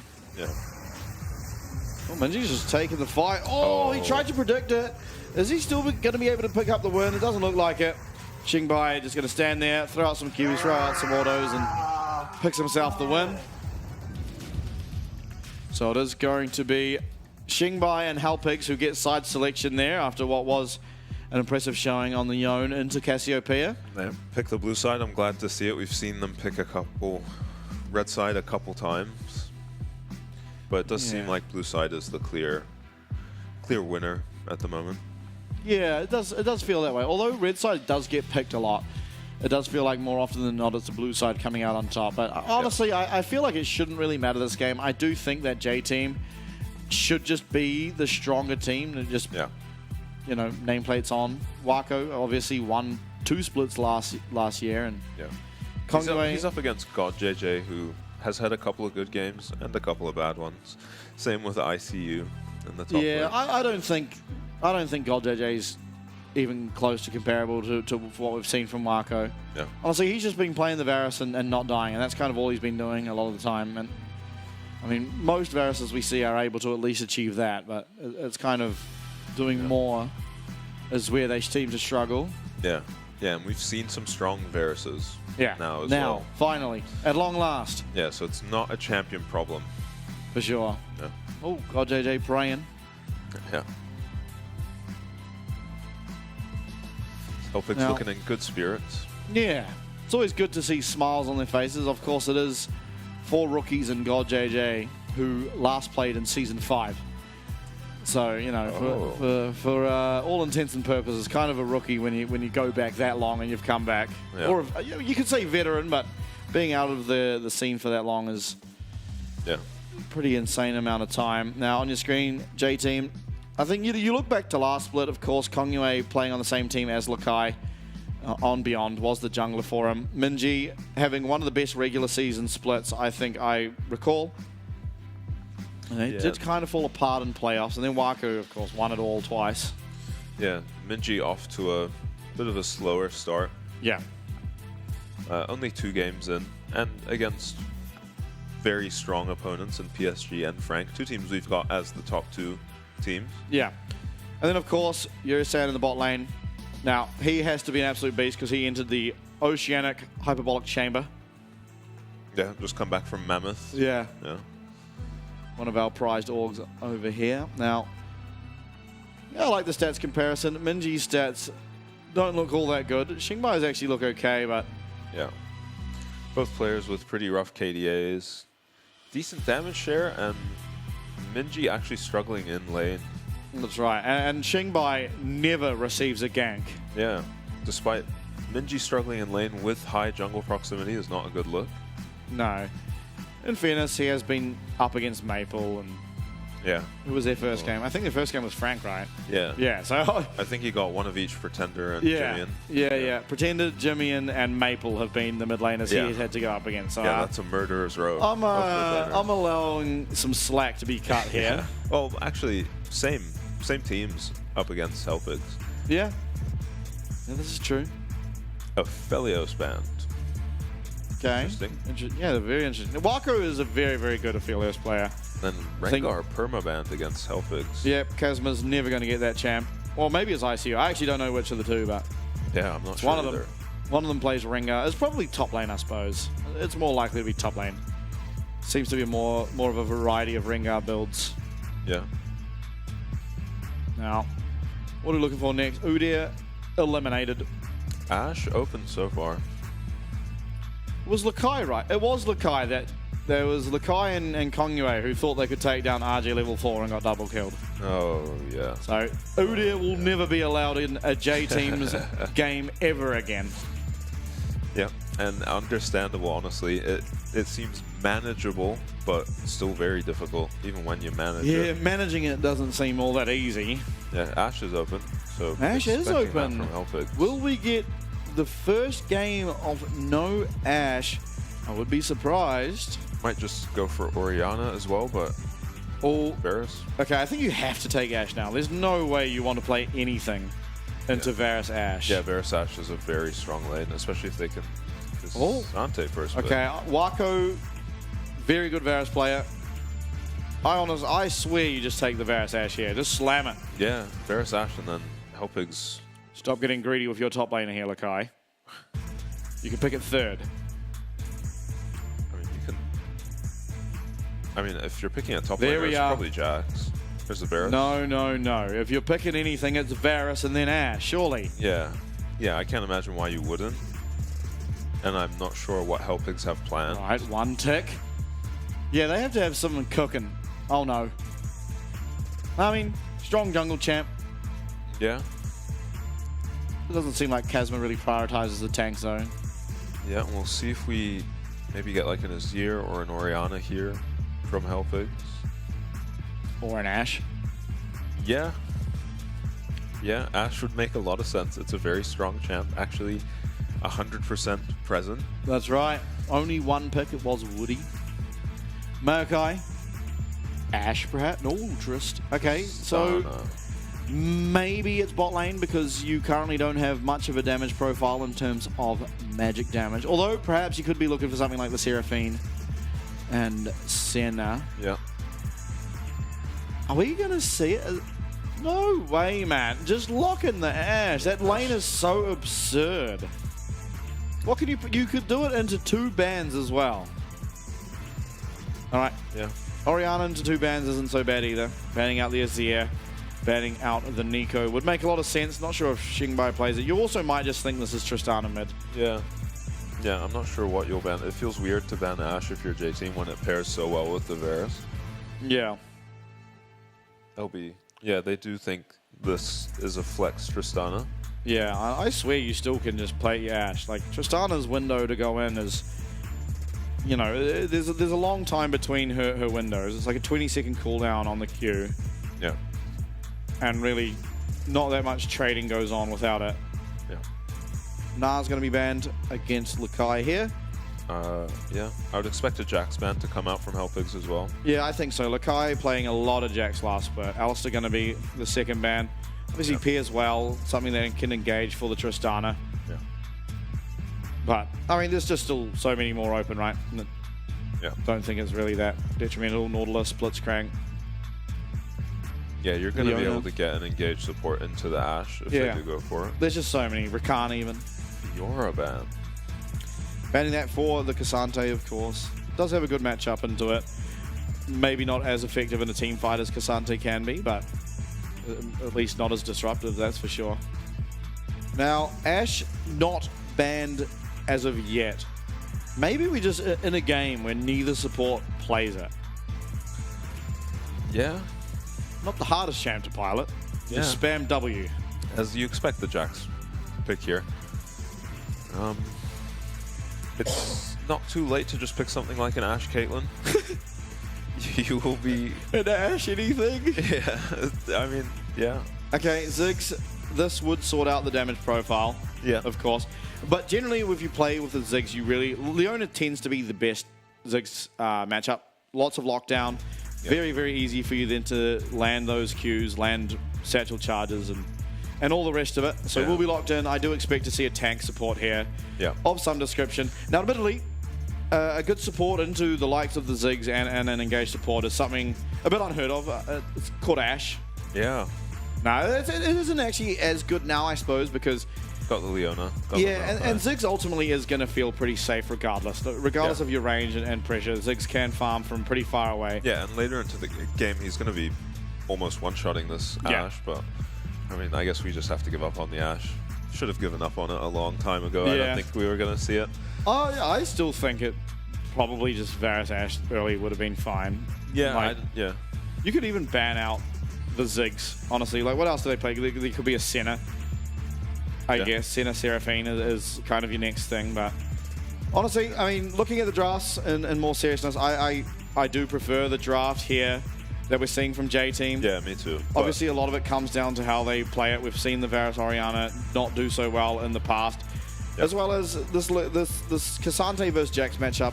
Oftentimes is very, very back and forth. We often see one of them solo kill one of them, and then it just happens in reverse. Generally, Jack's favorite, I would think. As the game progresses, I tend to agree. But early game, Jax does have to expend quite a lot of mana for his trades, whereas Cassante, yes, his Q does cost significantly more now. Can often just trade a lot heavier with the passive procs as well as grass procking. Yep, I really like the Ziggs pick. I just like that champ. Yeah. I just think it's a cool champ. We'll see if they're able to get through the lane phase with it. Tends to be a very safe pick once you can pick up some levels in Q, and I really like the Leona with it too, because Ziggs being very safe means that the Leona is going to be freed up to move around the map a lot, and he's got a Tristana in the mid lane who is going to be very threatening onto the Ori if you can get a Leona. Yeah, and so I think importantly, referencing back to the composition of Halpig, I think their big win conditions are both the Rift Shield and the Void Grubs, because obviously there is just so much pushing potential between the Tristana and between the Ziggs that your entire game plan almost is to get these towers down. You don't really need to fight. In fact, I think you're definitely not favored if it comes down to a straight 5v5. Yeah, and the Cassante should have priority early, so I imagine them picking up the Void Grubs. Yeah. Well, I mean, we'll see. A lot of it depends. We often see Jax pushing in early and starting to proxy, which means he gets off his first back earlier and then can sort of control the lane. Depends how they sort of play it. Yeah. It does tend to just sort of change depending on how each player is at the champ. Obviously, Lakai has played a lot of Jax in our past season, and I feel pretty comfortable with thinking he'll do pretty well here. Has he gone fishing? I don't think so. So, bit of a lost opportunity. Yeah. -1. Or 10. Yeah. If you get lucky. Do have to worry about leaving this Ziggs, around level 5, 6 into a Nautilus Varus. Yeah, and Rel, of course, is quite capable of diving, but in general should be fairly safe. Honestly, I don't even expect the Leona to be doing a whole lot of roaming. I think going up to the Void Grubs is probably enough, because it is just a lot of pressure that you can put down on the lane as the Ziggs Leona. I mean, unfortunately, as I say it, misses that Q, but... Decent trades. Oh, we're not winning the trade. Ziggs is going to be able to get most of the CS. Yeah, for sure. Even from his tower, he'll be fine. He'll just be lobbing bombs. It is very, very costly early game, though. Yeah. Where you don't really have access to mana. Of course, he does have the biscuits, which will give him 50 back, but in general, it's very costly. You can't really afford to be spamming out your abilities that much. Yeah. Maybe just your Q, but as soon as you start using the other ones, it does become quite draining. Of course, having teleport, though, means you do get sort of one free base that Wako will not be able to get. And Wako's also chosen to go the on-hit, which not sure I'm the biggest fan, Yeah. in all honesty. I mean, he's going to get a lot of uptime hitting the Maokai and the Cassante. For sure. And it's nice for the lane, because if this Leona ever goes in, it pretty much has to be a one-way trip. You have to be getting the one-shot on this Varus, or you just lose that fight with the lethal tempo on the Varus.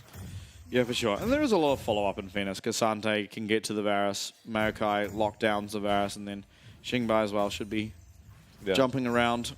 Yeah, I do think, maybe I would have leaned lethality. Trist hates, taking any damage before a fight. Ziggs hates being outranged. Wako. Bomb flying over the top of his head. That's right. The Z-axis. Z-axis even. Oh. All right. So ICU's got a little freeze. Yeah, it should...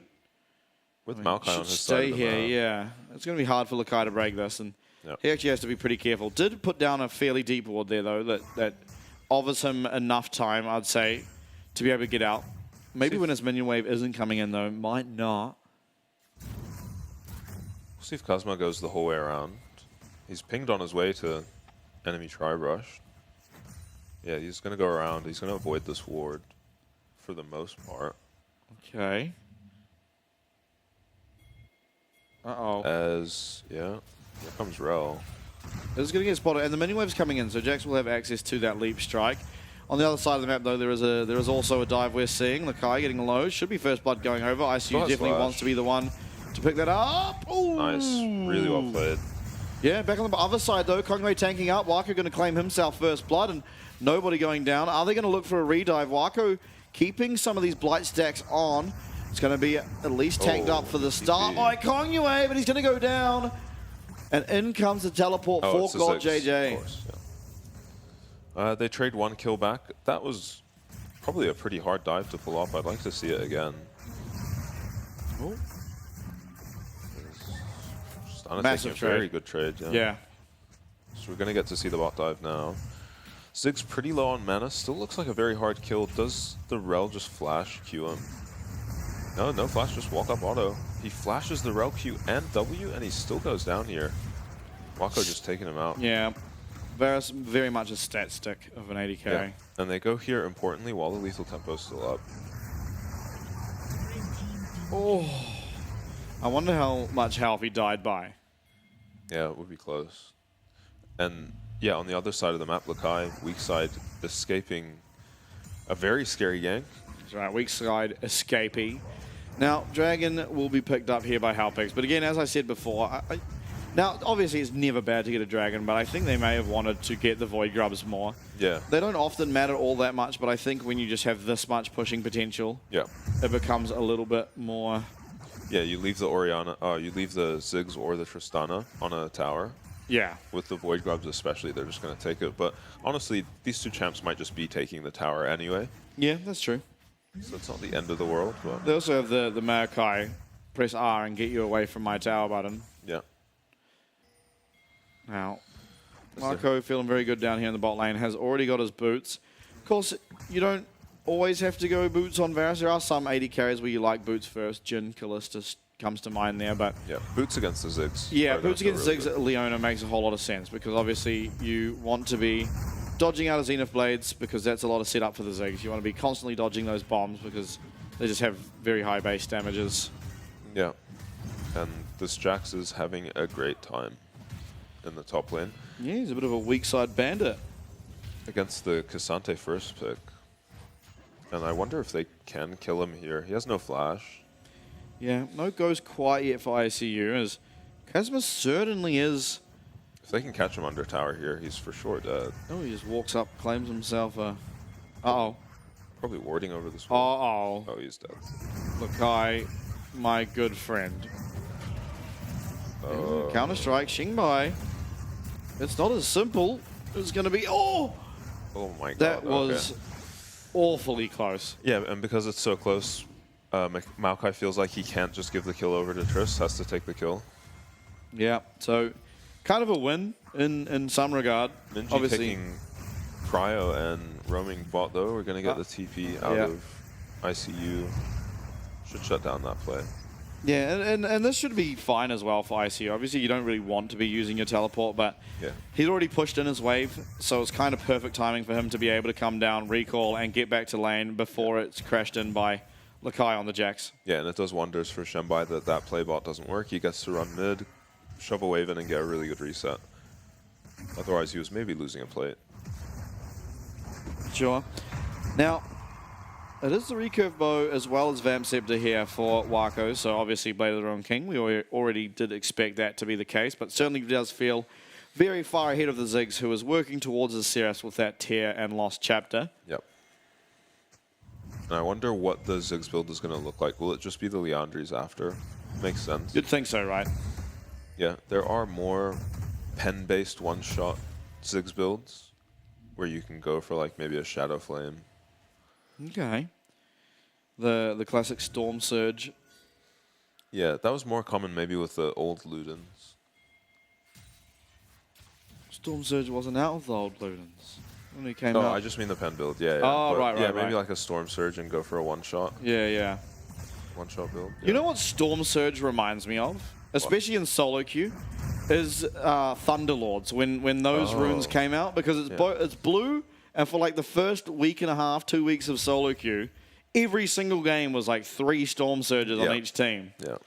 And I remember when Thunderlords came out, it would literally be the entire game was just 10 Thunderlords because that rune was so obscenely strong. Yeah, Electrocute, fortunately, not as strong. Yeah. Oh, missed wow, time the on the timing. first jump. The timing on that, Kongwei unfortunately does pick that one up, but wow, Shockwave really landing at the perfect time, cancels out that rocket jump. Yeah, Chengguai loses his flash too. Yeah, secures himself yet another kill. Yeah, you can buffer the Orianna ult with the Triss jump. Just mistimes it maybe. Or does he jump before the Ori ult even? Yeah, he just mistimes it. Flash, dead, and he actually flashes here very ambitiously. Yeah. It was a bit ambitious. He did use the ult as well. I think he was hoping for the flash double knockback, Yeah. but wasn't to be. And even if it was, maybe a minion still finishes him off. Yeah. Now, Kazma's looking to contest this Void Grub. Both supports up here. Actually, level 6 for the Leona, level 5 for the Nautilus. true. That is very important, of course, as support level 6 are some of the strongest ults in the game. But Ursan does walk mid, picks himself up that level that he needed. Yep. And now it will be equal levels. ICU is the first to this play, and it will also be Wako walking up here. Teleport is available, though, for God JJ, and he's going to use it. He is in mid, and there's a lot of lockdown coming through. Minji is not long for this world, goes down in record time, as now Kongwei is going to get all outed. He's trying to run for his life, but his life will be also flashing before his lives as Hellpigs secure themselves 2 and look to be able to pick up at least 3 of these Void Mites. And we're seeing again this Leona pick struggling through the lane, and then once she makes it to these objective fights, just making a big difference. He was able to flash onto the Orianna, as we're about to see it here. Minji with flash up, but he just gets Zenith Blade into ulted, into Ziggs ulted. Whole team's on top of him, and Kongwei is also caught out. Maybe overstaying a bit, hitting the Void Grubs there. As, yeah, Ziggs arrives before Varus. Was always going to have more impact than the Varus because of the long-range ultimate. For sure. But Dragon is going to be started up here by J-Team and should feel fairly confident at being able to get this one. Evens that score up 1-1, and we get to find out which of the souls will we have. It is the Mountain. Second game in a row, I believe. Pretty sure it was Mountain last game. Yeah, it was. I feel like Hellpig's comp is a lot more dependent on their ultis, so they just had no chance of fighting that, I think. Yeah. Now, I mean, if things slow down, it is a kill lead to Hellpigs, but still J-Team have got themselves a fairly reasonable gold lead. Of course, Wako being the major benefactor there, being that he is up so much CS. I believe he even... Oh no, that plate did just fall. Yeah, but you leave the Ziggs or Tristana with the tower for just one wave and the gold lead will be evened out probably. Yeah, Wako and Yusan see the Maokai nearby and realize we're red side. Gonna recall. I think it'll be pretty slow until the next objective, which will be this Rift Herald. And that, I think, is actually more important than the Void Grubs. Of course, crashing into a tower almost guarantees that Ziggs can satchel it and execute. Yeah, you can just throw the satchel on it after the charge. It doesn't do as much damage as the old Rift Herald charge, but... Yeah. Yeah, any chip damage on the tower. Oh god, JJ's going to get himself probably 2 plates. That Ziggs passive putting in some work here, of course. And Wako arrives. Does he get the plate? Yeah, he does. That's pretty big. He's got no TP, though. Yeah, no mana, so definitely has to go back. Although, maybe he's close to a level at which... Wako has ult here. He's not going to get away with clearing this wave. Has to flash. Okay. Yeah, it doesn't... Wako not even having to use a sum, so... Yeah. Massive trade for him. Yeah, a bit greedy by God JJ. Minji now actually going to the top lane, and don't think ICU should care all that much. Hollow Radiance, of course, has already been finished by him, so sitting there with quite a lot of magic resist as things stands. Lakai going for a different build than that of Jiang. Yeah. Going to have the Sundered Sky first. I wonder if he'll still go for the Titanic into full tank, just without the Triforce. I think so. I think he'll also just go the Triforce, right? It's not a Sheen item, I don't think. So. Oh, yeah. Yeah, you could pair it with the Triforce. Bit of a squishier Jax build.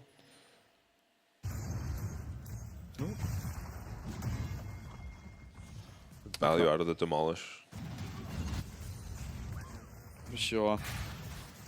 Luden's Companion completed. So we're actually seeing a gold advantage for the Ziggs, even in spite of Wako getting 2 kills early. Oh, that's the plate gold. Oh, plate gold. Oh. Yeah. Oh, that makes sense then. Ziggs is always Shinbai is by himself. There is a Norla's ult. Ooh, Wako's just going to get busted shot in. He was by himself, but he's turned it into a bit of an insect. Wako's actually turning it around, though. He's staying mighty untouched on 1 HP. Eventually does go down as Minji gets all-outed from the other side of the world. It's going to be a 2 for 3 as things stands. ICU still in all-out mode. Might look aggressively as God JJ still feeling very healthy, but the stuns come through. He has not been able to buffer the unstoppable, and it looks like it will just be Lakai picking himself up yet another kill in the fight. 2,500 damage out of that Jax in that one, and we're looking like we might have a scary Jax for the second game in a row. Yeah, this Jax pick is probably going to run away with the game, justifying some of its bans earlier in the split. The Varus, Wako on the Varus actually got ulted out of the Leona ulti by the Tristana, as Hook barely misses, and then you watch a pretty nice Leona ult onto Wako, and it might even be better though, because he could just cleanse it. I guess Shenbai does ult him into his team. Yeah. Orianna ult whiffs. Massive rel ult means Wako lives forever. Tristana's not able to get an auto range. Tristana actually flashes to try finish off the Varus, but is just getting pulled in by the rel ulti. Yeah, I can't believe how long Wako was able to stay alive there. Yeah, really nice peel from the rel. I wonder, maybe ICU doesn't have his unstoppable up, because he does just get hooked and CC'd down, and even here he doesn't use it, so... I'm not sure, but... Yeah. Anyway, seeing damage on your screens there. It was God JJ who won out, but a lot of that, as we often say, is kind of artificial in many ways. Yeah, inconsequential damage, just landing poke on front line. And, you know, a big ulti, if it's not landing on the back line, it'll still do a lot of damage, but... We got a Drifter. Here he comes. Yeah, this guy drives. Yep. Maybe gonna go for a second one. Yeah. Yeah. Oh. Helpigs are not here. Oh, he's run off to the mid lane. Oh, we're going mid. Oh my god, we are so back. Look at this guy. Oh. Oh, he might find himself in a bit of trouble. Excellent driving. As he has run into the Yeah, he's got a 4-man Magnet Storm though, and his team have managed to get here. And massive shockwave is going to land there after the all-out brings him into the middle of 4.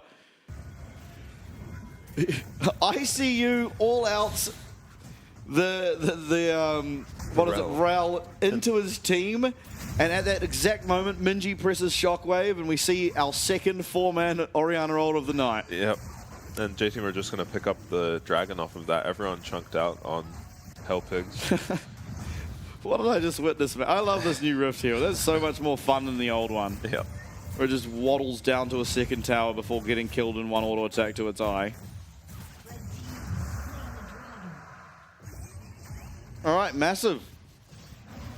So it's going to be Ludens and Archangels on the Ziggs. I thought with the Lost Chapter tier he was going to go for that Seraphs, but decides he wants both, I guess. Maybe a bit overkill on the mana. Maybe he's just going to sit on the tier for mana.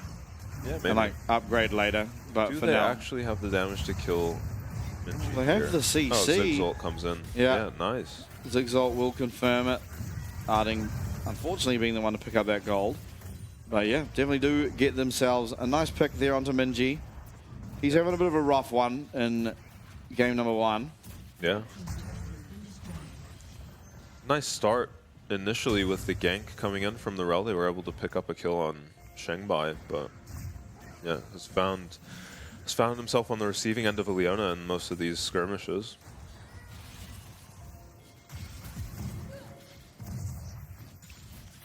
All right, now next objective being up is the Baron, and honestly, I think J-Team could do it pretty quickly, but I don't think Hell Pigs do it all that quickly. Tristana doesn't have the same amount of DPS as a Varus will at this stage of the game. God JJ goes for the satchel, but the tower wasn't low enough, maybe. Would have been extremely close. Yeah. Yeah, I guess it wasn't.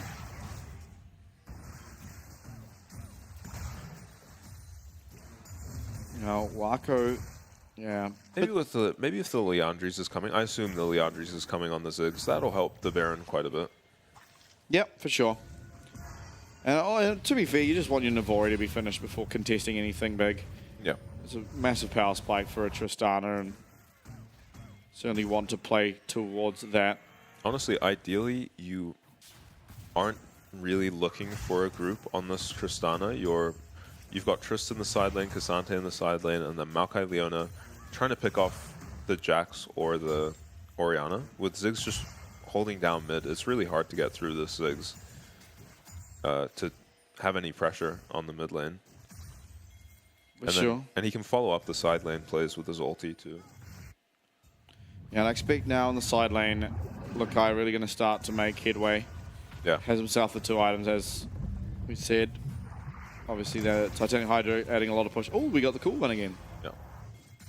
High rolling. Really nice to get this one against a Ziggs, so you're not just stuck in the pit. That is true. In the same regard, it's nice against things like the Rel and the Orianna too, although there can be some vision games played around the walls if warding's cleared.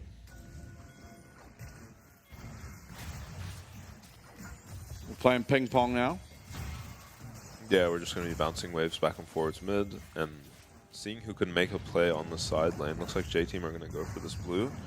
Maokai's on his way. Ursan, I thought he might be looking for Xingbai there. Of course, does have the depth charge. Chooses not to. Kongyue, he's trying to get this blue, but it doesn't look like he will be able to. Instead, attention towards Arding. Kongyue kiting on back. Oh, the double stun, and also everything else has come to Wako. He's in the middle of the team. He's going back and forth. He's the true ping pong in this interaction. But here comes Lakai. He finds a 4-man stun, I believe. He's carrying on. There's going to be at least one. One is confirmed now. Bramble Smash to try and keep the rest of the Hell Pigs alive, but at least one more will go down. He's looking for a triple. ICU running for his life. God JJ going to be the next target. He's going to be smited. This could be the triple kill. It will be. Does he continue on for the Penta? There's 2 very low health bars, but won't have it in him. But there is now 4 members strong for the side of J-Team. Yeah, Baron is alive, but without the Varus, they don't feel like they'd have the damage. This Jax is a problem. You saw Wako just get taken out immediately in the beginning of the fight, but once Jax shows up, no one is really killing him. I can't wait to see Wako just go forward and back and forward and back. That's what it seemed like it happened in this fight. Yeah. Gets ping-ponged around. Really nice Leona ulti. Wako really nice flash. Flashes out, Bramble, all out. He's just... Yeah. Bro is flying. Orianna ult even. But then the moment Tristana jumped in, there was a Jax behind her. She ends up going down to very low HP. I think she does actually get out. But yeah, at this point the fight's over. Jax is too big and they don't have enough juice to kill him as God JJ throws a W at his teammate. Might have helped him escape.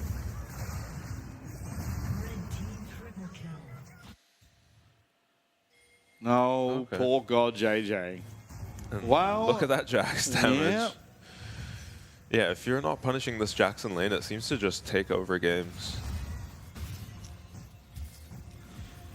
Yeah, and Lakai certainly is looking to take over this game. Obviously, gold still remains reasonably even, and honestly, I think for Helpix to win, they really need to find some poke with the Ziggs. They're on the Jax. Oh, I thought. Oh. Anyway, there is a lot of CC. Nature's Grass will be coming through. Rooted up will ICU be. But here comes the 3-man. And it's followed by a 3-man Counter-Strike. Lakai back onto this back line. God JJ just getting absolutely ran down. Although it's going to be Lakai getting low. He just turns around. Counter-Strike. Going to take down Xingbai. Looking to take down Kazma. This should mean a very simple Baron in favor of J-Team. There are low health bars. And Ziggs is still alive. But he's also very, very low. He won't be able to go anywhere near Wako. Does not have teleport available for him. And with the the 1v5, it should just be Baron. Yeah, really nice engage by J-Team. The Rel ult into the Orianna ult chunks the front line and lets Lakai just get onto the back line. 3-man Counter-Strike, as you said, and they cannot kill this Jax. Yeah. He's just walking into the back line and, yeah, just taking kills and getting out on low HP. Not really enough threat on him as they try to get at least a chunk on him. Xingbai afraid for his life for a second there. Nautilus ult onto the Tristana, and it gets followed up. Oh, and the Varus ult is just hitting everyone as well. As suddenly the entire Helpix team just gets CC'd, and yeah, this Jax is a problem. Kuzma trying to peel him, but yeah, there's just not enough damage coming out to deal with the Jax. Yeah, definitely not. And he's only going to get stronger. He's only going to get tankier. Oh, he's having a good time. Look at Lakai. Yeah. He is really enjoying himself. Going tanky now, of course. Has the Titanic, has the Frozen Heart. Wit's End, maybe? I think it'll be a Wit's End. Maybe. It might just be like we saw the item, which name I always forget, the one that gives you like a Galio shield. Mechanic Recurrent. Yeah, the Recurrent. Might just be that. We saw that last game. Yeah, could be. Definitely do want a little bit of MR, of course, up against the Ziggs, although Ziggs' damage not that impactful to the Jax at this stage of the game, especially with the build. Yeah, Luden's I don't love companion. I don't love this. I hate that build. item. Yeah. Just a random tier and a random Oblivion Orb. It's really good if you want to play one-shot blue card Twisted Fate. But yeah. Valid. Now, this tower is getting sieged out. Of course, Ziggs does have quite a lot of range and wave clear, even through these Baron waves, but it will be going down for, at least on this next wave. Lakai not in the bot lane, so J-Team not really threatening a dive. You really do need this Jax, who is the vast majority of your team's power. Admittedly, Wako very strong now, sitting at 5-2. Yeah, they can just put the ball on this Rel and walk at them. Yeah. It's not really much backline threat onto this Rel. Yeah. Mid lane tower goes down. So 2 towers, it's only 2,500 gold for now, and 40 seconds left on this Baron, and recalls coming through means they're not going to be pushing the issue any further. Helpix will have some reprieve, but shouldn't be for too long, as in 3 minutes 30, sorry, the Dragon will be spawning. It would be Sol for J-Team if they're able to get it, and how things currently stand, you have to feel like they should be able to, being that they are at a 7k gold advantage. Yeah, it feels like you're stalling and clearing waves as Helpix without too much hope of winning these fights coming up. Yeah. So far away from, you know, I think you need maybe 2 more items on Ziggs before he's a serious threat. Maybe a Void Staff and a Rabadon. Yeah, definitely a wee while away from being at that point of the game. And obviously Tristana can be a threat, but can't really do anything with his Jax. Yeah. Wako as well. He's finished 3 items. Terminus will be completed. Yeah, and even if they can kill the Jax, it will just take them so long that Wako is going to be free hitting the entire time, stacking up his Rage Blade, stacking up his Terminus. Yeah, for sure.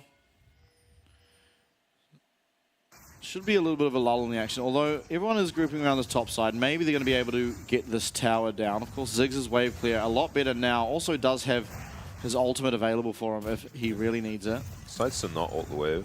Doesn't need to. Yeah, it just clears it out. It is pretty hard to push into. Okay, he's trading very aggressively and very well.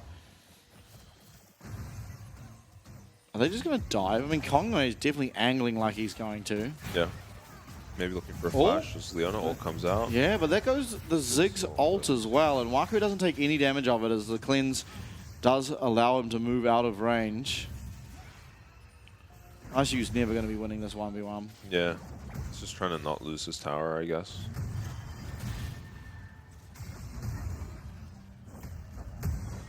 Yeah, they need to... Uh-oh.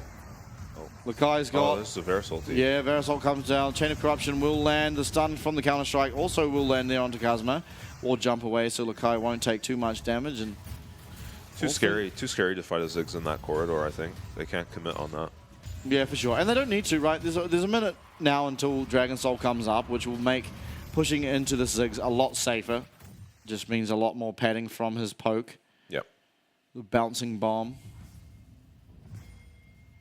But Jack Show was the item that Lakai chose to. He picks up his 4th now. Very, very fast 4 items. Yep. And Wako as well. Looks like he's going to be buying a Wits End next. Could actually be the Jack Show as well, in fairness. Does synergize with the Terminus as long as you're able to auto-attack in these fights. And yeah. being that the only 3 players he probably has access to will be Arding, Kazuma, and ICU. Certainly some tanks to wail upon. Yeah. No Void Staff in sight for the Ziggs. Means I don't see this Jax going down anytime soon. It could be Crypt Bloom. The Fiendish Codex does build into Crypt Bloom. Yeah, maybe. Will be Crypt Bloom being picked up next by Minji. Yeah. Shouldn't be too much gold away from that. And back to this abomination that is the current state of Lakai's Jax. Yeah. I mean, how much gold is he ahead? He's up 4.6k on his laner as things stand. Yeah, I see you holding on okay, not actually taking that much damage to his towers. Okay, both top laners just strolling on down here now. And importantly, GodJJ has not landed any poke yet, so if a fight does break out, you have to feel like it immediately should just favor J-Team. Lakai and ICU battling in the mid lane. Importantly, So ICU really has to mark this Jax because if Lakai gets to this fight, it's going to be really, really bad. Dragon getting very low. Kongwei is going to be able to get it. That is going to be the soul now. Megastorm comes down, but importantly, there are damage dealers onto Wako. He's going to be taken out. It's the first kill of the fight, but here comes Minji Shockwave. It finds 3, and Lakai finds his way now into this fight. Makai should be going down next, Minji being able to claim that one. A lot of damage coming out of this Cassante. This might not be so clear as Minji is getting taken out too. Cassante finds himself a 3rd, and out of absolutely nowhere, ICU has turned this thing on its head and done so much damage, done so much work, and somehow picked up the team fight win. Yeah, the GodJJ and ICU duo somehow just fight the 2v4 and just win it, landing all of their spells. And at the start of that fight, Wako had no cleanse, and Arding found a great engage onto him, followed up by Shangbai. They managed to take him out. It still looked pretty bad. So this entire fight, ICU is on the Jax. The Jax cannot get into this fight. And initially, that's what stops us from being disastrous. As, yeah, here's the engage onto Wako. No cleanse on him. Shangbai flashes on top of him. It looks like he's just going to lose anyway, but they do manage to kill him, as eventually Lakai's going to make his way here. And GodJJ is free hitting this entire fight. Just really well positioned and really well played by, oh my god. Yeah, that was massive. Yeah, 3-man W into Q3 by the Cassante, followed up by Ziggs damage. It is the Mountain Soul going over though. Ah, Cassante, huh? Yeah, man, just the top damage. Yeah, it did more somehow. damage than the Ziggs, who was sitting there throwing Qs literally the entire time. Yeah, and landing them. Yeah. Now that's just the Ziggs build. I think the Ziggs build is not that good. But Yeah, I don't love the 6 build. Oh, and it got worse. Buster Shot has now been used. So Xingbai won't have access to that ultimate if a fight were to break out in the next 60 or so seconds. And yes, the builders, Yeah, he be building. the Horizon focus Yeah. is a bit puzzling, but starting up the Baron on J team. I guess all eyes on ICU. ICU is hooked. Yeah, but he's found Lakai. Lakai now is definitely winning this 1v1 as things stand. Looks like J-Team wanting to just try and bait out this Baron for the turn afterwards. There's a lot of tanky members, of course, and Newstan as well as Lakai can do a pretty good job of guarding this, especially with the Mountain Soul. Getting pretty Another low. rock onto Kongwei, though, ICU. he's still just in the Baron. Oh. ICU now half HP. You see once Wako gets onto ICU, how quickly he goes down. Yeah, and there is no teleport as well, so this health is going to be what he is stuck with. They are going to find their way onto Kazma now. A lot of CC coming down. The Shockwave will find two. That's onto Oh, Kazma and ICU. Arnie. But yeah, ICU's found his way into the back line. He might be able to pick up Minji. Wako, though, he's able to confirm that kill. God JJ does return one for the side of Halpigs. It's a double kill for Minji. It is two people going down only for J-Team. All four. Can God JJ stop this Baron? I don't think so. Lifesteal on Marco. Mountain Soul as well is available. I think it's a play for outer angle now. Yeah. Yeah, flip the Elder. I like their chances if they can flip the Elder. Yeah, these fights have been surprisingly close. I mean, ICU is putting in so much work justifying the first pick Cassante. So I want to see what he does here, because I was so surprised. What are we so slow for? Yeah, he was suffering against the Varus for a bit. Yeah. I think Shockwave doesn't quite land.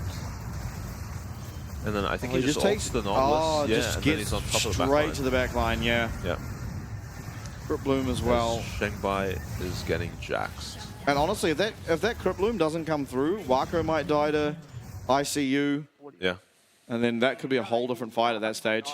Certainly wouldn't be the Baron if that happened, but very, very close. Crutch. Yeah, and someone's got to talk to God JJ about the Sigs build. He's got a lot of damage and then just a Leandri's for funny. I swear it's just Seraph's Leandri's Death Cap. Yeah. Maybe Seraph Leandri's Void Staff actually, or Crypt Bloom. Yeah, against Mountain Soul as well. Just 3 Mountain Dragons not having... 2 Jack Shows, a Terminus, Yeah. Nautilus, Yeah. Rel's items. Yeah, not having Void Staff here. He's got the Blighted Jewel, so on his way there It's now. coming, yeah. On his way to that much important Void Staff or Crypt Bloom. I think it should be Void Staff on Ziggs. Although, maybe you do like the cooldown reduction. You certainly won't be getting the heal all that much because you don't really kill people in 3 seconds. Yeah, if anyone does die, it's pretty safe to assume the Crypt Bloom will proc though because of how much AoE Ziggs has. Yeah, what I mean is you have to kill them within 3 seconds of damaging them. Leandri's will count, right? Oh, yeah, true, actually. Yeah, no, that's fair. Probably still just a Void Staff though. Just the extra 10% pen, right? Yeah, especially against Mountain Soul. I think that makes the Void Staff Yeah. at least a little bit more valuable. Now Lakai's looking, and so is you, saying he's going to find the hook, but it's onto Maokai. Definitely not the target you necessarily want. Bone plating from Xingbai was popped there. But not too bad for Halpigs. They're holding on to this tower for dear life. Baron is still alive. Not sure how long's left on that, but definitely will get this next wave in. Should be able to take this tower on this next wave, perhaps, although here comes the Merrick ult. Is going to come through. They're actually finding a lot of CC. The Ziggs ult is fantastic. So much damage onto Minji. Does go golden, but Wako is untouched in the back. He's going to be able to take out this Leona first, while Lakai is dealing with both bot laners of Halpigs. He's going to get stunned up. All out comes in and stuns up God JJ. But ICU now is unleashed in this team fight. Lakai getting very, very low. Wako unleashing now on to ICU. So much damage coming out of this on-hit Varus. The teleport coming back for Minji means he is going to arrive back at this team fight. And with that, the flash forward, Ursan will land and it's going to be on to God JJ. He does go down. In comes Lakai. In comes the Shockwave. And with that, there's not much left in the tank for the side of Halpigs. And J-Team will eventually, after 37 minutes, take out the game #1. Yeah, I think they'll be looking to just end here. And finally, Lakai finds his way onto the Ziggs, and the fight is over pretty quick after that. Almost gets turned around on him, but that initial engage, actually, they somehow didn't kill Minji, probably because there was a Jax on their backline. Yeah. It was close. Minji very, very close to going down. Jax almost taken down 2 with his tower dive solo, and then yeah, it turns around from there, really. Minji having that teleport available means he's able to get back into that fight. Takes a lot longer for God JJ, who then promptly gets Flash Nautilus hooked and goes down immediately after that. So, I mean, really well played by J-Team eventually. Honestly impressed with how long Halpigs were able to hold on in that game. Yeah, maybe just by virtue of having a Ziggs, but it was a very well-played Ziggs and a very well-played Cassante too, especially in some of those team fights. Yeah, not quite getting across the line. I mean, it was just so hard to play once this Jax got so massive. Yeah, for sure. I think, honestly, my player of the game, that game probably goes to ICU, and he lost, so he can't get it. But that guy, I mean, yeah, that Cassante was pretty crazy. I mean, what do you do when you're that far ahead as Jax and the Cassante's just 1v4ing your team? Yeah, that was ridiculous. I mean, we were scratching our heads a bit when they first picked the Cassante, but yeah, he kind of showed why he prioritizes that champ. He played amazingly in team fights with it. Just maybe a little bit behind. Also, the Tristana blind. Yeah, very questionable. I think it was a bit forced, and the reason they forced it was they were planning to go Ziggs the entire time. Yeah. But yeah, maybe wait for the enemy team to pick a better matchup for the Tristana. Something we see like the Azir. Yeah, absolutely. Because honestly, the Orianna deals with the Tristana a lot better than the Azir. Just has higher range, lower cooldowns, has a constant speed and shield that you can use to sort of negate the trades that Tristana wants to look for. And then also, the thing with the Tristana is if you needed an AD mid, and you could just hold the pick maybe a little bit later. You could pick the Leona first and then left it. Yeah. But you could also go for a Jace. That's what I was going to say. You can go for the Jace, who typically is more self-sufficient. He's able to sort of play poke. He can go in for those one shots with the lethality build, and he has a lot more diversity to his playstyle than the Tristana. But once you're behind on Trist, fits the comp better, right? The poke Jace with the Ziggs. Yeah, definitely. It definitely fits the comp better. Now, admittedly, maybe if you're able to win your lanes, then maybe the Trist fits better, not by nature of like poking people at tower, but just if you have Trist off in a side lane and then Ziggs in mid lane, then there is so much sort of structure damage that can come down so quickly that it's really hard to sort of deal with. But we didn't really see it because Jax just got so far ahead, and I guess, bit of a problem there. Yeah, once that Jax was so big. I mean, well played to ICU, especially in that Dragon fight they managed to win. He knew his job. He knew his job was to get on top of this Jax and just make it so that he could not make it to the fight. And by the time Jax made it to the fight, he was like half HP as well. Yeah. But yeah, once the Jax arrives, the fight is over. Yeah, except that one at the Dragon fight. Yeah. That was the only one where Jax actually got there, and Cassante was the absolute menace of the map. So I mean, damage on Cassante. Yeah, that was really crazy. I mean, I guess it happens when you land a 3-man W into 3-man Q, and then immediately all out into all 3 of them. So yeah, I mean, had the dream situation as a Cassante, but certainly made use of it. And I wouldn't hate to see that again. But yeah, I think I'm similar. My thoughts are similar to yours, as in I think that Tristana was the biggest question mark in the draft. Obviously, your bot lane, your Ziggs, alongside the Leona, losing is really, really bad. You don't really want that to happen. You want Ziggs to have prio and constantly pressuring away at these towers. And I think maybe that makes it not so good of a Ziggs meta, is that you can pick Varus, you can build lifesteal first, or you can go the lethality and stay pretty safe out of range. It also competes with you in terms of the sort of abilities it has in lane, right? The power it has in lane is very comparable. And then when you're able to also just pair it with, I'd say, a more dominant support in general. I mean, the Varus with the Nautilus, the lockdown Nautilus has. In lane especially. Yeah, I think it just offers you a lot more power, and so. Yeah, but these Leona picks have been good. Once they get out of the laning phases, you just have to figure out a way to get this Leona through the lane phase. Yeah, for sure. I think this is one of the... Oh, it just starts here on straight onto Arding, and I don't even remember this fight. Yeah, I don't remember. There were so many fights. Oh, this was the two-man Leona ult into Wako living forever. Oh, the ping pong. This was the ping pong ball. Yeah. Oh, no, this isn't the one he lives forever. Oh, this is Jax is here. Yeah. Yeah, Jax is here, and I mean, kudos to Shenbai. Jajan. Finding a way to do some damage, and are we going to get to see God JJ throwing a W at his Tristana? We are. Unfortunate there. He maybe gets out, but I mean, this Jax might just be able to chase him forever. He probably does get out, I think. Top damage on the Jax. Yep, by a fairly considerable margin, and yeah, this is not overly surprising, but a little bit surprising, right? I mean, because the uptime on Ziggs being able to do damage is a lot more than that of the Jax, and even Wako in those team fights had his fair share of just sitting there and auto-attacking mega tanks by the end of it, but yeah, it was a Jax. I mean, he found like a 4-man stun, a 3-man stun, or multiple 3-man stuns. I mean, really big performance out of he was Lakai. always finding backline, which isn't easy to do against the Leona, Maokai, Cassante. For sure. Still managed to get there. I think a big turnaround game in comparison to his performances against PSG as well. So it's always good to see. Obviously, he came in as a sub or a replacement in week 2. Started off rocky, but now, I mean, game number 1, he really showed up. Yeah. Damage taken, Jax. Yeah. You reckon he took the most in the game? I have a feeling it was maybe ICU. Arding with 93% KP. Oh, I see one man. There is one man plastered across my screen. Took the most damage, dealt the most damage, got the most gold, got the most kills. Just a beast. Yeah.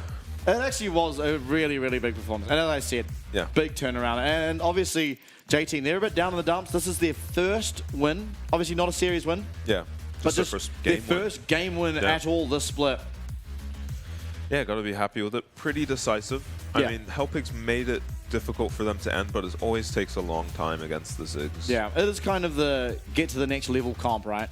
It's like you get like the Victors, the Ziggs, Sivir. Makes it really hard to end, even if you are doing all the right sort of things to get it done. But yeah, player of the game was Lakai. I think no one is particularly surprised. Really big performance out of him. I want to say credit as well. Kudos to Minji there. He had a few rough team fights, but did also find a 4-man ult. It was provided to him through ICU. I kind of hope we see it here. This isn't it, but yeah, the ICU accidentally all-outs. Oh, he does it again here too. Almost gets Ching by I think this massive Rel ult is about to come into the Oriole. Yeah, massive Rel ult, Oriana ult. Lakai jumps onto the front line, but then finds a flash onto the back line, lands a 3-man E, and then look at this guy. Ziggs and Tristana just have to scramble, running for their lives. Yeah, I mean, what can you do, really? Yeah. Even the time where I thought, well, when ICU took over that team fight, Lakai still managed to get away with the ward jump, so just so versatile, and it really shows his mastery on the champ. I mean, as I said, he played it so many times last year, so we already knew he could play it. Yeah, and performed from level 1, really. He was doing well in his lane, got priority, and then he escaped that gank, which was pivotal, right? There was the cross-map play on the bot side, and he made a pretty incredible escape on the gank top. And nice by Lakai. It was. Yeah, he was weak-sided, and I mean, I was sure he was going to go down there, but he didn't. But you know who did go down? It was Hellpigs. They are going to look for, once again, some retribution. Ooh, what a hard word to say. In game number 2, we will go to a short break, but once we're back, we'll see that game. Stick around.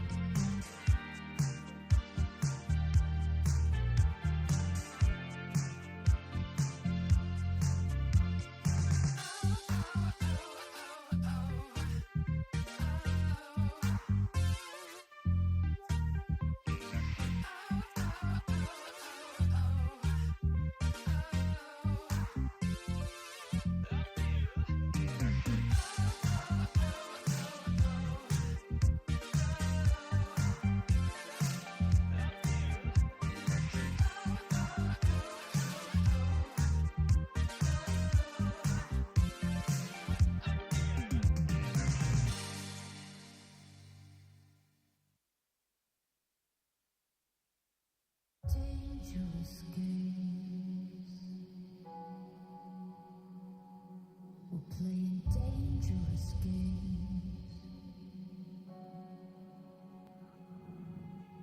Dangerous games. We're playing dangerous games.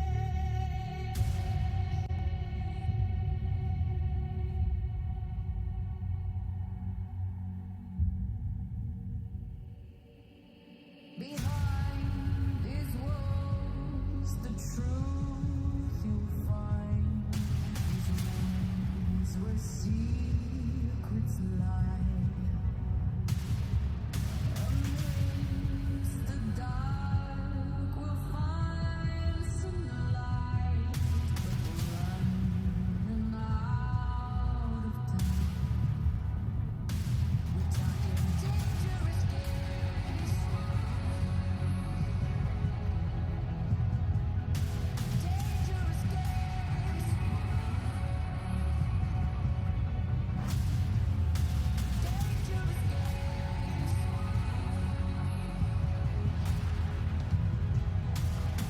Dangerous games.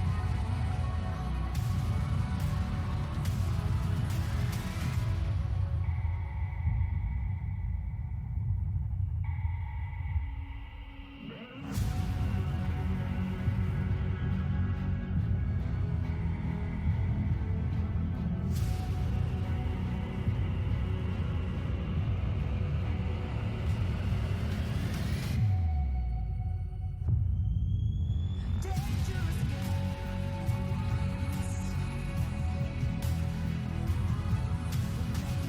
Dangerous games.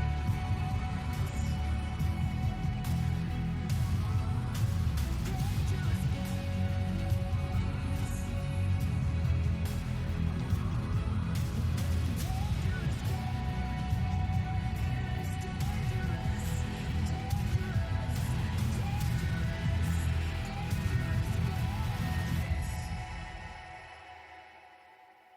Dangerous games.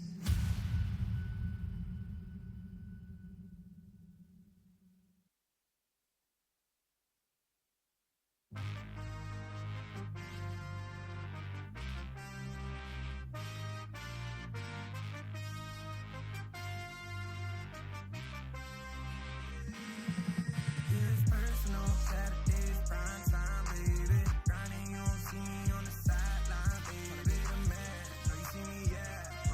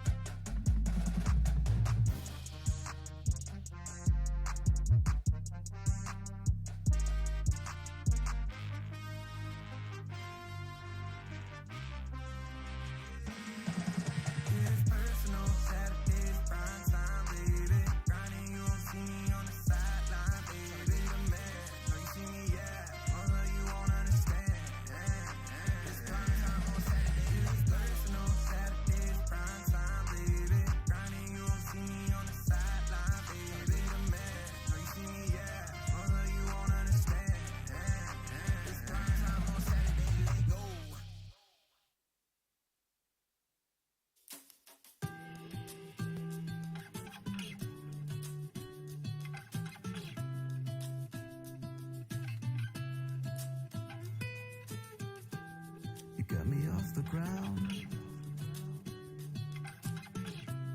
and I was earthbound. When my mirror was invisible, 'cause I was waiting for a miracle.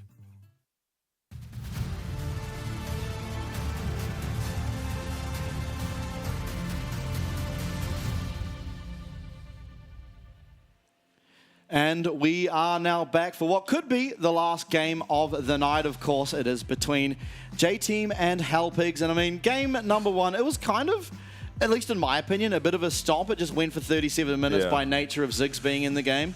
And so, I mean, while I appreciate the Hellpigs trying something new out, I think Xingbai looked considerably better while playing things akin to the sort of, he played Rise, it looked very good on the Rise, and I think I'd like to see him on something like that again. Yeah, he had a really rough game on the Tristana. His positioning in some of the team fights was a bit suspicious, maybe overusing the W. Over-prioritizing going on Wako versus just keeping himself safe against the Jax as... God JJ out. God JJ Prage out. in. Wow, okay. I guess they're going for a different plan. Maybe they just had the Ziggs plan. It was an interesting draft, and there were some good elements in that draft. I think the Kai performed well. I think the Leona performed really well, especially out of lane, and so did the Cassante. So you can keep a lot of that draft, but maybe switch the carries around, and maybe that's the idea with putting Prage in.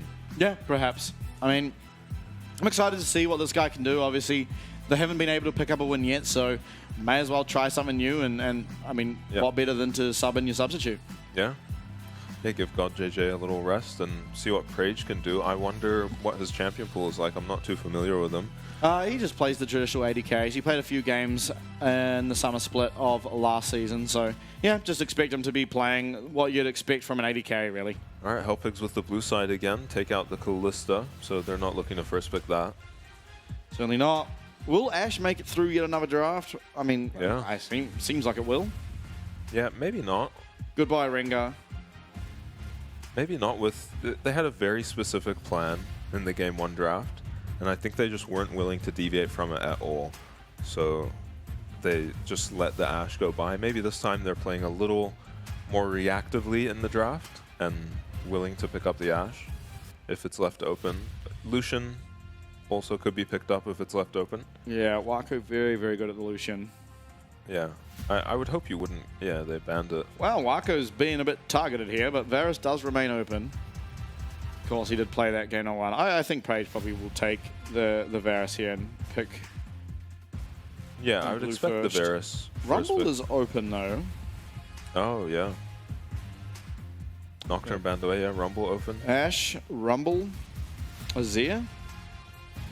Obviously the Varus. Now, I think, honestly, you give over the Varus, but I feel like you can get two massive picks here. We'll see Minji seemingly liking the Orianna. Yeah. Could just be... You'd expect the Rumble. Could we get a Brand Jungle? No. Yeah. I mean, we were saying there don't seem to be too many good answers into the Udyr. There are 0 into the Rumble. Yeah, pretty much, right. It just seems to win everything. Okay, Rel will be the first pick here. Probably going to be going over to Kongyue. Slight chance of Yusan picking it up, but unlikely. ADC hovers. Oh, here's the Ashe. Oh, pause Yamp. Maybe just showing us they haven't forgotten about the Ashe. Jhin Ashe is also something that could come through. But Xayah not likely to be paired with the Ashe, of course. I mean, Rumble Varus is a very strong combination. For sure. They do choose to go for it here. Usually the Poke Varus pairs pretty nicely with the Rumble. It means you're probably having double AP topside if you lock the Rumble. It also would be good to take away here from J-Team because Rumble Rel is kind of scary. Just the lockdown that Magnet Storm provides for Equalizer to find ultimate value. Yeah, there's it's going to be the Orianna. Orianna Rel was a very strong combo last game, so I don't hate the Orianna pick away. I think we just see Azir locked in here from Minji. I mean, we could see Nico, Jax. but I think they'll take the Jax here. Maybe, but then you're going to walk into two mid lane bans. What does Minji have at that point? Okay. I think it's just going to be the Azir. Maybe it's going to be the Akali. Akali certainly should have an okay time trying to take out Varus. The last time we saw Akali, of course, was Maple, and he had to go up against Xayah. A lot harder to kill than Varus is in general. Yeah, that's a good point. We did see Maple struggle with the Akali when he couldn't get a lead. Couldn't convert a couple of those kills in the early skirmishes and just struggled to have impact. But yeah, Varus is a much easier target than Xayah. Yeah, now heading into bans, Rumble, possibly something that the side of Halpig should look towards. Has a very good lane into the Cassante. First strike, of course, generally the rune. And they go for the Alistar, maybe setting up a Rakan pick. I'd imagine Rakan is just going to be banned away, though. Yeah, Vi ban now, at least. Of course, Vi pairing very well with the Akali that's already shown. Vi an interesting ban when they've picked the Rel. Yeah, but Rel can go support still, and I think I don't hate it. I think the setup that you have, if you do take the Vi with the Akali, especially onto such an immobile champ like the Varus, it feels really difficult to play against. Yeah. Surely a Jax ban after last game. No, the Rakan ban. Okay. Makes sense. They did ban 2 Rakan counters. Yeah. So they're very clearly telegraphing a Rakan pick. This seems like an easy Rumble pick. Yeah. You don't really want Akali to be your sole AP. And Rumble has a very fine time up against Cassante. Yeah. Rumble's happy Gwen, to go. I mean, Gwen similarly does very well into the Cassante. Yeah, we very saw different this a though. lot. We saw this a lot last year as a counter Yeah. pick into the Cassante when Cassante was at his very peak. Yeah, we'll see. I expect it to be locked in. I think I haven't seen Lakai play Rumble, but I definitely have seen him play Gwen, so Okay. should just be locked in. He should feel pretty happy about it. He's found himself a counter pick in the top side. So we're going to need a jungle pick Yeah. and support. No support picked by the enemy team. We saw PSG go for Renata. Yeah, it's not likely to be Renata, though, when you have the Xayah. I think it... I mean, what's open? Leona, Nautilus are the obvious ones. Yeah, they take away the Nautilus. Very strong in lane. Yeah.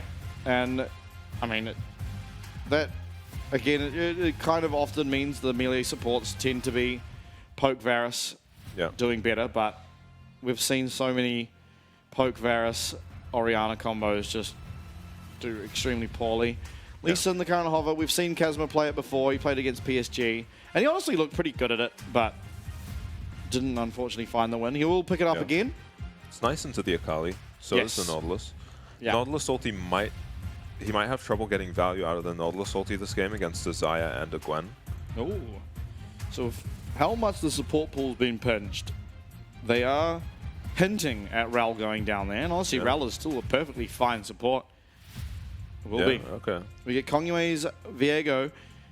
I think I may have told you earlier in the week that last year, PCS Viegos were akin to the PCS... what should I compare it to?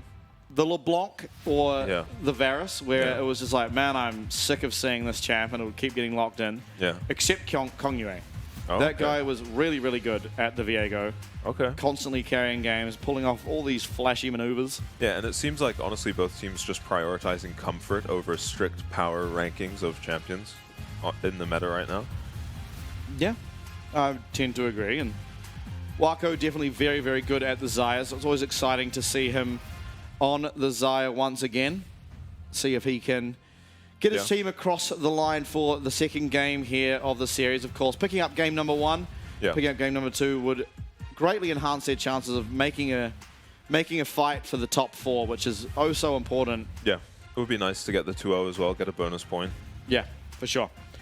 Start trying to contest with the likes of the DCGs, the CFOs, Beyonds, and whatnot. They certainly had the caliber of players to be up there and competing. It's just unfortunately the results have not really come in their favor. Yeah. But we'll see. And for the side of Halpigs, I mean, Prage, he's going to get his first game on stage here. Yeah, that should be exciting. For sure. Xingbai as well, back on the APs. I feel a lot better about that. Yeah. And Kazma gets his opportunity to prove himself as a Lee Sin player once more. Yeah, should be a pretty good Lee Sin game.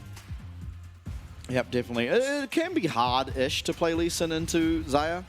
Yeah. Of course, Xayah can sort of, if you do Q onto her or you do Q near her, as long as your reaction times are quick enough, you are able to just feather storm if he tries to ward jump or flash kick you. Yeah. Might look to impact the mid lane maybe. Lee Sin able to reveal Akali in her shroud. Yeah. Definitely can be helpful. And Orianna doesn't need to target anything to be able to do damage, of course, can just see the outline of Akali and chuck her ball there. Yeah, and I would think Nautilus Varus are going to have priority over Rel Xayah, so Nautilus is going to be freed up to move around a lot. Could be trouble for the Akali in the mid lane. Yeah, for sure. A little delay getting into game. I'm sure it will be fixed up soon. So tell me, Lo, how you felt about your first week on the PCS? Yeah, I've had a lot of fun. It's been good. Yeah? Yeah. Highlight of the week. Highlight of the week. It's hard to pick. Probably DCG. Yeah? Probably DCG. Maybe just seeing DCG put up a really good fight against Beyond, I think it was. Yeah, it was, yeah. Yeah, in those first 2 games. They played both games really well.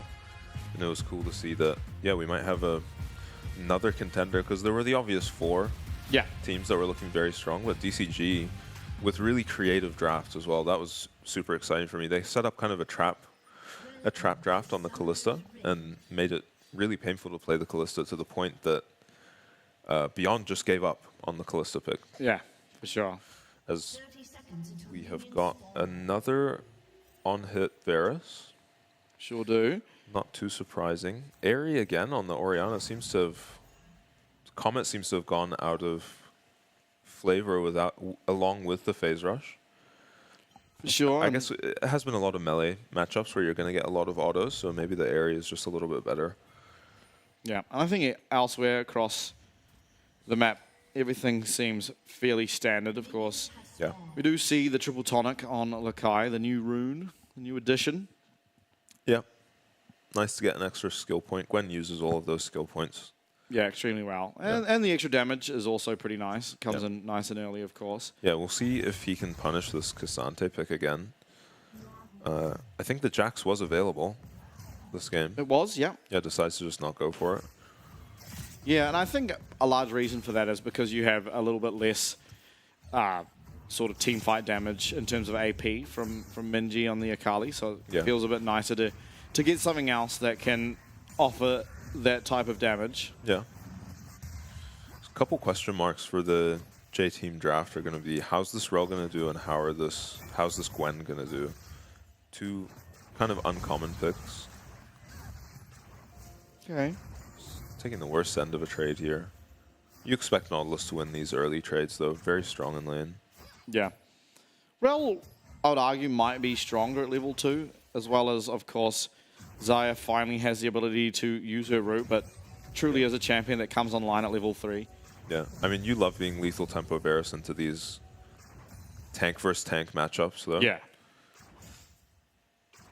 Anytime the support's not on you, you're able to just sit there and whale damage, unload it. Actually going for the cleanse on the Varus. Yeah, a little bit surprising. Yeah, the only CC really is the Rel, and even then, the only part of Rel's CC you can actually cleanse is her Q. So it doesn't seem as compulsory as it is against the Leona, but decides to go for it. I feel like Ghost is probably better this game, but to each their own, I suppose. Yeah, lets him kite out the Gwen later in the game. But definitely a good Ghost game for Xayah. Able to kite Lee Sin and Cassante. And Ghost just feels like the most broken summoner if you can get away with it. Yeah. I mean, outside of Flash, of course. Yeah, it just has such a long uptime, and you're so strong while it's up. Yeah, able to run away, able to run at people. Yeah. Run back to lane, as we saw in the PSG series. There's a very fast clear out of the Viego, and he's going to look to invade here. Lee Sin's still on his With Grom. his top as well. Has his smite up, though, so he should be able to just kill this. Yeah, but it would mean he loses smite for the crab. But it's going to be Kongyue picking up the top side crab, and I think with mid pressure always really favouring Xingbai, you should be able to pick up this bottom side crab, as well as Halbig's bot lane certainly winning out on these trades. Yeah. Although, wow, Kazma, that was quick. Yeah. Flash does come out of Minji, but not before Kazma's able to land. that Sonic wave and Very nice. secures himself first blood here. So Prey just lost both sums. Traded flash with the oh wow, Rel. Yeah. double root there from Wako. Nice bit of spatial awareness. Still going to be able to pick up this wave pretty safely. They're not going to try dive without the Rel flash. Nautilus very scary to dive. Yeah, one of those champs. Yeah. As we're going to see what happened mid.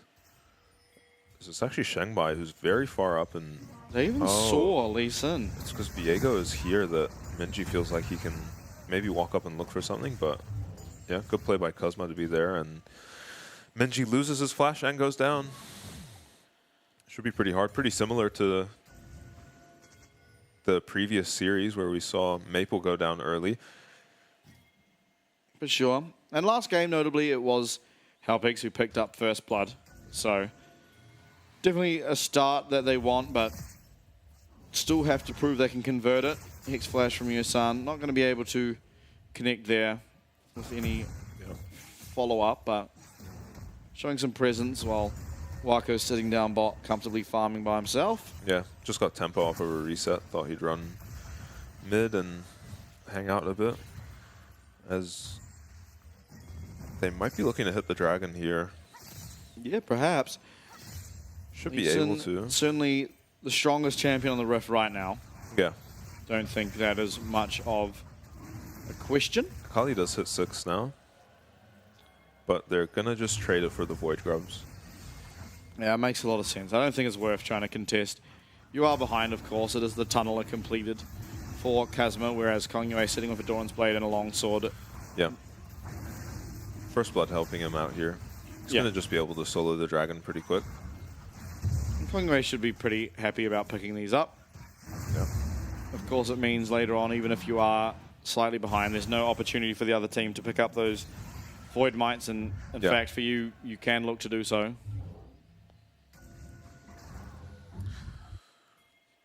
As Cosmo's a bit low, but he's going to look for something here, bot. This seems good. Yeah. Seems like it should work. No flash on the roll. Now it won't. Oh. It's That's fine. unfortunate. I think he actually could have come the other way as well, and Arding just blind hook into the bush. He knew they were both in there, Yeah. and there is no wards. Yeah, and Got they far know enough out. Viego's top as well. But yeah, nothing coming out of that. As some CS advantages, especially bot, but mid as well.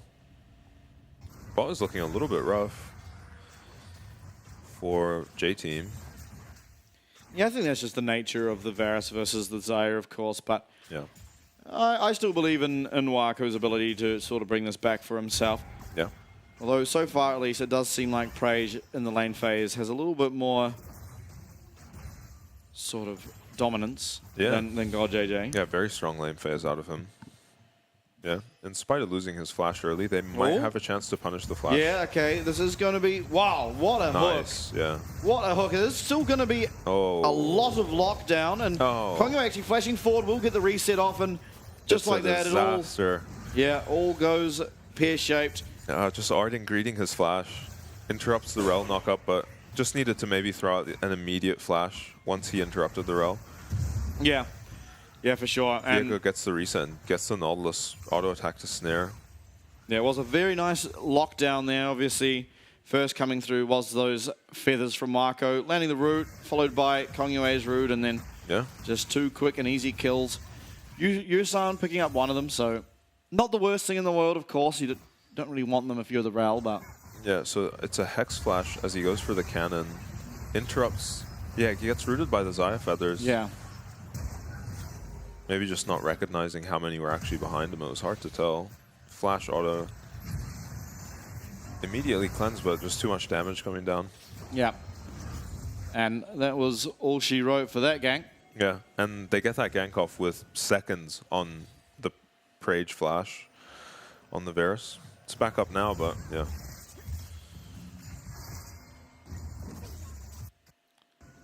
Okay, they're still looking to set up something though. Wako returning to lane, has both sums, has his ult, so should be fairly safe. Well, maybe they're now looking...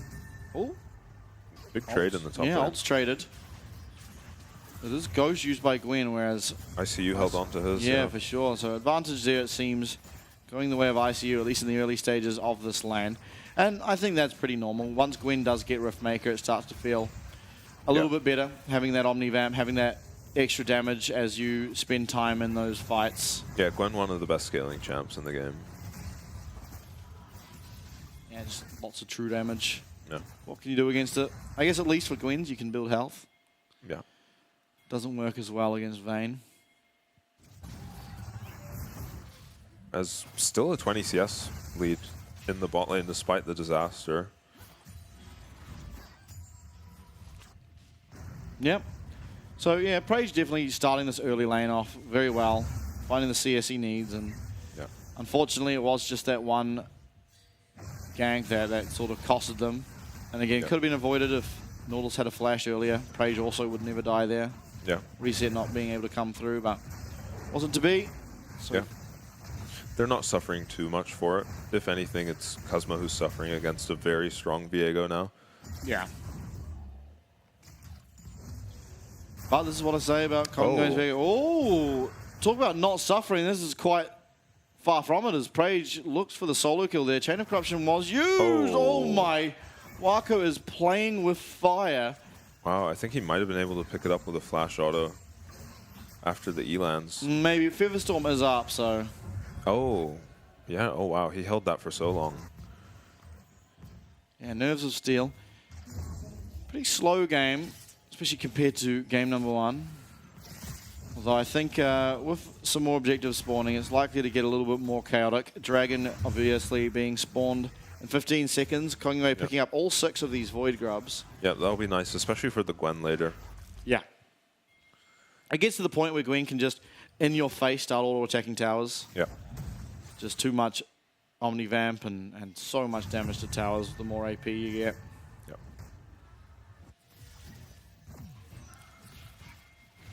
Okay. Will we see a fight over Dragon? I feel like we will. It should be quite favored. I'd have to feel for J-Team. Yeah, I think... More so because they have a Kali. Yeah. Helpigs, you maybe can give this. You have so much CS up on your carries, but you haven't... That hasn't really materialized into item advantages yet. Yeah. So if you can stall the Dragon till you get your items, or just give it and fight with item advantages, that would be ideal. Because they've got priority bot team on bot lane, J-Team do. No, it looks like they'll... Helpigs will contest. No bot lane prior, though. This could be Kuzma ugly. definitely... Oh, Kuzma not being able to find that Dragon Rage, but Hook will land onto Wako. Yeah. And Kuzma finds the flash. It's going to be the knock-up, though, landing there on to Kongyue as Wako manages to get himself out. Wow. But really well played fight. Yeah, Arding landing a very crucial hook there onto Wako, meaning it was very, very difficult for J-Team to ever find their way into that fight. Yeah, immediately burns the Xayah ult, and then Viego has to ulti out too, and they're able to follow up, burning the Lee Sin flash to pick up a kill, and the Dragon. As Wako's having a rough game. Yeah, not easy to play the Xayah into Varus. And yeah, I don't think having a Rel helps either. I don't think this is a very strong support champ. Not in lane phase anyway. W misses from the Viego. Yeah, by him. Oh, he's actually already got the Q onto the Viego when he ults out, follows him, and then flash kicks him into a Nautilus. Pretty clean kill. Wako loses his flash. Yeah, as well as his ult, so definitely not feeling so safe on the Xayah currently. Yeah, no flash, no ulti. Maybe they can punish it, but no Nautilus ult, no Varus ult. Luden's picked up for the Orianna. Pretty far ahead at the moment.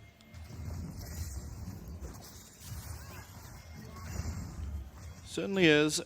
And now, next objective spawning, 40 seconds, and it will be the Rift Herald. As they've actually swapped their bot lane mid by the looks of it, just wanting to get out of this lane. Yeah, it feels nice having a Kali in the side lane rather than the mid lane, of course, so might even be more for her than anything else. Yeah. Yeah, it'll be nice for bot lane too, just being able to be in the shorter lane. Xayah with wave clear is just going to be able to one-shot waves. Lakai is getting looked at by ICU. A lot of damage coming out for both of these top laners. It looks like ICU will just be snipped on up, and that will be a clean kill. Oh, meanwhile, though, Looks like Xingbai having his way with Minji down here and Yeah. going to stop that recall. Kazma in the area as well. Means Yeah. They're going to pick up the Rift Herald, but they trade bot side jungle and probably this tower bot lane. As Varus is going to be backing for his Blade of the Ruin King. But, of course, J-Team picking up the Rift Herald means we could see some cool driving again. Yeah, we saw some incredible driving. Oh my god, the Dragon's Rage will not connect. Shroud just saving Minji in time. Yeah. This will be the depth charge though. Seems like And an Yosan's overcommit. going to get hit by that Chain of Corruption, but Ooh. Crash Down lets him get on out of there. Now, eventually this... Oh! Insta summons it. Where we Gonna look driving it? for Where we probably driving mid- it? Probably mid tower. All right, in we go. We drive those. Does it run out, or could he just run the whole way bot if he wants to? I think it runs out, yeah. Okay. Now, Minji Minji. actually gone in 1v3, 1v4 even. He picked up the Nautilus yeah. by the look of it. Did get one kill. I guess best you could really hope for. Yeah, you got to get him where you can, I guess. He's having a bit of a rough game. As we're gonna, yeah, I guess he just picks up with the Rel's help. He picks up the Nautilus and just ends up in the enemy river. Yeah, well, it's still gold onto your Kali. Yeah, And, I mean, while you don't really want to be giving over gold to the Lee Sin, I think just making sure you can get some for yourself. yeah. Considering it was a 2v4.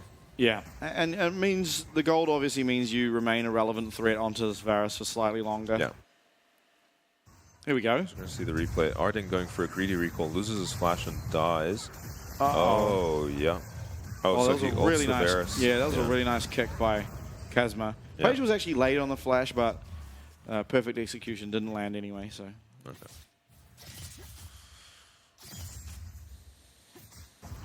now both AD carries picking up their first item. It is of course the Blade of the Ruin King here for Prage, Yeah. Kraken Slayer for Xayah.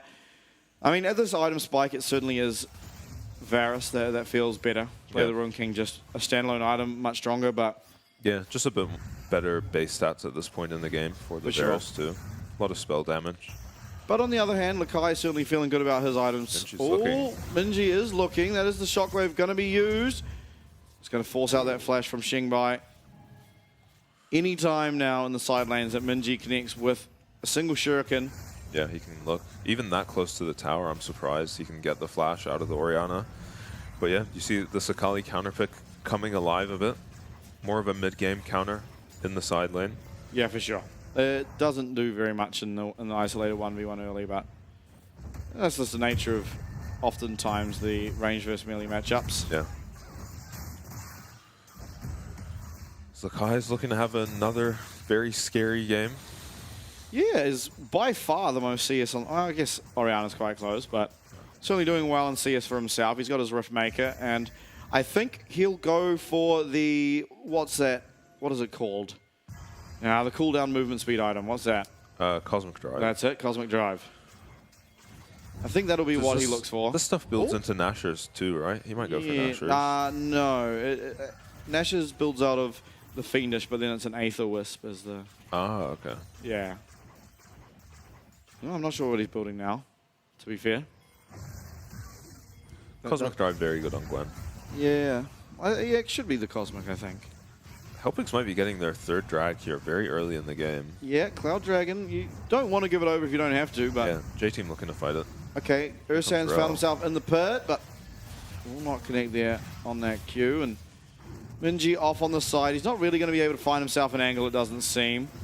This Dragon's getting down. 3,500 health. Kongyue is going to be looking for a steal here, I think, but the hook could come out. The kick does come out. It's going to be the third Dragon picked up here for the side of Halpigs. Ult will miss there from Minji, but he is eventually able to get that shut down.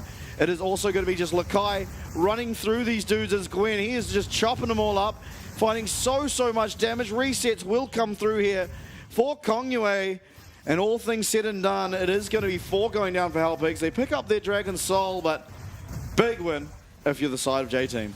Yeah, I wonder if they feel like it's worth the dragon, maybe. Because it's lucky for them that the Baron isn't up. They can't look to take it, but that fight, Lakai just got onto Prage and no one could peel him off.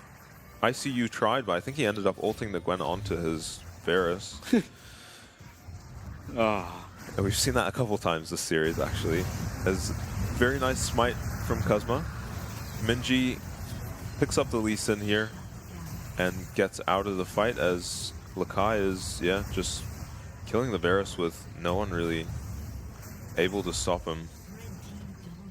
Sure, very, very well played. Lakai, once again, wow, doing the most damage by a large margin, and picking up the Nash's Tooth now, so that was what the item was. J-Team holding on to all of their flashes. Prage didn't have his flash, so it's back up now. It looks like probably a Storm Surge on the Orianna next. Yeah. Having a pretty good game on the Orianna. Yes, for sure. Couple of scares in the side lane, but that do be Orianna versus Akali a lot of the time. Oh, okay, yeah. ICU's never really going to be able to do much against Lakai anymore. This is absurd. Needlework coming through, snip, snip, and just autoing him down. He did actually go for the Nashers, I guess. Just for the DPS onto the Cassante rather than the team fight one-shots. For sure, and it also means that you do more damage to towers, just having more attack speed and whatnot. Yeah, 6 Void Grubs too. Flash onto This Arctic. should have been the weak side, but there's actually 3 members up here. It's going to be a reset. Minji picking up that kill, and now Kongyue becoming this Nautilus. Is he going to be able to find anyone else? Doesn't seem like it. But Baron very much alive. It's very much a 4v5. ICU will be able to teleport back in, of course, when he does respawn in the next 5 seconds. But yeah, if they get Gwen onto it, it's a very fast Baron. For sure. It does feel a little bit scary, though, still. I don't really want to group up too much when you are up against the Varus as well as the Orianna, who does finish Storm Surge now. So a lot of additional damage coming through. If Wako or Minji are caught out by that, even Kongyue, honestly, can go down very quickly. Kongyue actually going for the Kraken Slayer first, so very, very squishy, but will do a lot of damage if you're able to spend any time on one of these carries. Yeah, or the Baron. But the J-Team comp actually has a really hard time stopping the Lee Sin getting into the pit. It's only the Rel that's really going to be disrupting him. Yeah, and even then, it's 1Q. The Magnet Storm shouldn't matter because you can just ward jump out of it. Yeah. Even ult. Yeah. Another... I don't know how you ever game deal for with this ICU. Gwen, though. Yeah. Even Blighted Jewel now being picked up, so all the magic resist you're buying is becoming even more negligible as it already is against. Oh, Xingbai's looking. Minji will be going down here, but can he pick up 100? Dude, oh my god! Oh, he gets him with the Storm Surge. He got it. Storm Surge able to secure the kill. He's going to be going down. It's a shutdown going over to Kuzma, but... Wow, gets a kill in the 1v3. Yeah, and even realizing the damage was so close, using that Proto Bout and still almost getting out. Yeah. Yeah, it looked like the Locket might have been enough to save him, but it wasn't. Just not enough. Yeah, things going bad to worse, really, for Halpig. Obviously, the shutdown's nice, but your Orianna going down is quite the opposite. Looking like he's going to look towards that Verdant barrier. Yeah. Makes sense. It doesn't honestly seem like anything is threatening him at the moment, apart from the Akali. Yeah. And the Gwen, I suppose, but not really dealing with the Gwen at least yet. Yeah. Oh. So we're going to get the solo kill here. Yeah. Yeah, not much you can really do. He is just on you. Yeah, that is... Yeah. Did he even use Ghost on the Gwen? It didn't look like it. I don't think so. Yeah, jeez. Pretty rough. Cassante's just going to have to be sitting under his tower, hoping for team fight wins. Admittedly, Cassandra actually has a bit of wave clear. You can W the wave and then Q it, and it pretty much clears it immediately. So. Yeah, with this Hollow Radiance as well, it kills the wave really quick. As J-Team are going to be able to pick up this dragon, probably uncontested. Maybe we'll shoot a Varus Q at it from Prage. Not going to. But importantly, of course, all the dragons they did find themselves means that there is no real dragon win con here for J-Team for a long, long time. Yeah. Nice by Helpix to just get the Baron vision. Knowing they're giving up the dragon, getting something for it. Yeah, even getting this tower, so Xingbai getting more gold for himself. Yeah. That's the advantage of having these 3 dragons. J-Team have to put a really high priority on getting these dragons. Yeah. And you can just trade for them. And if J-Team ever do make a mistake around the dragon spawning, you pick yourself up a soul.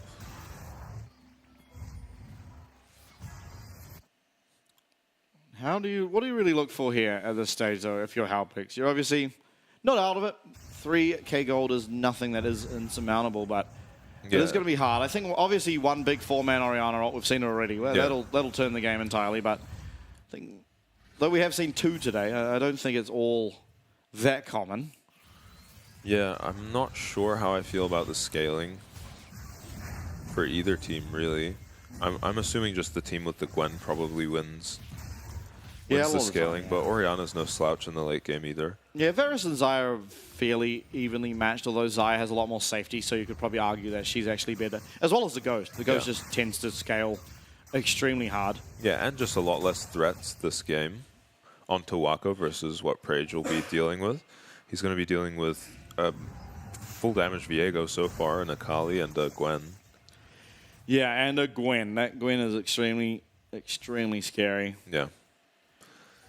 And she's going to have her Void Staff well before he gets the Swit's End finished. Yeah, it'll be Crypt Bloom, I think. But, Houston might be going down. Magnet Storm does come through, and he's dead. Wow. Xingbai finding that command attack will be able to secure the kill there, but Minji does find her way in, and Gwen here should be taking out the Cassante. Absolutely no issue, but there we see it. It is going to be the 4-man Shockwave, but is it enough? No. Kongwei quickly picks himself up. One reset. Q will miss there, and so it does look like the play will fizzle out. It has been the 3rd 4-man Shockwave of the night. Yeah. This one, though, not quite enough to secure the team fight win.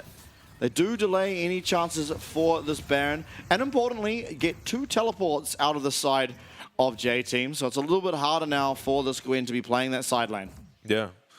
Yeah, Gwen arrives in this fight, and they actually just start the fight by one-shotting the... I'm surprised this Orianna combo kills, doing so much damage. Minji doesn't get too much done with his ult, and the Gwen is ulted out of the fight by ICU, probably avoiding disaster. Massive Orianna ult. Kuzma on the Lee Sin tries to follow up, but Lee Sin's not the best follow-up for an Ori ult. And really nice play by Kongyue to get a kill back there for his team. For sure. Look at that damage. Wow. Okay.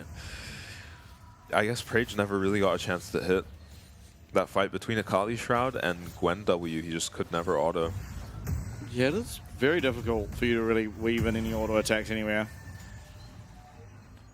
But that's something that he's going to have to work out as this game progresses. It looks like he's going Wit's End. Yeah. Yeah, it makes sense. Akali and Gwen. For sure. Pretty big this game. I do worry. This Gwen is very, very massive, and might be able to even get some alone time with this tower, although Blast Cone maybe stops that from happening. Yeah, 3 levels up. Yeah. Yeah, Cassante able to kill the wave really quickly. Thankfully for him.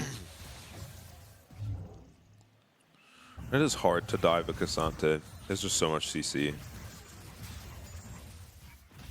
That is very true. Now, Minji is going to have the Seekers for next fight, so a little bit more time wasting as possible. Yeah. Can try and get in, get a lot of damage down, maybe even a kill. Yeah. Press the Zonya's. Gonna hurt Prage's uptime a lot as they're standing on 2 wards. With 2 pinks in the Nautilus inventory. I'm surprised no one has even looked to auto-attack the Baron yet. Yeah. You definitely have the damage with the Xayah and the... I mean, I'd like to see Helpix just walk at the Dragon right now and not worry about the Baron. Yeah, I don't think you ever win the fight around the Baron, and if you can trade, get yourself a soul, as long as you're able to withstand the 1 Baron push, it could look... Like Prage has to play so far back. Yeah, he's just firing Qs. So, seeing the limitations of this on-hit Varus when paired with a sort of engaged support, one of the melees. J-Team gonna get mid-priority here. Dragon is spawned now, ICU. Oh, he's gonna find himself onto Wako perhaps. He goes backwards. Flank. Oh, here comes, it's a 2-man Magnet Storm. Lakai has found his way onto these 2 tanks. It is gonna be Nautilus going down first as ICU's trying to run away. The Shockwave actually gets delivered the wrong direction there. Kongyue though being looked at. Sonic Wave does connect. Resonating Strike will not be activated, at least for now. It's only 1 going down. It's the support, but it will be the Dragon, importantly picked up here from J-Team. Curious as to why they're not opting to try and hit the Baron, although perhaps maybe they will afterwards. Arding will be respawning though, of course, as he does spawn in 10 more seconds. Well, it's the advantage of having these 3 dragons for Hellpigs. If you go for the Baron, they might be able to just trade a soul for it, and they're pretty happy to do that, I would think. Yeah, unfortunate on the Shockwave in that fight. Yeah. Cassante getting out just as the Shockwave is going off. I think Cassandre had to get out anyway, but yeah. it was just kind of bad timing. Yeah. Yeah, that fight could have gone a lot worse. Lakai had a massive flank. Yeah. I'm surprised he didn't find more. Yeah, he ended up just taking the front line kills. Just only Arding going down, I think. It was, yeah. So we're seeing a lot of abilities be used, and importantly, Prage no longer has flash available, so yeah, very, very vulnerable now on this Varus once again. Yeah.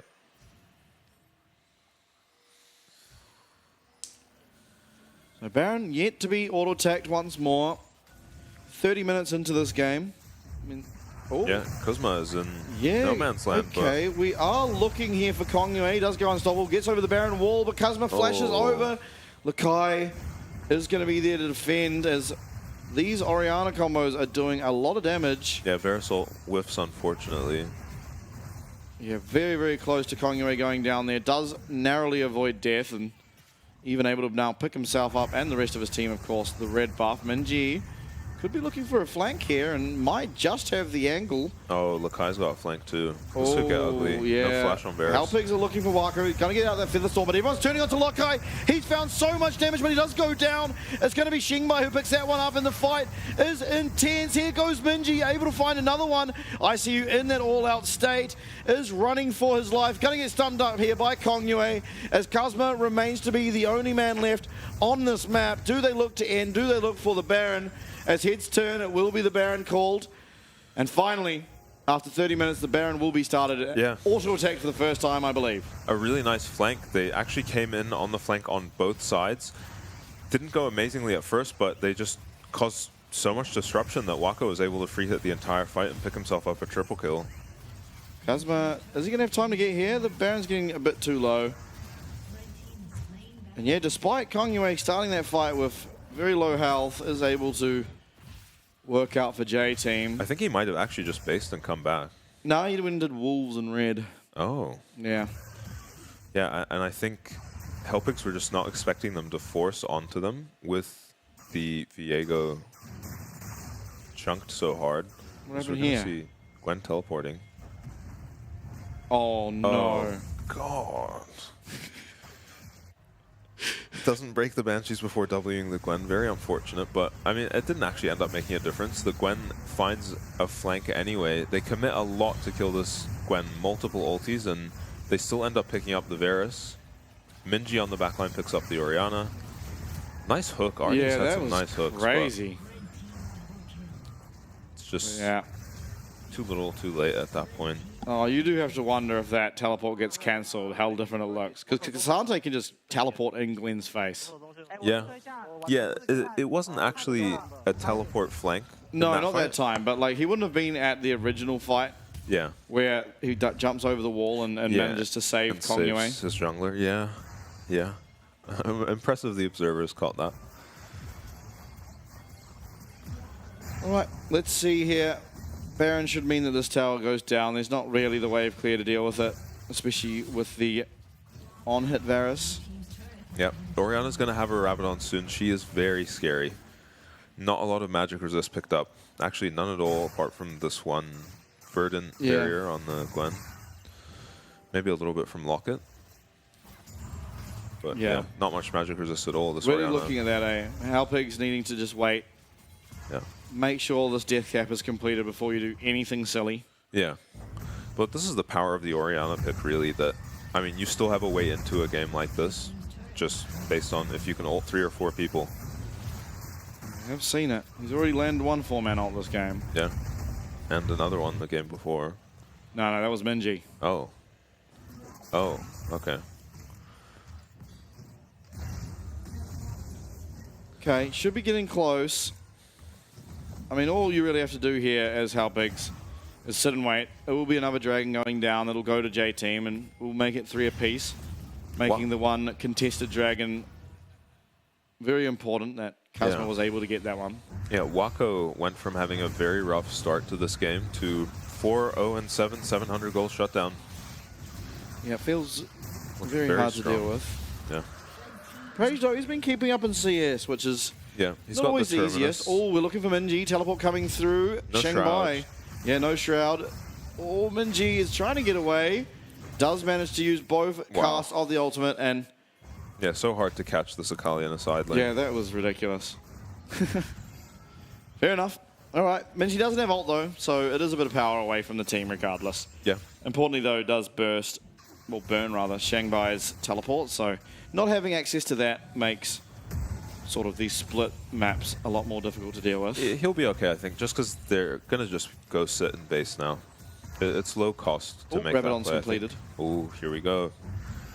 No Void Staff, although there's not a lot of magic resist, it would still help. It is all on Kazuma, Shanghai. oh, gets out!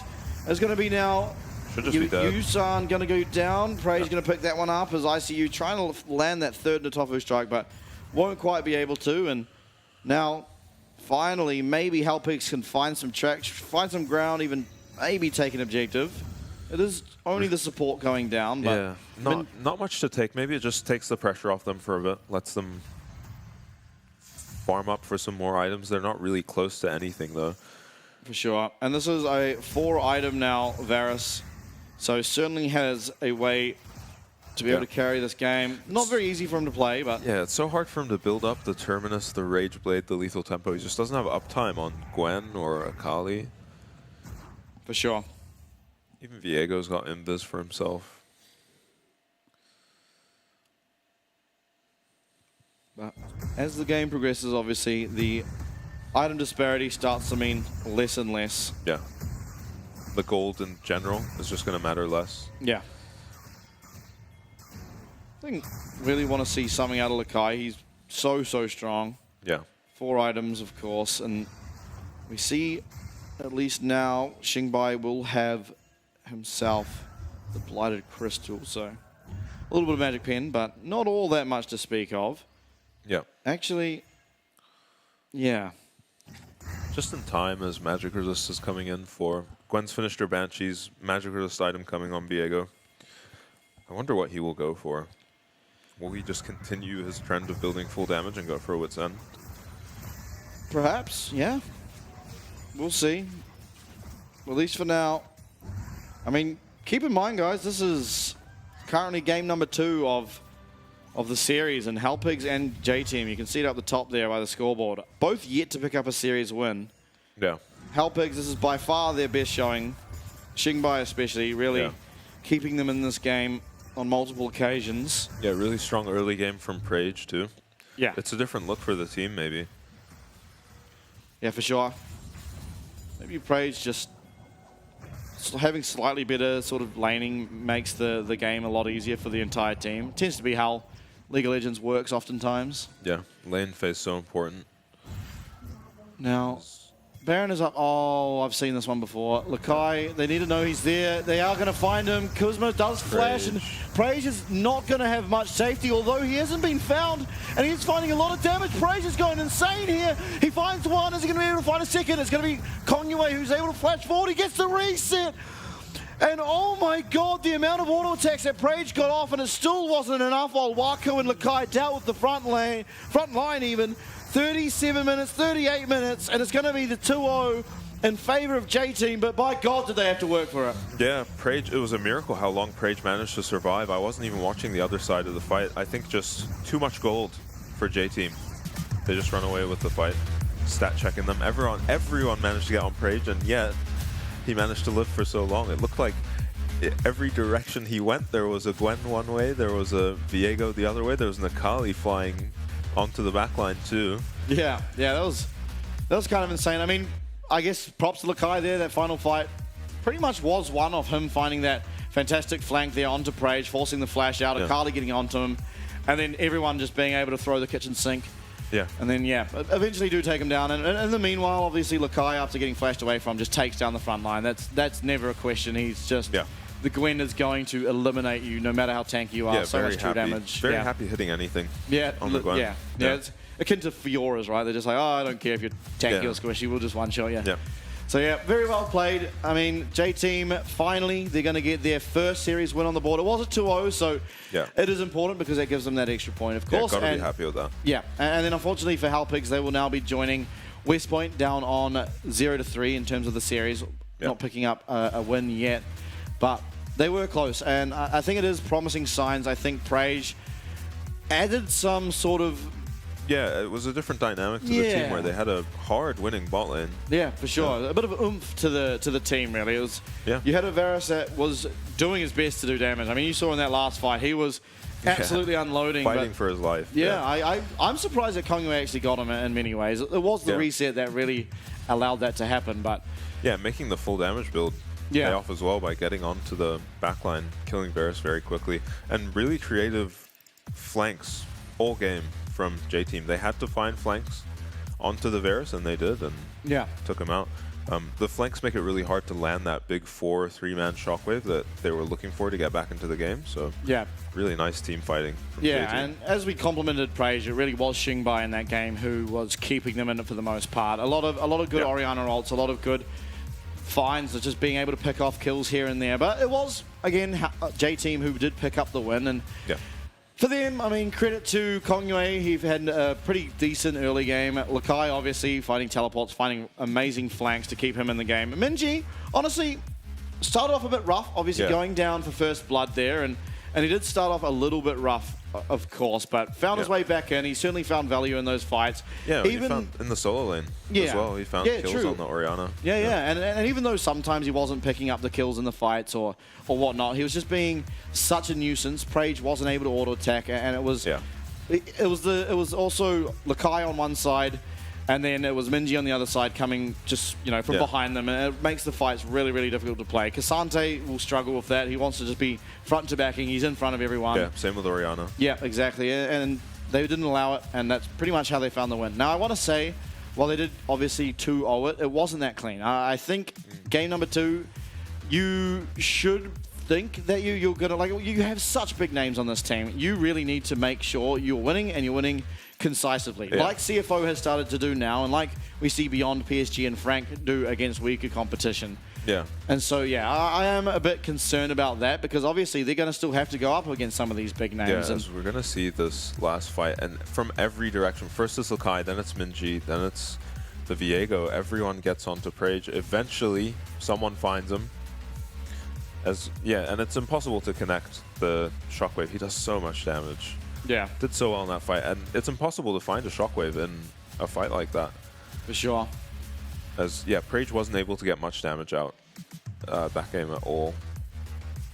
That is just very difficult. I mean, the Kali Shroud, Gwen W, but back to your point about the look of J-Team, you kind of don't want to be down 3 dragons and down 20, 30 CS in multiple lanes. Yeah. Yeah, with these names, with Wako and Minji on the team. You'd expect them to be doing a bit better in their lanes. For sure. Yeah. And I mean, that's important, right? Because now this is the last game of the second week, so we're coming ever nearer to where the first round robin has ended. We're going to get into that second round robin. And of course, you need to be top 4 to secure yourself a playoff spot. Otherwise, you're fighting to get the top 2 of the bottom group to be able to get those last spots. And that means you can't even compete anymore for the potential of getting that playoff bye, which means you skip out on some of the LJL teams, both of the LCO teams, and it's just so helpful to just be able to skip that entirely. Yeah. It's a good start. Good start with a 2-0 win. 100% KP for Kuzma and Xingbai. Yeah. Playing really, really well together. I mean, those two were the standouts on the team for the most part. Prage obviously in the late game, but yeah, Wako, most gold earned, but Lakai, once again, most damaged out. Second time in a row. Yeah. Kongwei, while going full damage, did still take the most damage per death, so having a good game for himself for sure. Really nice series by Lakai overall. Oh, yeah. Yeah, pretty hard carried game 1, and while it's hard to say hard carried for game 2, he was certainly very strong, but he just found so many flanks that really opened the door for these team fight wins. Yeah. And they were struggling to find opportunities. They didn't really have any engage whatsoever. They could only look for a flank. Yeah, it just had to be a Gwen walking in from behind. And the team fights would erupt into chaos the moment he arrived. Kind of the same as the Jax game. Yeah, for sure. There he is. He's going to get player of the game 2 times in a row now. Very much deserved. I think, yeah, if you look at that team and how that game went, I think he absolutely deserves it. Again, he played engaged Gwen and did the most damage. Yeah. Constantly pressured side lane. Solo killed ICU at one stage as well. We're going to see one of his many ridiculous flanks here. Yeah, just walking the long way around. Happening. Like, how do you position as Praise here? Like, you are literally just... There's an assassin and a Gwen, and you're in between both of them. Yeah, ICU tries. ICU tries, but he doesn't manage. Yeah, I think if ICU angled it slightly different, maybe Lakai ends up over the wall, and ICU will still die, but maybe Praise can offer some more damage in the fight. I don't know if it matters, to be fair. Like, it does seem like that fight was pretty well done and dusted as what we saw there. But I mean, the moment he got on Rage, it was over. Ultimately, for this series, I think better look for J-Team and Hellpigs. Although I am concerned that it takes this much or this long for J-Team to get it across the line. Again, Wako being last season's champion AD carry, and Minji Kongyue being two of the best in their role as well. It does leave me a lot of concerns and a lot of doubts, of course. I mean, they have to still go up against, I believe it's BYG yet, and also CFO, I think, but... Yeah. Anyway, who knows? We are going to go to an interview, of course. This one's going to be with Patty and Minji, so please do enjoy. We will be right back afterwards to send you off the show. See you later. 来到今天赛后采访的是 JT 的中部选手敏智，先请敏智跟观众打声招呼吧。大家好，我是 JT 的中路敏智。Congratulations for a win on this game, which is also your first win this season. Finally, your team started to win. How do you feel right now? 恭喜你赢下今天的比赛，也是你们这个赛季的首胜，终于成功开胡了。此刻心情如何？赢的当然就很开心啊，因为我觉得毕竟没有选手不想赢的嘛，就是只要能拿下胜利的话，我相信没有一位选手是会不开心的。Of course, I'm very happy. Every player wants to win, so since we won, I'm really happy too. Your team has some player changes in the second week. There also seems to be some up and downs on your team condition. How is the team overall right now? 你们在第二周有不少阵容变动，团队状态上好像也有些起伏。现在团队整体的状态如何？就是因为我们阵容变动，也一定是后勤上面觉得这样是对我们队伍是好的。虽然就是一切都变得很仓促，但是尽好一个选手本分就是做好自己，然后想办法赢下比赛。I think the player changes are required because our team decided that, and we think that's better for the team. That's why we changed the players. And as a player myself, I just need to do what I need to do and perform well on stage. That's all I can do right now. This year, PCS format has 2 phases. You have to be top 4 to get into the first phase, into the contenders group. What do you think you need to improve on to get into the contenders group right now? 今年的 PCS 变成了2阶段的赛制，必须在第1阶段排名前4才能进入领先组。你认为要追上领先集团的话，你们现在最需要进步的地方是哪里？我觉得我们的选手每个人的底子都很好，就是都是厉害的选手。但我们觉得我们只是需要更多时间磨合，然后交换彼此的意见。然后更尊重对方一点，我觉得就可以成绩比较好。I think all our players on the team right now are really good players. They all have really good strengths, but we also need to work together, learn how to talk to each other, better communication, and improve our team condition overall. That's how our team can improve together. I know that you guys gone through a lot these couple weeks. It's not easy for you or JT. Do you have anything you want to say to your fans? 我知道最近几周你们经历了很多，对于你和对于 JT 来说都不简单。此刻有什么话想要对于支持你的粉丝们说的话吗？就是我知道一开始这一天的阵容名单是长那样，大家一定都很有期待，觉得感觉还不错。但是经历了这么多事情，我还是想跟各位说，还是希望可以相信我，我还是会尽我最大的努力，把好的表现带到赛场上。In the beginning, when you see our rosters, you probably have a lot of expectations for JT, but overall, even though those changes were made, as me, myself, as a player, I just have to do whatever I can to perform well, and that's what I can do as a player. Thank you so much for the interview, and congratulations for a win today. 再一次恭喜你们赢得今天的比赛，也感谢敏智选手来到今天赛后的采访环节。我们把镜头转回主播台。Well, thank you, Minji and Paddy, for that, of course. And I mean, some interesting. Very stoic. Yeah.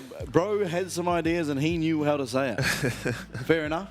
But yeah, I mean, what was the takeaway from that? I mean, the roster swap happened because the team decided that it would be best for the team. Yeah. Fair enough. Makes sense, really, to me. Makes sense to me. Yeah, and then I also agree with what he said, where you see their names on paper and you think, wow, this is going to be a real competitive roster. And even though it hasn't been, as long as he continues to try and play his best game, eventually they should be able to find some more success. And I agree with that sentiment. Of course, watching him in the entirety of last year, he leveled up as well. Between spring, he looked a little bit weaker. In summer, he was really, really good. So obviously this year, hoping to pick it up a little bit earlier than that. But yeah, he's understandably not too excited.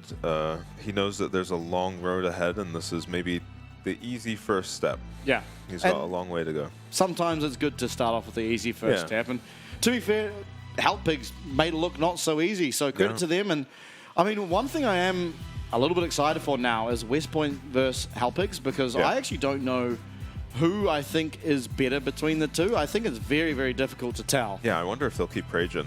Yeah. I liked Prage. Yeah, I like Prage too. Of course, today's results on your screen there. Frank, upset win. I mean, depends who you support, I suppose, but upset win, in my opinion, over PSG 2-1. Helpigs going down to J-Team 0-2. Helpigs, unfortunately, sitting there on 3 losses, and J-Team finally picking up their first series win. Now, sitting only 1 point behind DCG there at 5th, and then PSG tied for 3rd with CFO, while Frank and BYG way up the top there. Yeah. Yeah, Frank looking very good. They've still got, I believe it's Beyond. Yeah. Beyond. They do have to take on Beyond still, I do believe. Have they played CFO? No, they haven't. No, Frank haven't played CFO either, so they don't have the easiest road ahead of them for sure. But they got probably the hardest hurdle out of the way. I would say so. Yeah, I don't think you're getting much harder than PSG in terms of the strength of rosters, and so maybe CFO. But yeah, I mean, obviously they do have those sort of 2nd and 3rd place teams still to go through, which means the start of their season has been easy, but PSG certainly is no mean feat. And now PSG, I mean, back time to prove that they are the top dogs of the PCS. Yeah, it's going to be a very interesting top 4. I don't think any one team, as strong as Frank looked, I don't think they're going to just be outright the best team. I think we might have a rock, paper, scissors situation going on in the top 4. For sure. And speaking of those matchups, Beyond versus Frank. So one of these teams is going to have their first loss. And of course, the second game was PSG versus West Point. That feels really rough for West Point, that one. But, I mean, I think most people will be excited for game number 1, because that really is... Yeah. I mean, that's 1st place and 2nd place on the leaderboard. Neither have lost a series yet, so one of them has to. Yeah. Similar to PSG was today. Yeah, depending on the actual match score, Beyond have a chance to either tie it up or take 1st place. Yeah. And Frank have a chance to put a gap between them and the rest of the teams. Yeah, for sure. And, I mean, as I said, we're quickly progressing through the split now, and you certainly want to be up in that top 4. 1st and 2nd would be even better.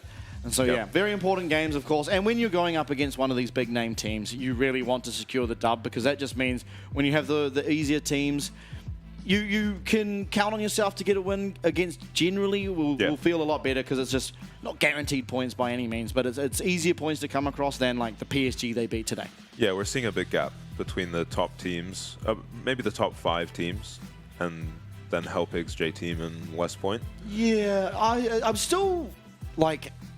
DCG is still just an absolute mystery to me, because some games they look really, really good, and then some games are like, we're just running it down, fellas. What's going on? Sometimes in the same series, like we saw yesterday. Quite often in the same series, in fact.